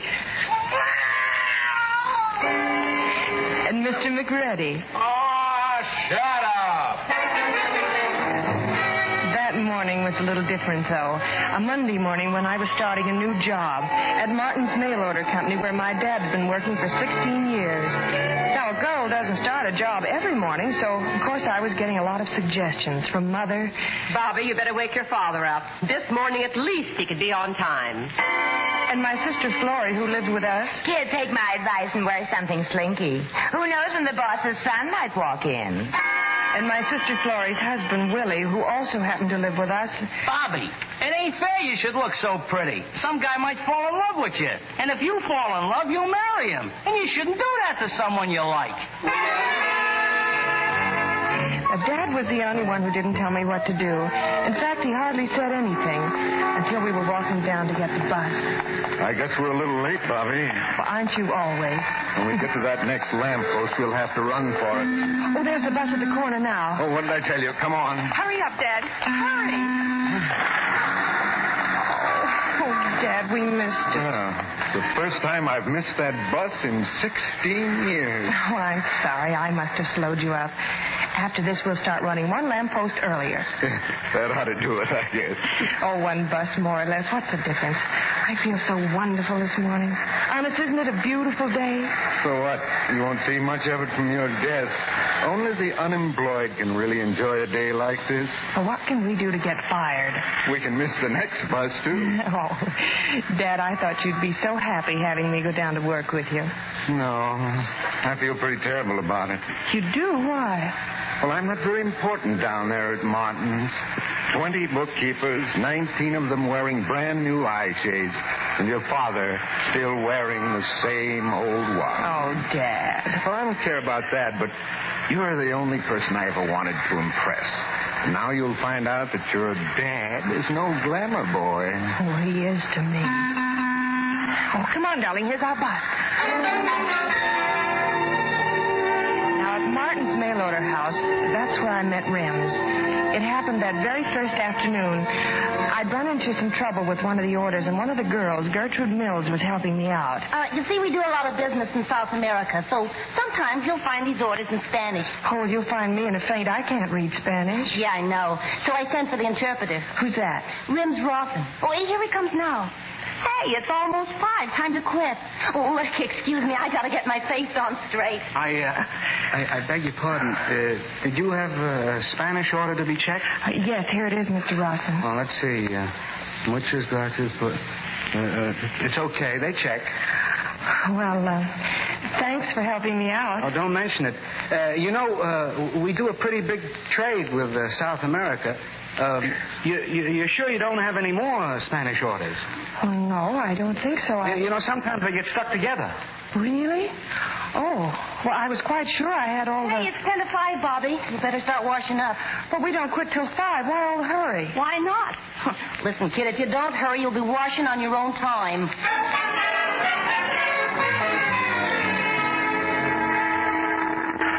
Well, another day, another 8 hours pay.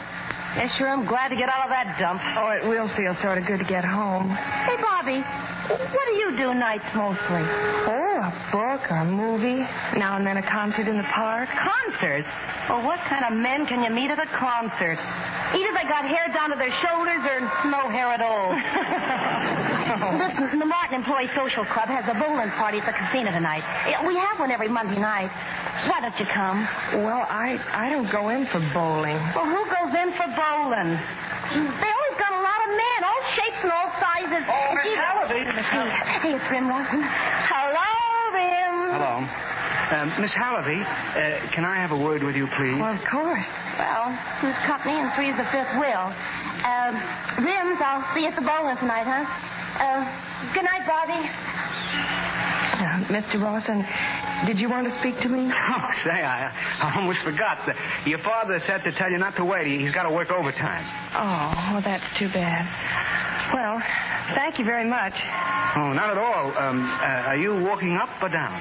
Oh, I'm going up to the corner, bus stop. Oh, do you go home by bus? Yes, the one that turns up Riverside Drive. Oh, that's the way I like to travel. Really? Yeah, it's cleaner, no crush. Of course, it may be a little slower. Oh, you're absolutely right. Well, good night, Miss Halliday. Good night. Aren't you... Oh, the bus is how I like to travel, but the subway takes me right to my door. Good night. See you tomorrow. Or maybe tonight. I wonder how that bowling party would be. Gosh, was I surprised, Miss Halliday, when you showed up for the bowling tonight. Oh, was I surprised when you asked to take me home? Oh, it's right on my way. I take the 7th Avenue subway every Monday night. It makes such good time. The 8th Avenue makes pretty good time, too. Well, of course, the station is kind of far from the bowling alley. Maybe I should have called a cab. Oh, that's silly. People like us only take cabs when we're being married or rushed to the hospital. Yeah, emergencies. Still, it would have been a great night for a drive. Yeah, an open car. I had a car once, about 7 years ago, an open car. No top, no running board, no windshield, no cylinders. Oh, well, here we are. This is where I live. Oh, don't go in yet. Let's talk a while. I mean about you. Tell me about yourself. Well, to begin with, I'm 21. Well, your father told me 19. Oh, he always adds 2 years to Mother's age and takes 2 years off mine. No, I'm 21, and I wear glasses when I read. Well, I must say you're pretty straightforward about it. Will you be that honest when you're 30? Oh, no, sir. By then, I'll be using Dad's arithmetic. Say, you certainly are an honest gal. You said that before. Well, a miracle like that is worth repeating. You're one girl in a million. Of course, I'm exaggerating. I hope you are. Well, you wouldn't let me take a cab. You wouldn't lie about your age. And gosh, all those other dames, they just lie for the sake of lying. Well, if they're working, they're doing it just for a laugh. They don't need the dough. And they all got 7 dates a week, and they're just crazy about the better things like poetry. Well, I like poetry. Then you probably do. And besides, you're a very comfortable person to be with. Well, look at me. I'm perfectly relaxed. If it should happen that I have holes in my socks, I wouldn't be ashamed. I know you'd understand. Yes, I think I would. Of course, it so happens that these are brand new socks. Well, what difference should it make to a man who's going to be famous someday? Me? Famous? How come? When you go to the Philippines and show them how to turn hemp into silk. Say, did I tell you about that? Well, sure you did on the subway. We were just coming into 72nd Street Station. Gee, that's funny you should remember. Nobody else does. Tell me, would you like to be famous, Mr. Rawson? Well, sure, why not? I'd like to walk into a hotel lobby and watch people recognize me and point me out. Oh, well, famous people get recognized everywhere, not just in hotel lobbies. I know, but every time I dream about being pointed out, it's always in the hotel lobby. Well, thanks for seeing me home. I'm just as honest as you are. I enjoyed it. Oh, thank you. See you tomorrow. Good night. Good night.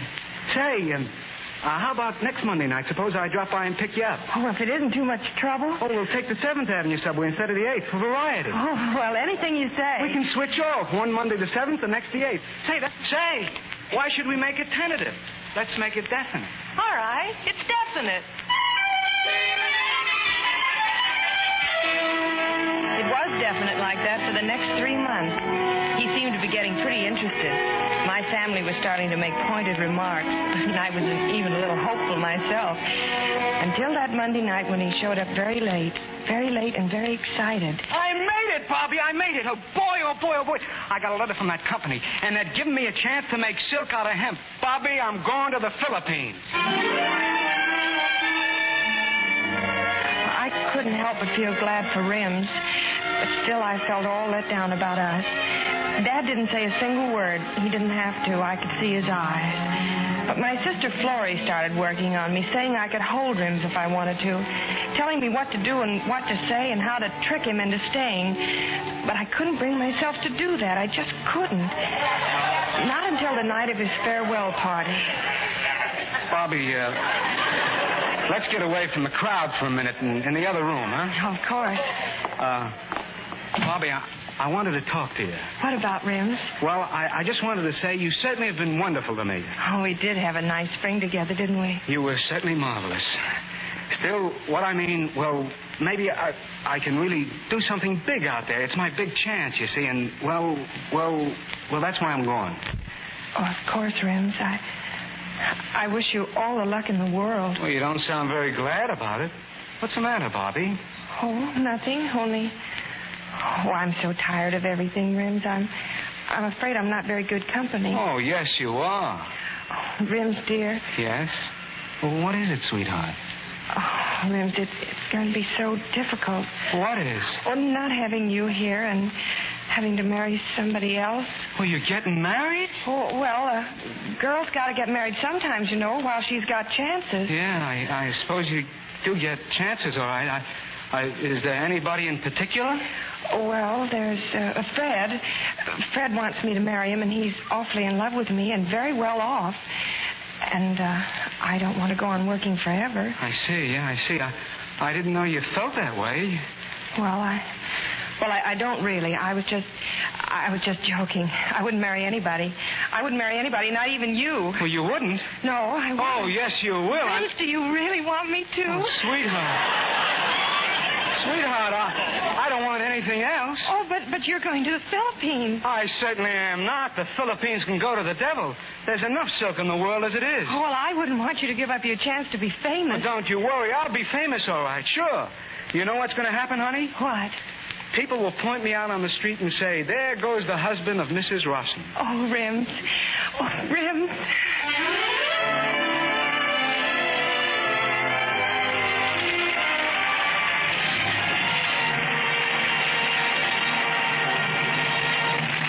The second act of the Lady Esther Screen Guild play starring Jane Wyman, John Garfield, and Michael Raffetto will follow in a moment.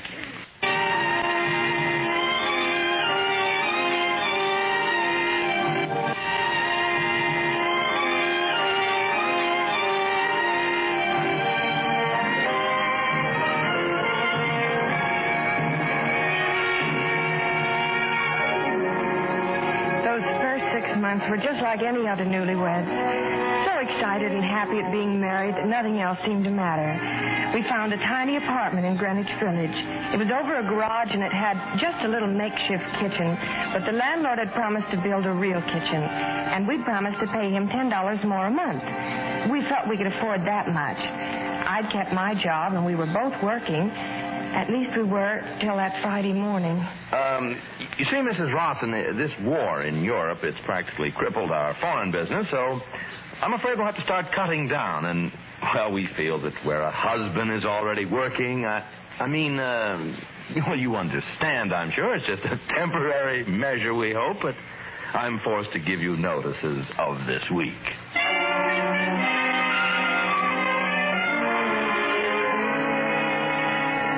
Come on, Bobby. Cheer up a little.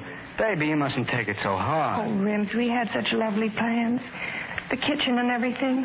Now, what'll we do? What'll we do? We'll celebrate, that's what. Celebrate? What for? Mostly because you lost your job.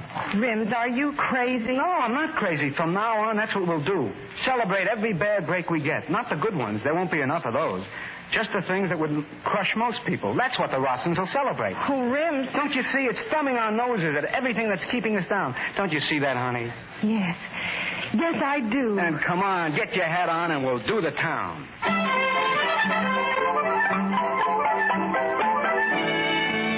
That was a nice idea, celebrating just the bad breaks.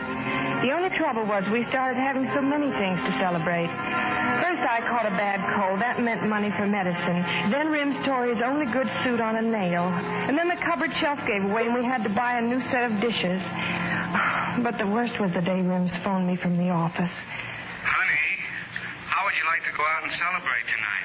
Oh, darling, more bad news? Well, it seems that there were 3 more ships sunk this week. I don't exactly get the connection, but the boss just gave me a 10% cut.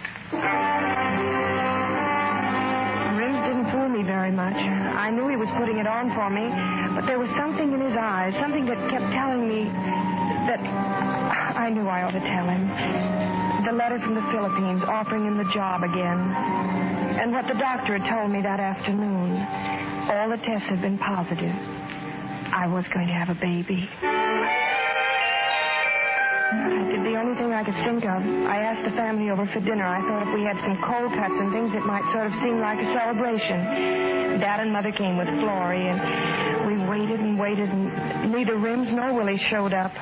7:30 already. Where could they be? Oh, I hope nothing's happened to Rims. That's not what I'm hoping for Willie. Oh, I'm sure there's nothing to worry about. They just stopped off for some cigarettes, maybe got into a political discussion. After all, it's a presidential year. Just wait till that husband of mine shows up. I'll cut him up in such little pieces. I think they're here.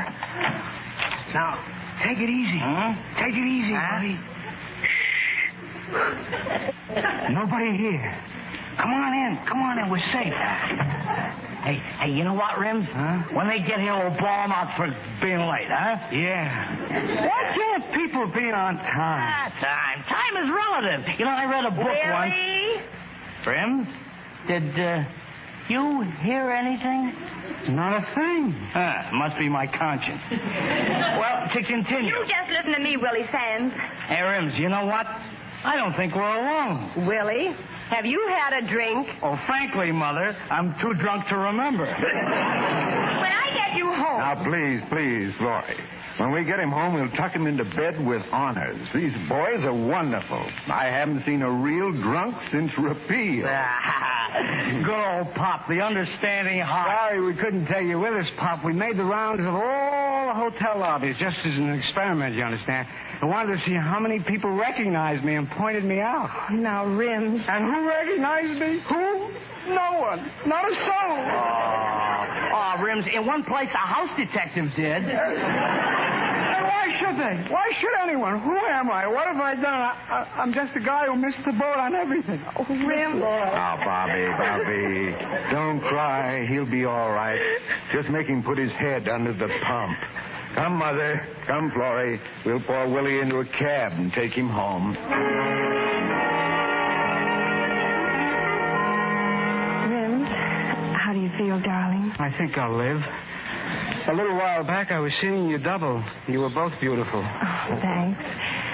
Rims, Didn't you think your wife was good enough to get drunk with? Oh, well, you know, you're the ginger ale girl. And besides, Willie was so handy. Do you feel like eating? I'm having enough trouble just breathing. Well, at least you can take this hot coffee. Yeah, I think maybe Whoops! I'm sorry. Oh, well, it doesn't matter. We won't need it anymore. Well, why not? I don't have to swear off coffee, too. We can't stay here, Rims. We're behind last month's rent, and we can't pay this month. I'm going to speak to the folks tomorrow. I'm going to ask them to let us come live with them. Holy cats. I've lived in hall bedrooms, but at least they were my own. How did all this happen to me? Did I ever bother anybody? Who's got it in for me? Holy cats. Do you think I'm happy going back to the folks? You think they'll be happy? I don't know. Well, all right, then. Don't take that 10%. Tell Martin you'll quit. Sure, I'm indispensable to Martin's. Listen, they fire me and their stock goes up. Well, if you're just going to sit there with that attitude... Look, I hate that job at Martin's. I hate all those jobs. There's only one thing I want to do, and that... Oh, what's the use? Forget it. It's not as easy as that. Rims, I've got some news for you. That Philippine job, it's still open. Well, how do you know? They sent you a letter. When? A few weeks ago. Well, why didn't you tell me? Where's the letter? I tore it up. Tore it up? You tore it up? Why? I was afraid I'd lose you. Oh, afraid I'd take the job and run out on you.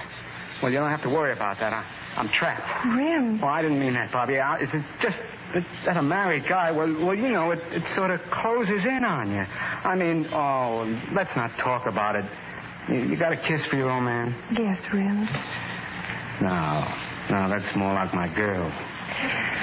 Rims, I've been thinking, maybe we'd be happier. It's work with lots of people. Maybe we... If we what? Oh, well, maybe if we had a baby that would be just ours. Hey, Bobby, use your head. It's simple arithmetic. We haven't got enough to get along on now. Well, there are millions of people with even less than us, and they're getting along. They're living and having babies. Well, I don't call that living.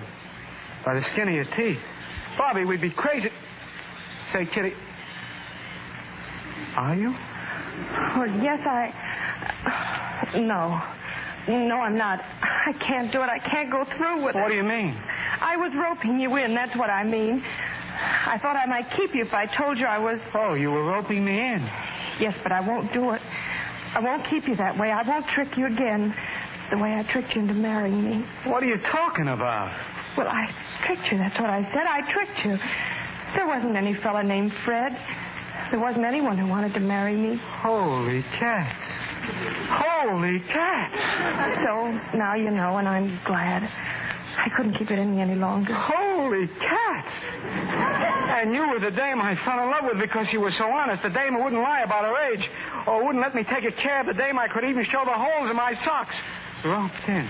Boy, oh, boy, oh, boy, oh. Well, we can wash it all clean. Just figure you're single and you were never tricked. We never met. You never took me bowling. You can go to the Philippines. There's nothing or nobody to stop you. You're free. Say, what is this, another trick? I've told you the truth so you could clear out and go. Now, why don't you? What's keeping you? I'm going, all right. Where's my coat? And you were talking about having a kid. Well, all I can say is we're pretty lucky.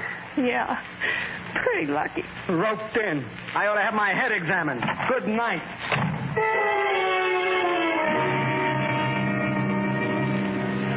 Bobby, how long has it been since you saw Rim? Just a week, Dad. He's sailing for the Philippines tonight. They told me at the office.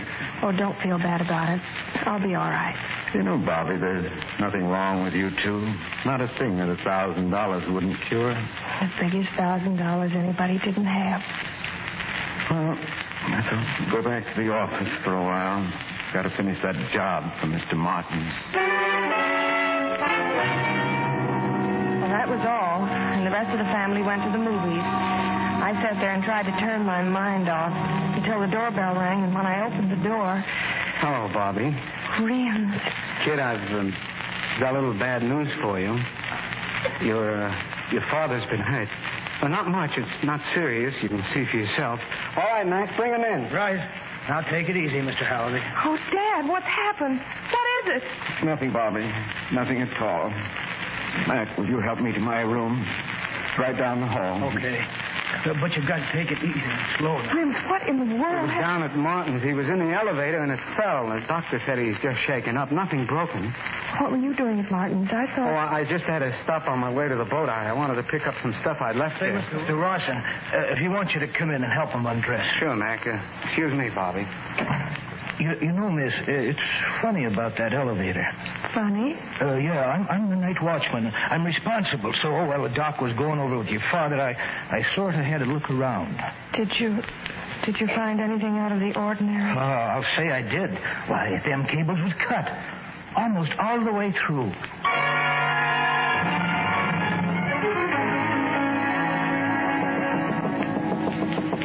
All right, Bobby. You can come in. Oh, Dad. He's all right, Bobby. In a couple of days, he'll be as good as new. Maybe better for having a rest. Dad, why did you do it? Do what? You know that wasn't an accident. What are you talking about? Why did you, Dad? Look, I'm tired. I need some sleep. Oh, Dad. Dad, you could have been killed. I thought of that. I hope that you and Rims, and maybe the insurance money, it's $2,000. Holy cats. You did a thing like that? Another failure.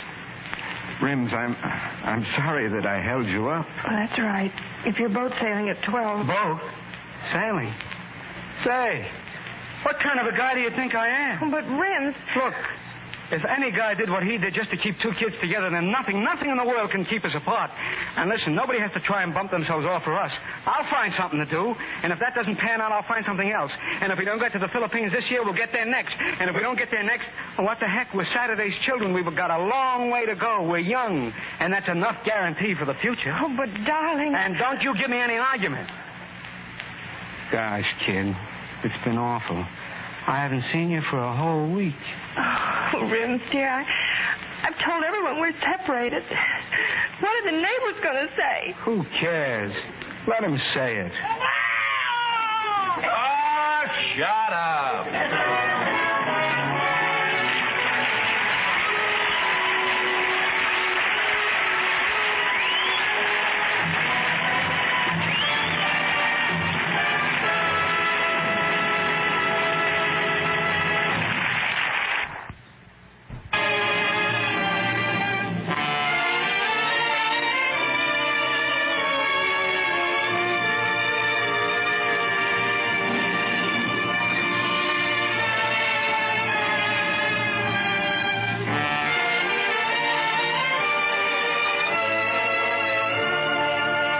Next week, the Lady Astor Screen Guild Players will present Outward Bound.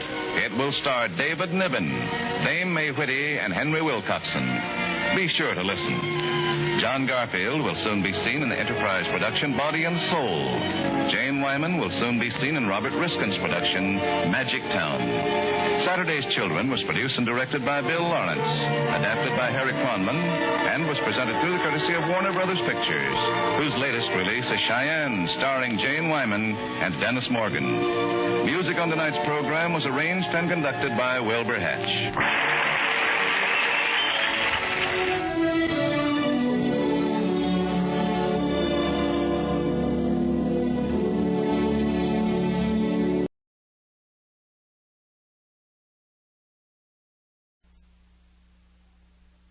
This is Irene Dunne.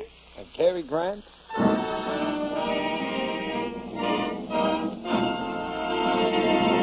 The Gulf Screen Guild Theater.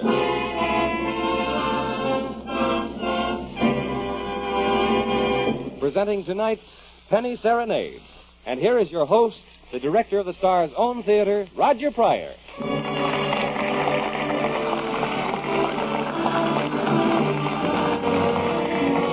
Good evening, everyone. The Gulf Oil Companies and your neighborhood good Gulf dealer welcome you to the Gulf Screen Guild Theater. And believe me, our welcome tonight is a particularly hearty one. For we're going to present for your pleasure one of the greatest screen hits of all time, the Columbia picture, Penny Serenade, and with the great stars of the film, Cary Grant and Irene Dunne. I think it's one of the loveliest stories we've ever dramatized here in the Gulf Theater, a sort of modern fantasy about a man, a woman, and a good fairy named Miss Oliver. In just a moment, Oscar Bradley's Gulf Orchestra will put us into our story. But first, here's a young fellow with a switch on a weather report. Some of you folks listening in tonight live in parts of the country where there's no more than a touch of fall in the air, but others of you live where the mornings are beginning to get downright chilly. So if you're one of those who expect cold weather soon, why not get the jump on winter by having your automobile put in condition now for those colder days and nights? Stop at your neighborhood Good Gulf dealers for his winter special service combination.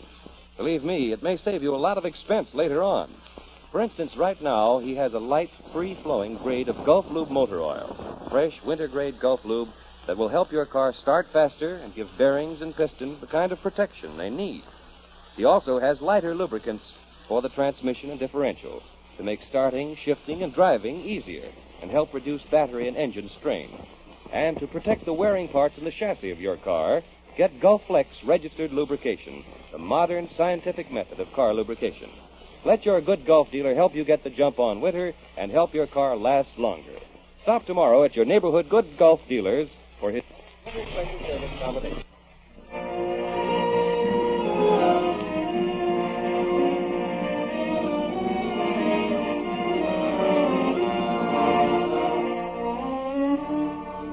What a dismal, unhappy old world this would be if all our love stories ended as they do in most books, with the wedding march and the solemn voice of the minister. Why, love doesn't end there. Oh, no, that's just the beginning. Love is living together, laughing together, crying together. It's the sound of the alarm clock, the drip of the kitchen faucet, the song of the coffee percolator on bright spring mornings.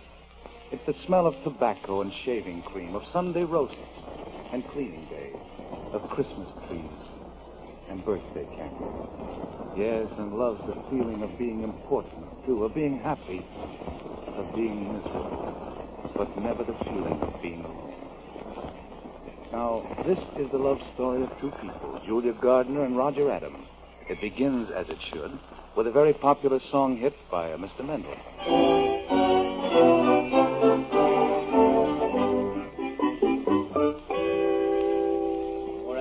Two persons, Julia Gardner and Roger Adams, have come hither to be made one.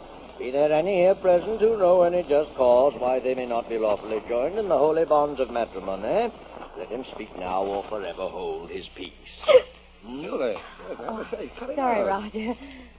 Excuse me, Reverend, I have a little cold. You see, he proposed to me on a fire escape about an hour ago. You must do something about it right away. Now, I always soak my feet in hot water and use a mustard plaster. Well, what do you know about that? Well, I always just drink hot lemonade and take quinine myself. Well, now, quinine's all right. But just a moment. Look, I hate to be an old spoil sport, but could we get on with my wedding? Have to catch a boat for Japan. My train leaves for San Francisco in just 15 minutes. Well, why didn't you say so? My goodness. Do you, Roger Adams, take this woman to be thy wedded wife, having to hold in this day for better worse, rich or poorer?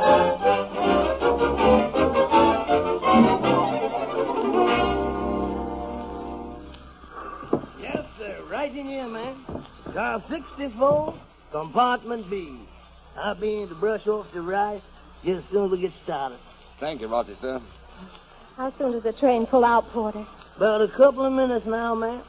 I'd better hurry and get your baggage on board. Oh, the lady hasn't any baggage. I'm traveling alone. Look, you mean this year is a solo honeymoon? Lord, what's the world coming to? So funny. Whenever I get on a train, I always feel like I want to be off somewhere. Yeah, me too. Well, Mrs. Adams. Mrs. Adams. Sounds funny, doesn't it? No, sounds great. Oh, Roger, I wish this was our honeymoon. Yeah, so do I. Oh, well, never mind. We'll have a real one as soon as I get settled in Japan. Sure you can send for me in 3 months? Sure, I can save enough in that time. Foreign correspondent doesn't get big money, but I can live for practically nothing in the Orient. Warnie, I'm going to cry when this train pulls out. What do you think I'm going to be doing? Serves me right for taking up with a newspaper man. Oh, beg your pardon, Mrs. Adams, a newspaper publisher. Not in the rough. You'll wait to see. I'll have my own paper one of these days. Oh, sure you will. Oh, Roger, I hate to have you go. I love you so much. Oh, Julie, darling. Oh, Roger. Look, sweet, this isn't really goodbye. It's just I'll see you later, huh? That's it. I'll see you later. Let's never say goodbye, shall we? No, never. Oh, Roger. Roger, darling. Oh, Roger, look. Huh? The train's moving. Oh, gosh. I've got to get off. Well, you can't. We're moving too What'll I fast. do? What'll I do? Well, don't look so scared. After all, we are married. You can get off at the next stop. Next stop, Buffalo. Next stop, Chicago. Next stop, San Francisco. Nishiya, Tokyo. What did he say, Roger? You heard what he said. He said, grab your laundry. This is Tokyo. My goodness, that first stop is certainly a long way from New York, isn't it?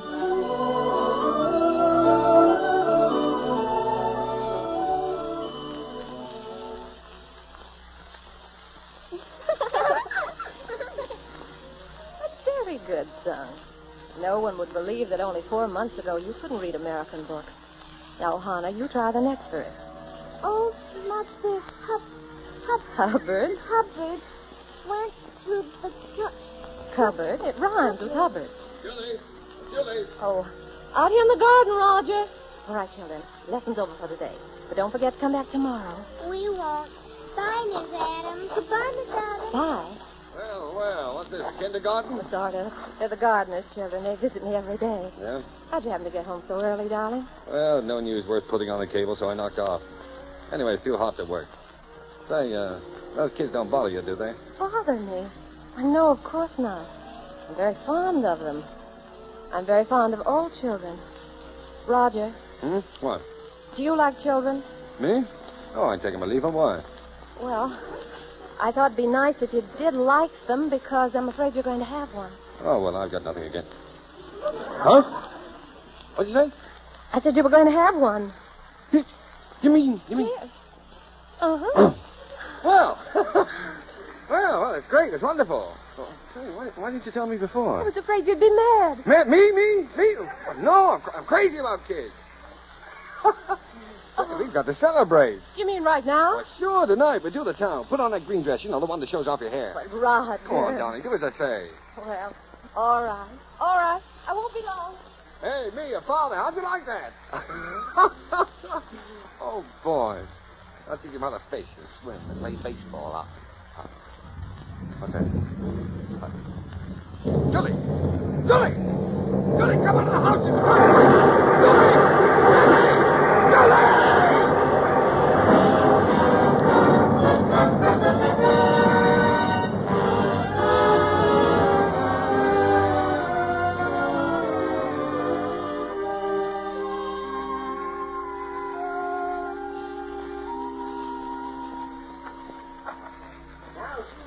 Wait right here, Mr. Adams. I'll go ahead and turn on the lights. Wouldn't do for a lady who's been in the hospital 5 months to go coming around in the dark, would it? Thanks. Well, welcome to the Rosalia Courier, Mrs. Adams. How'd you like it? If it's what you want, Roger, I think it's wonderful. Oh, but think of it, darling. A newspaper of my own, a good American newspaper. A great setup, too. Press room downstairs, living quarters up here. Look, darling, if I can put this paper on his feet, I can get you the things I've always promised you. Furniture, car, clothes, everything. You know, strange, Roger, but I can't get myself to care about those things now. They don't seem important anymore. What I really want, I can't have. The one thing I've ever really wanted, I'll never be able to have. Yeah, I know. I know how you feel, Julie. There. That's better. Now we can see something. Now, this, of course, is the living room. The dining room's over there, and the kitchen just beyond. And this, Mrs. Adams, this is the nursery. What do you think of that? It's very pretty, but we haven't any use for nursery. Oh, you never can tell. You know, my wife and I have been married for 30 years. You know what happened just last week? I became a father overnight. You did? Yes, sir. Cutest little fella you ever saw. Got him right out of the Rosalia orphanage. Oh, now, folks, if you'll step right out here, I'll show you the roof garden. Could be fixed up swell for a playground. Roger, it is a lovely room, isn't it? Yeah, it sure is. A bed could go over there, and a box of toys in this corner. Yeah, well, there ought to be a gate in that doorway, don't you and think? nursery rhyme pictures all around the wall. Oh, but I wouldn't want to adopt someone else's child, would you? No. No, I should say not. Why, I guess adopting an orphan is just about the last thing we'd want to do.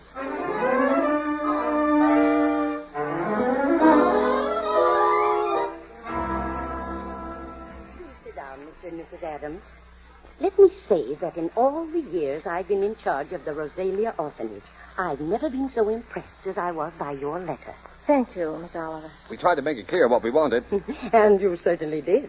The child must be 2 years old with blue eyes, curly hair, and a sweet disposition. And we prefer a boy. You know, I've often wondered why it is that everyone wants a boy just 2 years old with curly hair and blue eyes. Well, you see, in our case, Miss Oliver, he'd have been just 2 years old if we...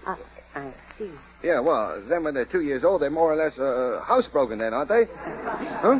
Not always, Mr. Adams. Miss Oliver, could we see what you have on hand? Well, just at the moment, we haven't any children available at all. What? And there's a long waiting list. You mean we can't... If you get one in a year, you're lucky people. What, do you mean we'll have to wait a whole year? After all, real parents wait almost a year. Oh, I know, but... We've waited so long already. Besides, we must have proof that the adoptive parents are financially responsible. Oh, we can take care of him, Miss Oliver. I hope so. Now, if you'll take this application home and fill it out, you'll hear from us when your name comes up. Thank you for coming in. Thank you. Goodbye. Goodbye, Miss Oliver. And, it doesn't matter if he hasn't got curly hair. It doesn't really matter. Goodbye, Miss Oliver. Well, how do you like that? It's not choosy if you ask me. Well, she can keep her kids. Nothing on earth, not even wild horses, can drag me in here again. We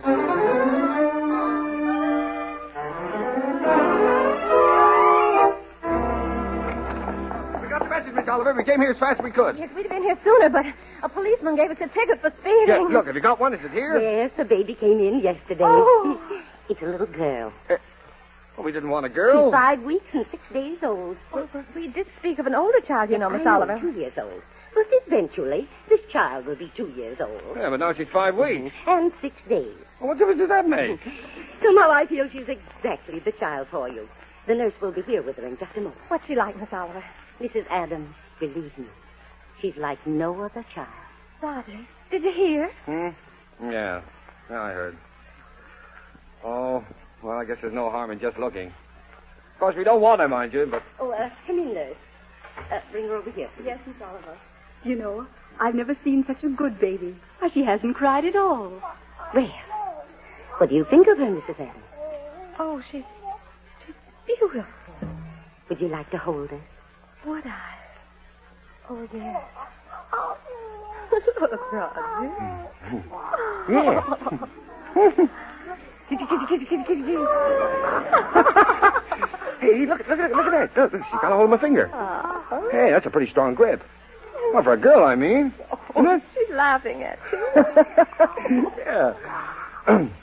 Yeah. Well, that's too bad she isn't a boy. Otherwise, we'd take her in a minute, Miss Oliver. You know how it is. You kind of set your mind on it. Shall we run along, Julie? Roger, I may... All right. She's yours. You mean it?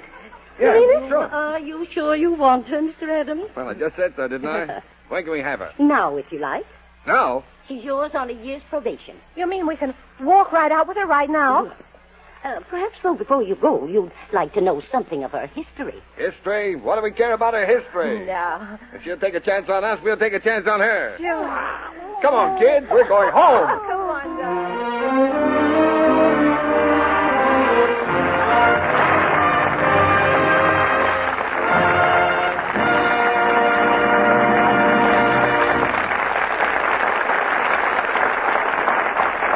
Well, it looks as if the dark cloud hanging over Roger and Julie has finally shown its silver lining.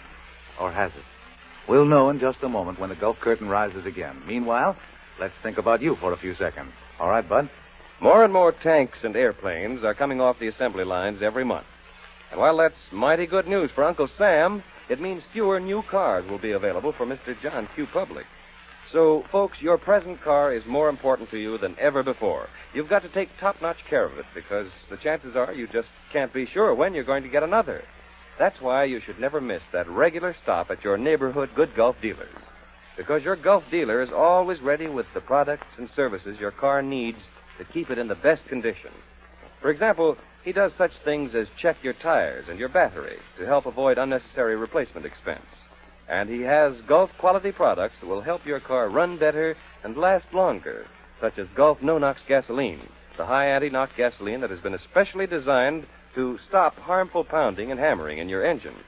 So depend on Gulf quality products, Gulf's extra courtesy services, and your good Gulf dealer to help lengthen the life of your car.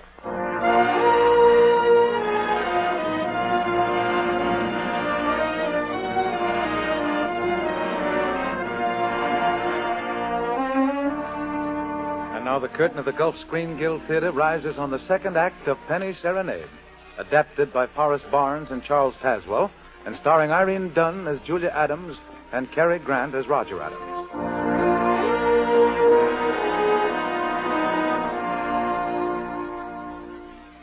Baby makes a great deal of difference in a home, even if it happens to be an adopted baby. And as the months slip by, that new small person becomes a part of the love affair that began with the wedding march. 3 people now, instead of only 2. Julie and Roger named the baby Trina. And now it's almost 12 months later. Miss Oliver of the orphanage has come to call. You sit down, Miss Oliver. Trina, this is your fairy godmother. How do you think she looks, huh? I can plainly see she adores her father. You know, I think he's still sorry she wasn't a boy. A boy? What are you talking about? You wanted a boy, I didn't. Oh. Hey, when do we get to own her outright? That's what I came to talk to you about. You go before the judge on the 27th. That's this week. Yes. I brought along the papers to be filed with the court. They're the same questions you answered a year ago, but we have to bring them up to date. Now, let's see. Religion? Same. Age? 1 year older. Profession? Still publisher? Yes, that's right. Income? Income, Mr. Adams? Well, you see, Miss Oliver... No income. Oh, well, that's only just for the time being. You know, I've had a little bad luck, a little jam with the wholesale paper people. Oh, well, it's I'm just very, very sorry to hear this, Mr. Adams. Don't worry about it. I'll have things humming by the 27th. Nothing serious at all. You understand that, don't you, Miss Oliver? I do. But I'm very much afraid the judge won't. You mean he might take her away from us? Well, he can't do that. She's ours. I sincerely hope she'll continue to be, Mr. Adams. But I'll have to ask you to bring Trina with you when you come to the court on the 27th.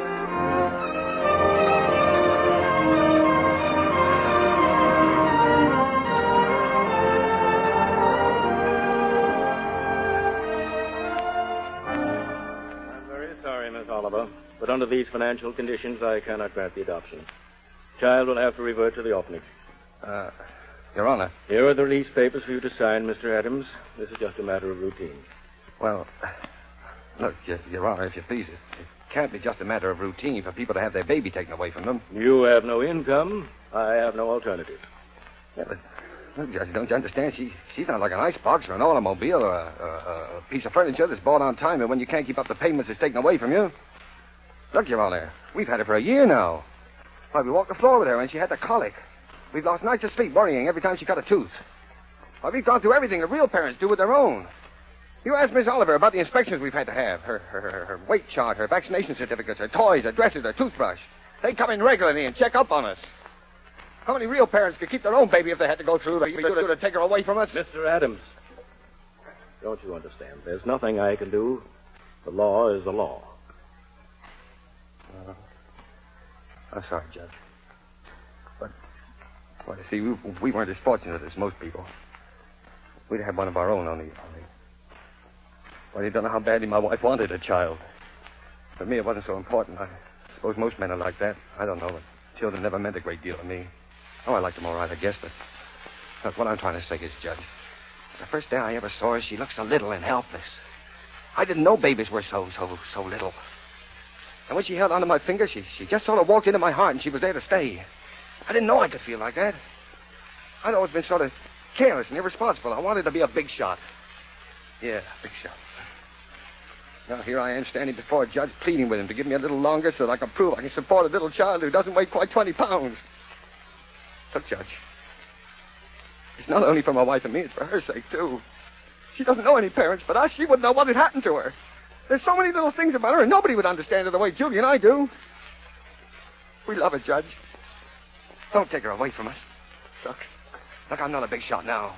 I'll do anything. I'll beg, I'll borrow, Judge, just please. I'll sell anything I've got until I get going again. This child will never go hungry, and she'll never be without clothes as long as I got two hands. So help me, Judge. So help me.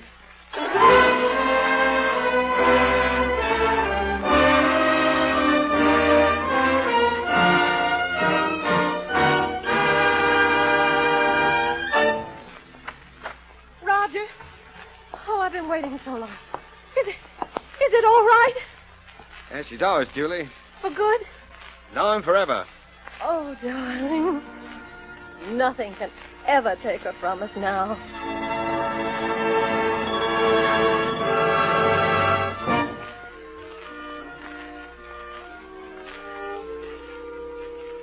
Did you ever see such a beautiful birthday cake, Trina?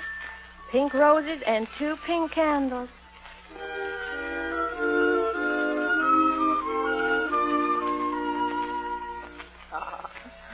You'll really have to start lying about your age pretty soon, Trina. What do you suppose that little boy you met in the park would say if he knew your birthday cake had 4 candles?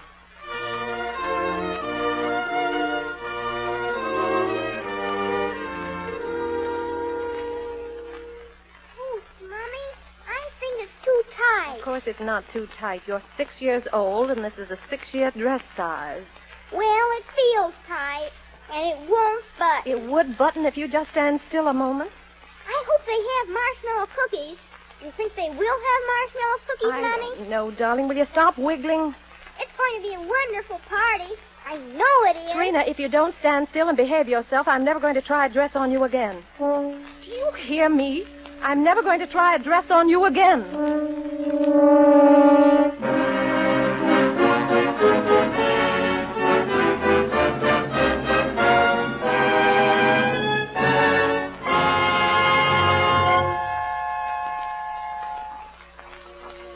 Dear Miss Oliver, I should have written you sooner, but I could not. Less than 3 weeks ago, Trina was here. Then a sudden, brief, hopeless illness, and she was gone. Quickly. So quickly. Nothing can ever take her away from us. We said that once, years ago. But we had forgotten about death. With those light steps of hers, she has outdistanced us. Roger and I are separated. The bond that held us so very close has been broken. So there's nothing else to do. Please, please think of us sometimes, Miss Oliver.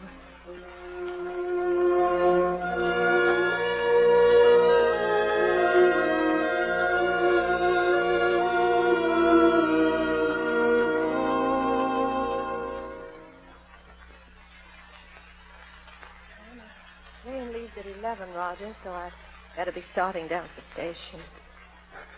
Julie, look, before you leave, I want you to know I don't blame you. You should leave me. I can't think of a reason in the world for you not to. I'm licked, Julie. You're not licked, Roger. It's just us. We're licked as far as our being together is concerned. When something really came along that hit us hard enough, we couldn't face it together. For the past few weeks, we've just been 2 indifferent strangers living in the same house. It just hasn't worked out. Oh, I don't know. I just haven't been able to think straight these last few weeks. It's only the day before she took sick that she asked me for a quarter. And I refused her. And then she asked me to take her to a movie, and I said, no, run along. I'm too busy. I know. It was the same with me. I was trying on her dress for the birthday party, and she was so excited she couldn't stand still. I said, I'll never try a dress on you again. I never did. Why do such things have to happen, Julie? Well, that must be the man for my trunk. Look, dear, isn't there some way that... I'm afraid not, Roger. No, I guess you're right. It will never be quite the same, will it? Well, I'll open the door. Pardon me, may I come in? Miss Oliver. I do hope I'm not intruding, but I just had to stop by. No, come in, Miss Oliver. I can't stay but a moment. My dears, the strangest thing has happened. Yes, Miss Oliver? A little boy was brought to the orphanage just this morning. And would you believe it? He's exactly 2 years old. But the oddest thing is this. He's the very image of the child you asked for the first time you wrote me. Remember? Yes, I remember. He has blue eyes, curly hair, and the sweetest disposition. He must be beautiful. Mrs. Adams, believe me, He's like no other child. I'm breaking every rule of the orphanage and telling you about him. You see, there's another couple who should see him first, but, well, I would like you and Mr. Adams to just take a look at him. Roger, do you think... Yes, Julie, yes. Oh, Miss Oliver, don't let that other couple see him till we do, will you? Oh, I won't, my dear. Well, I'll expect you tomorrow, then. Goodbye. Goodbye. Goodbye, Miss Oliver. Well, you know, Julie, if he's only 2 years old, I'd better put up that gate again. We wouldn't want the little fella to fall downstairs and break an arm, would we? Oh, in the crib. We'll have to get that out. Yeah, and some toys. Hey, how about an electric train? Roger, did you hear what Miss Oliver said about him? Sure. He's got blue eyes, curly hair, and a sweet disposition. Oh, that might be anybody's baby. It was what she said after that. What, darling? The one thing that made me know he was really ours. She said, Mrs. Adams, believe me, he's like no other child.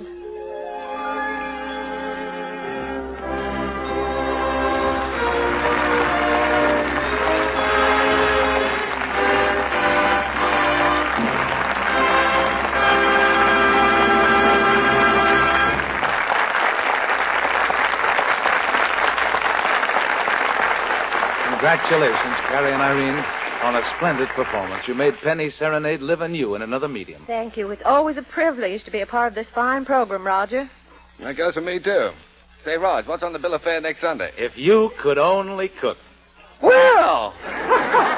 Oh, that's sweet of you, Roger. But isn't it a bit sudden? No, Cary, you don't understand. That's our story for next week. It stars Priscilla Lane. And... Are you kidding? You mean Priscilla Lane, that little dish who's working with me in Arsenic and Old Lane? Yeah, why? Well, do you mean to tell me that anybody cares whether or not Priscilla Lane can cook? The two guys in the story do. Oh, who are those two guys? Well, a couple of rather popular fellows called Adolphe Manjou and Humphrey Bogart. I still don't know who they are. Oh, I know those two. Yeah, well, they think too much about food. Imagine worrying about whether or not Priscilla Lane can cook. That's the silliest thing I've ever heard.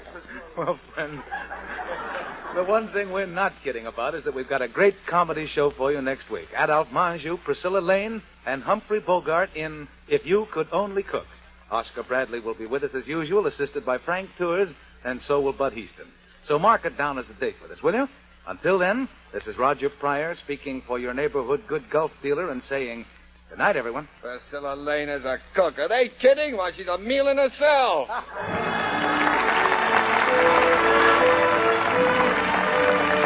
Our thanks to Martha Chevins for Penny's Serenade. Irene Dunne may currently be seen in the Universal picture Unfinished Business.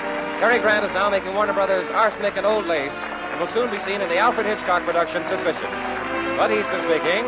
This is the Columbia Broadcasting System.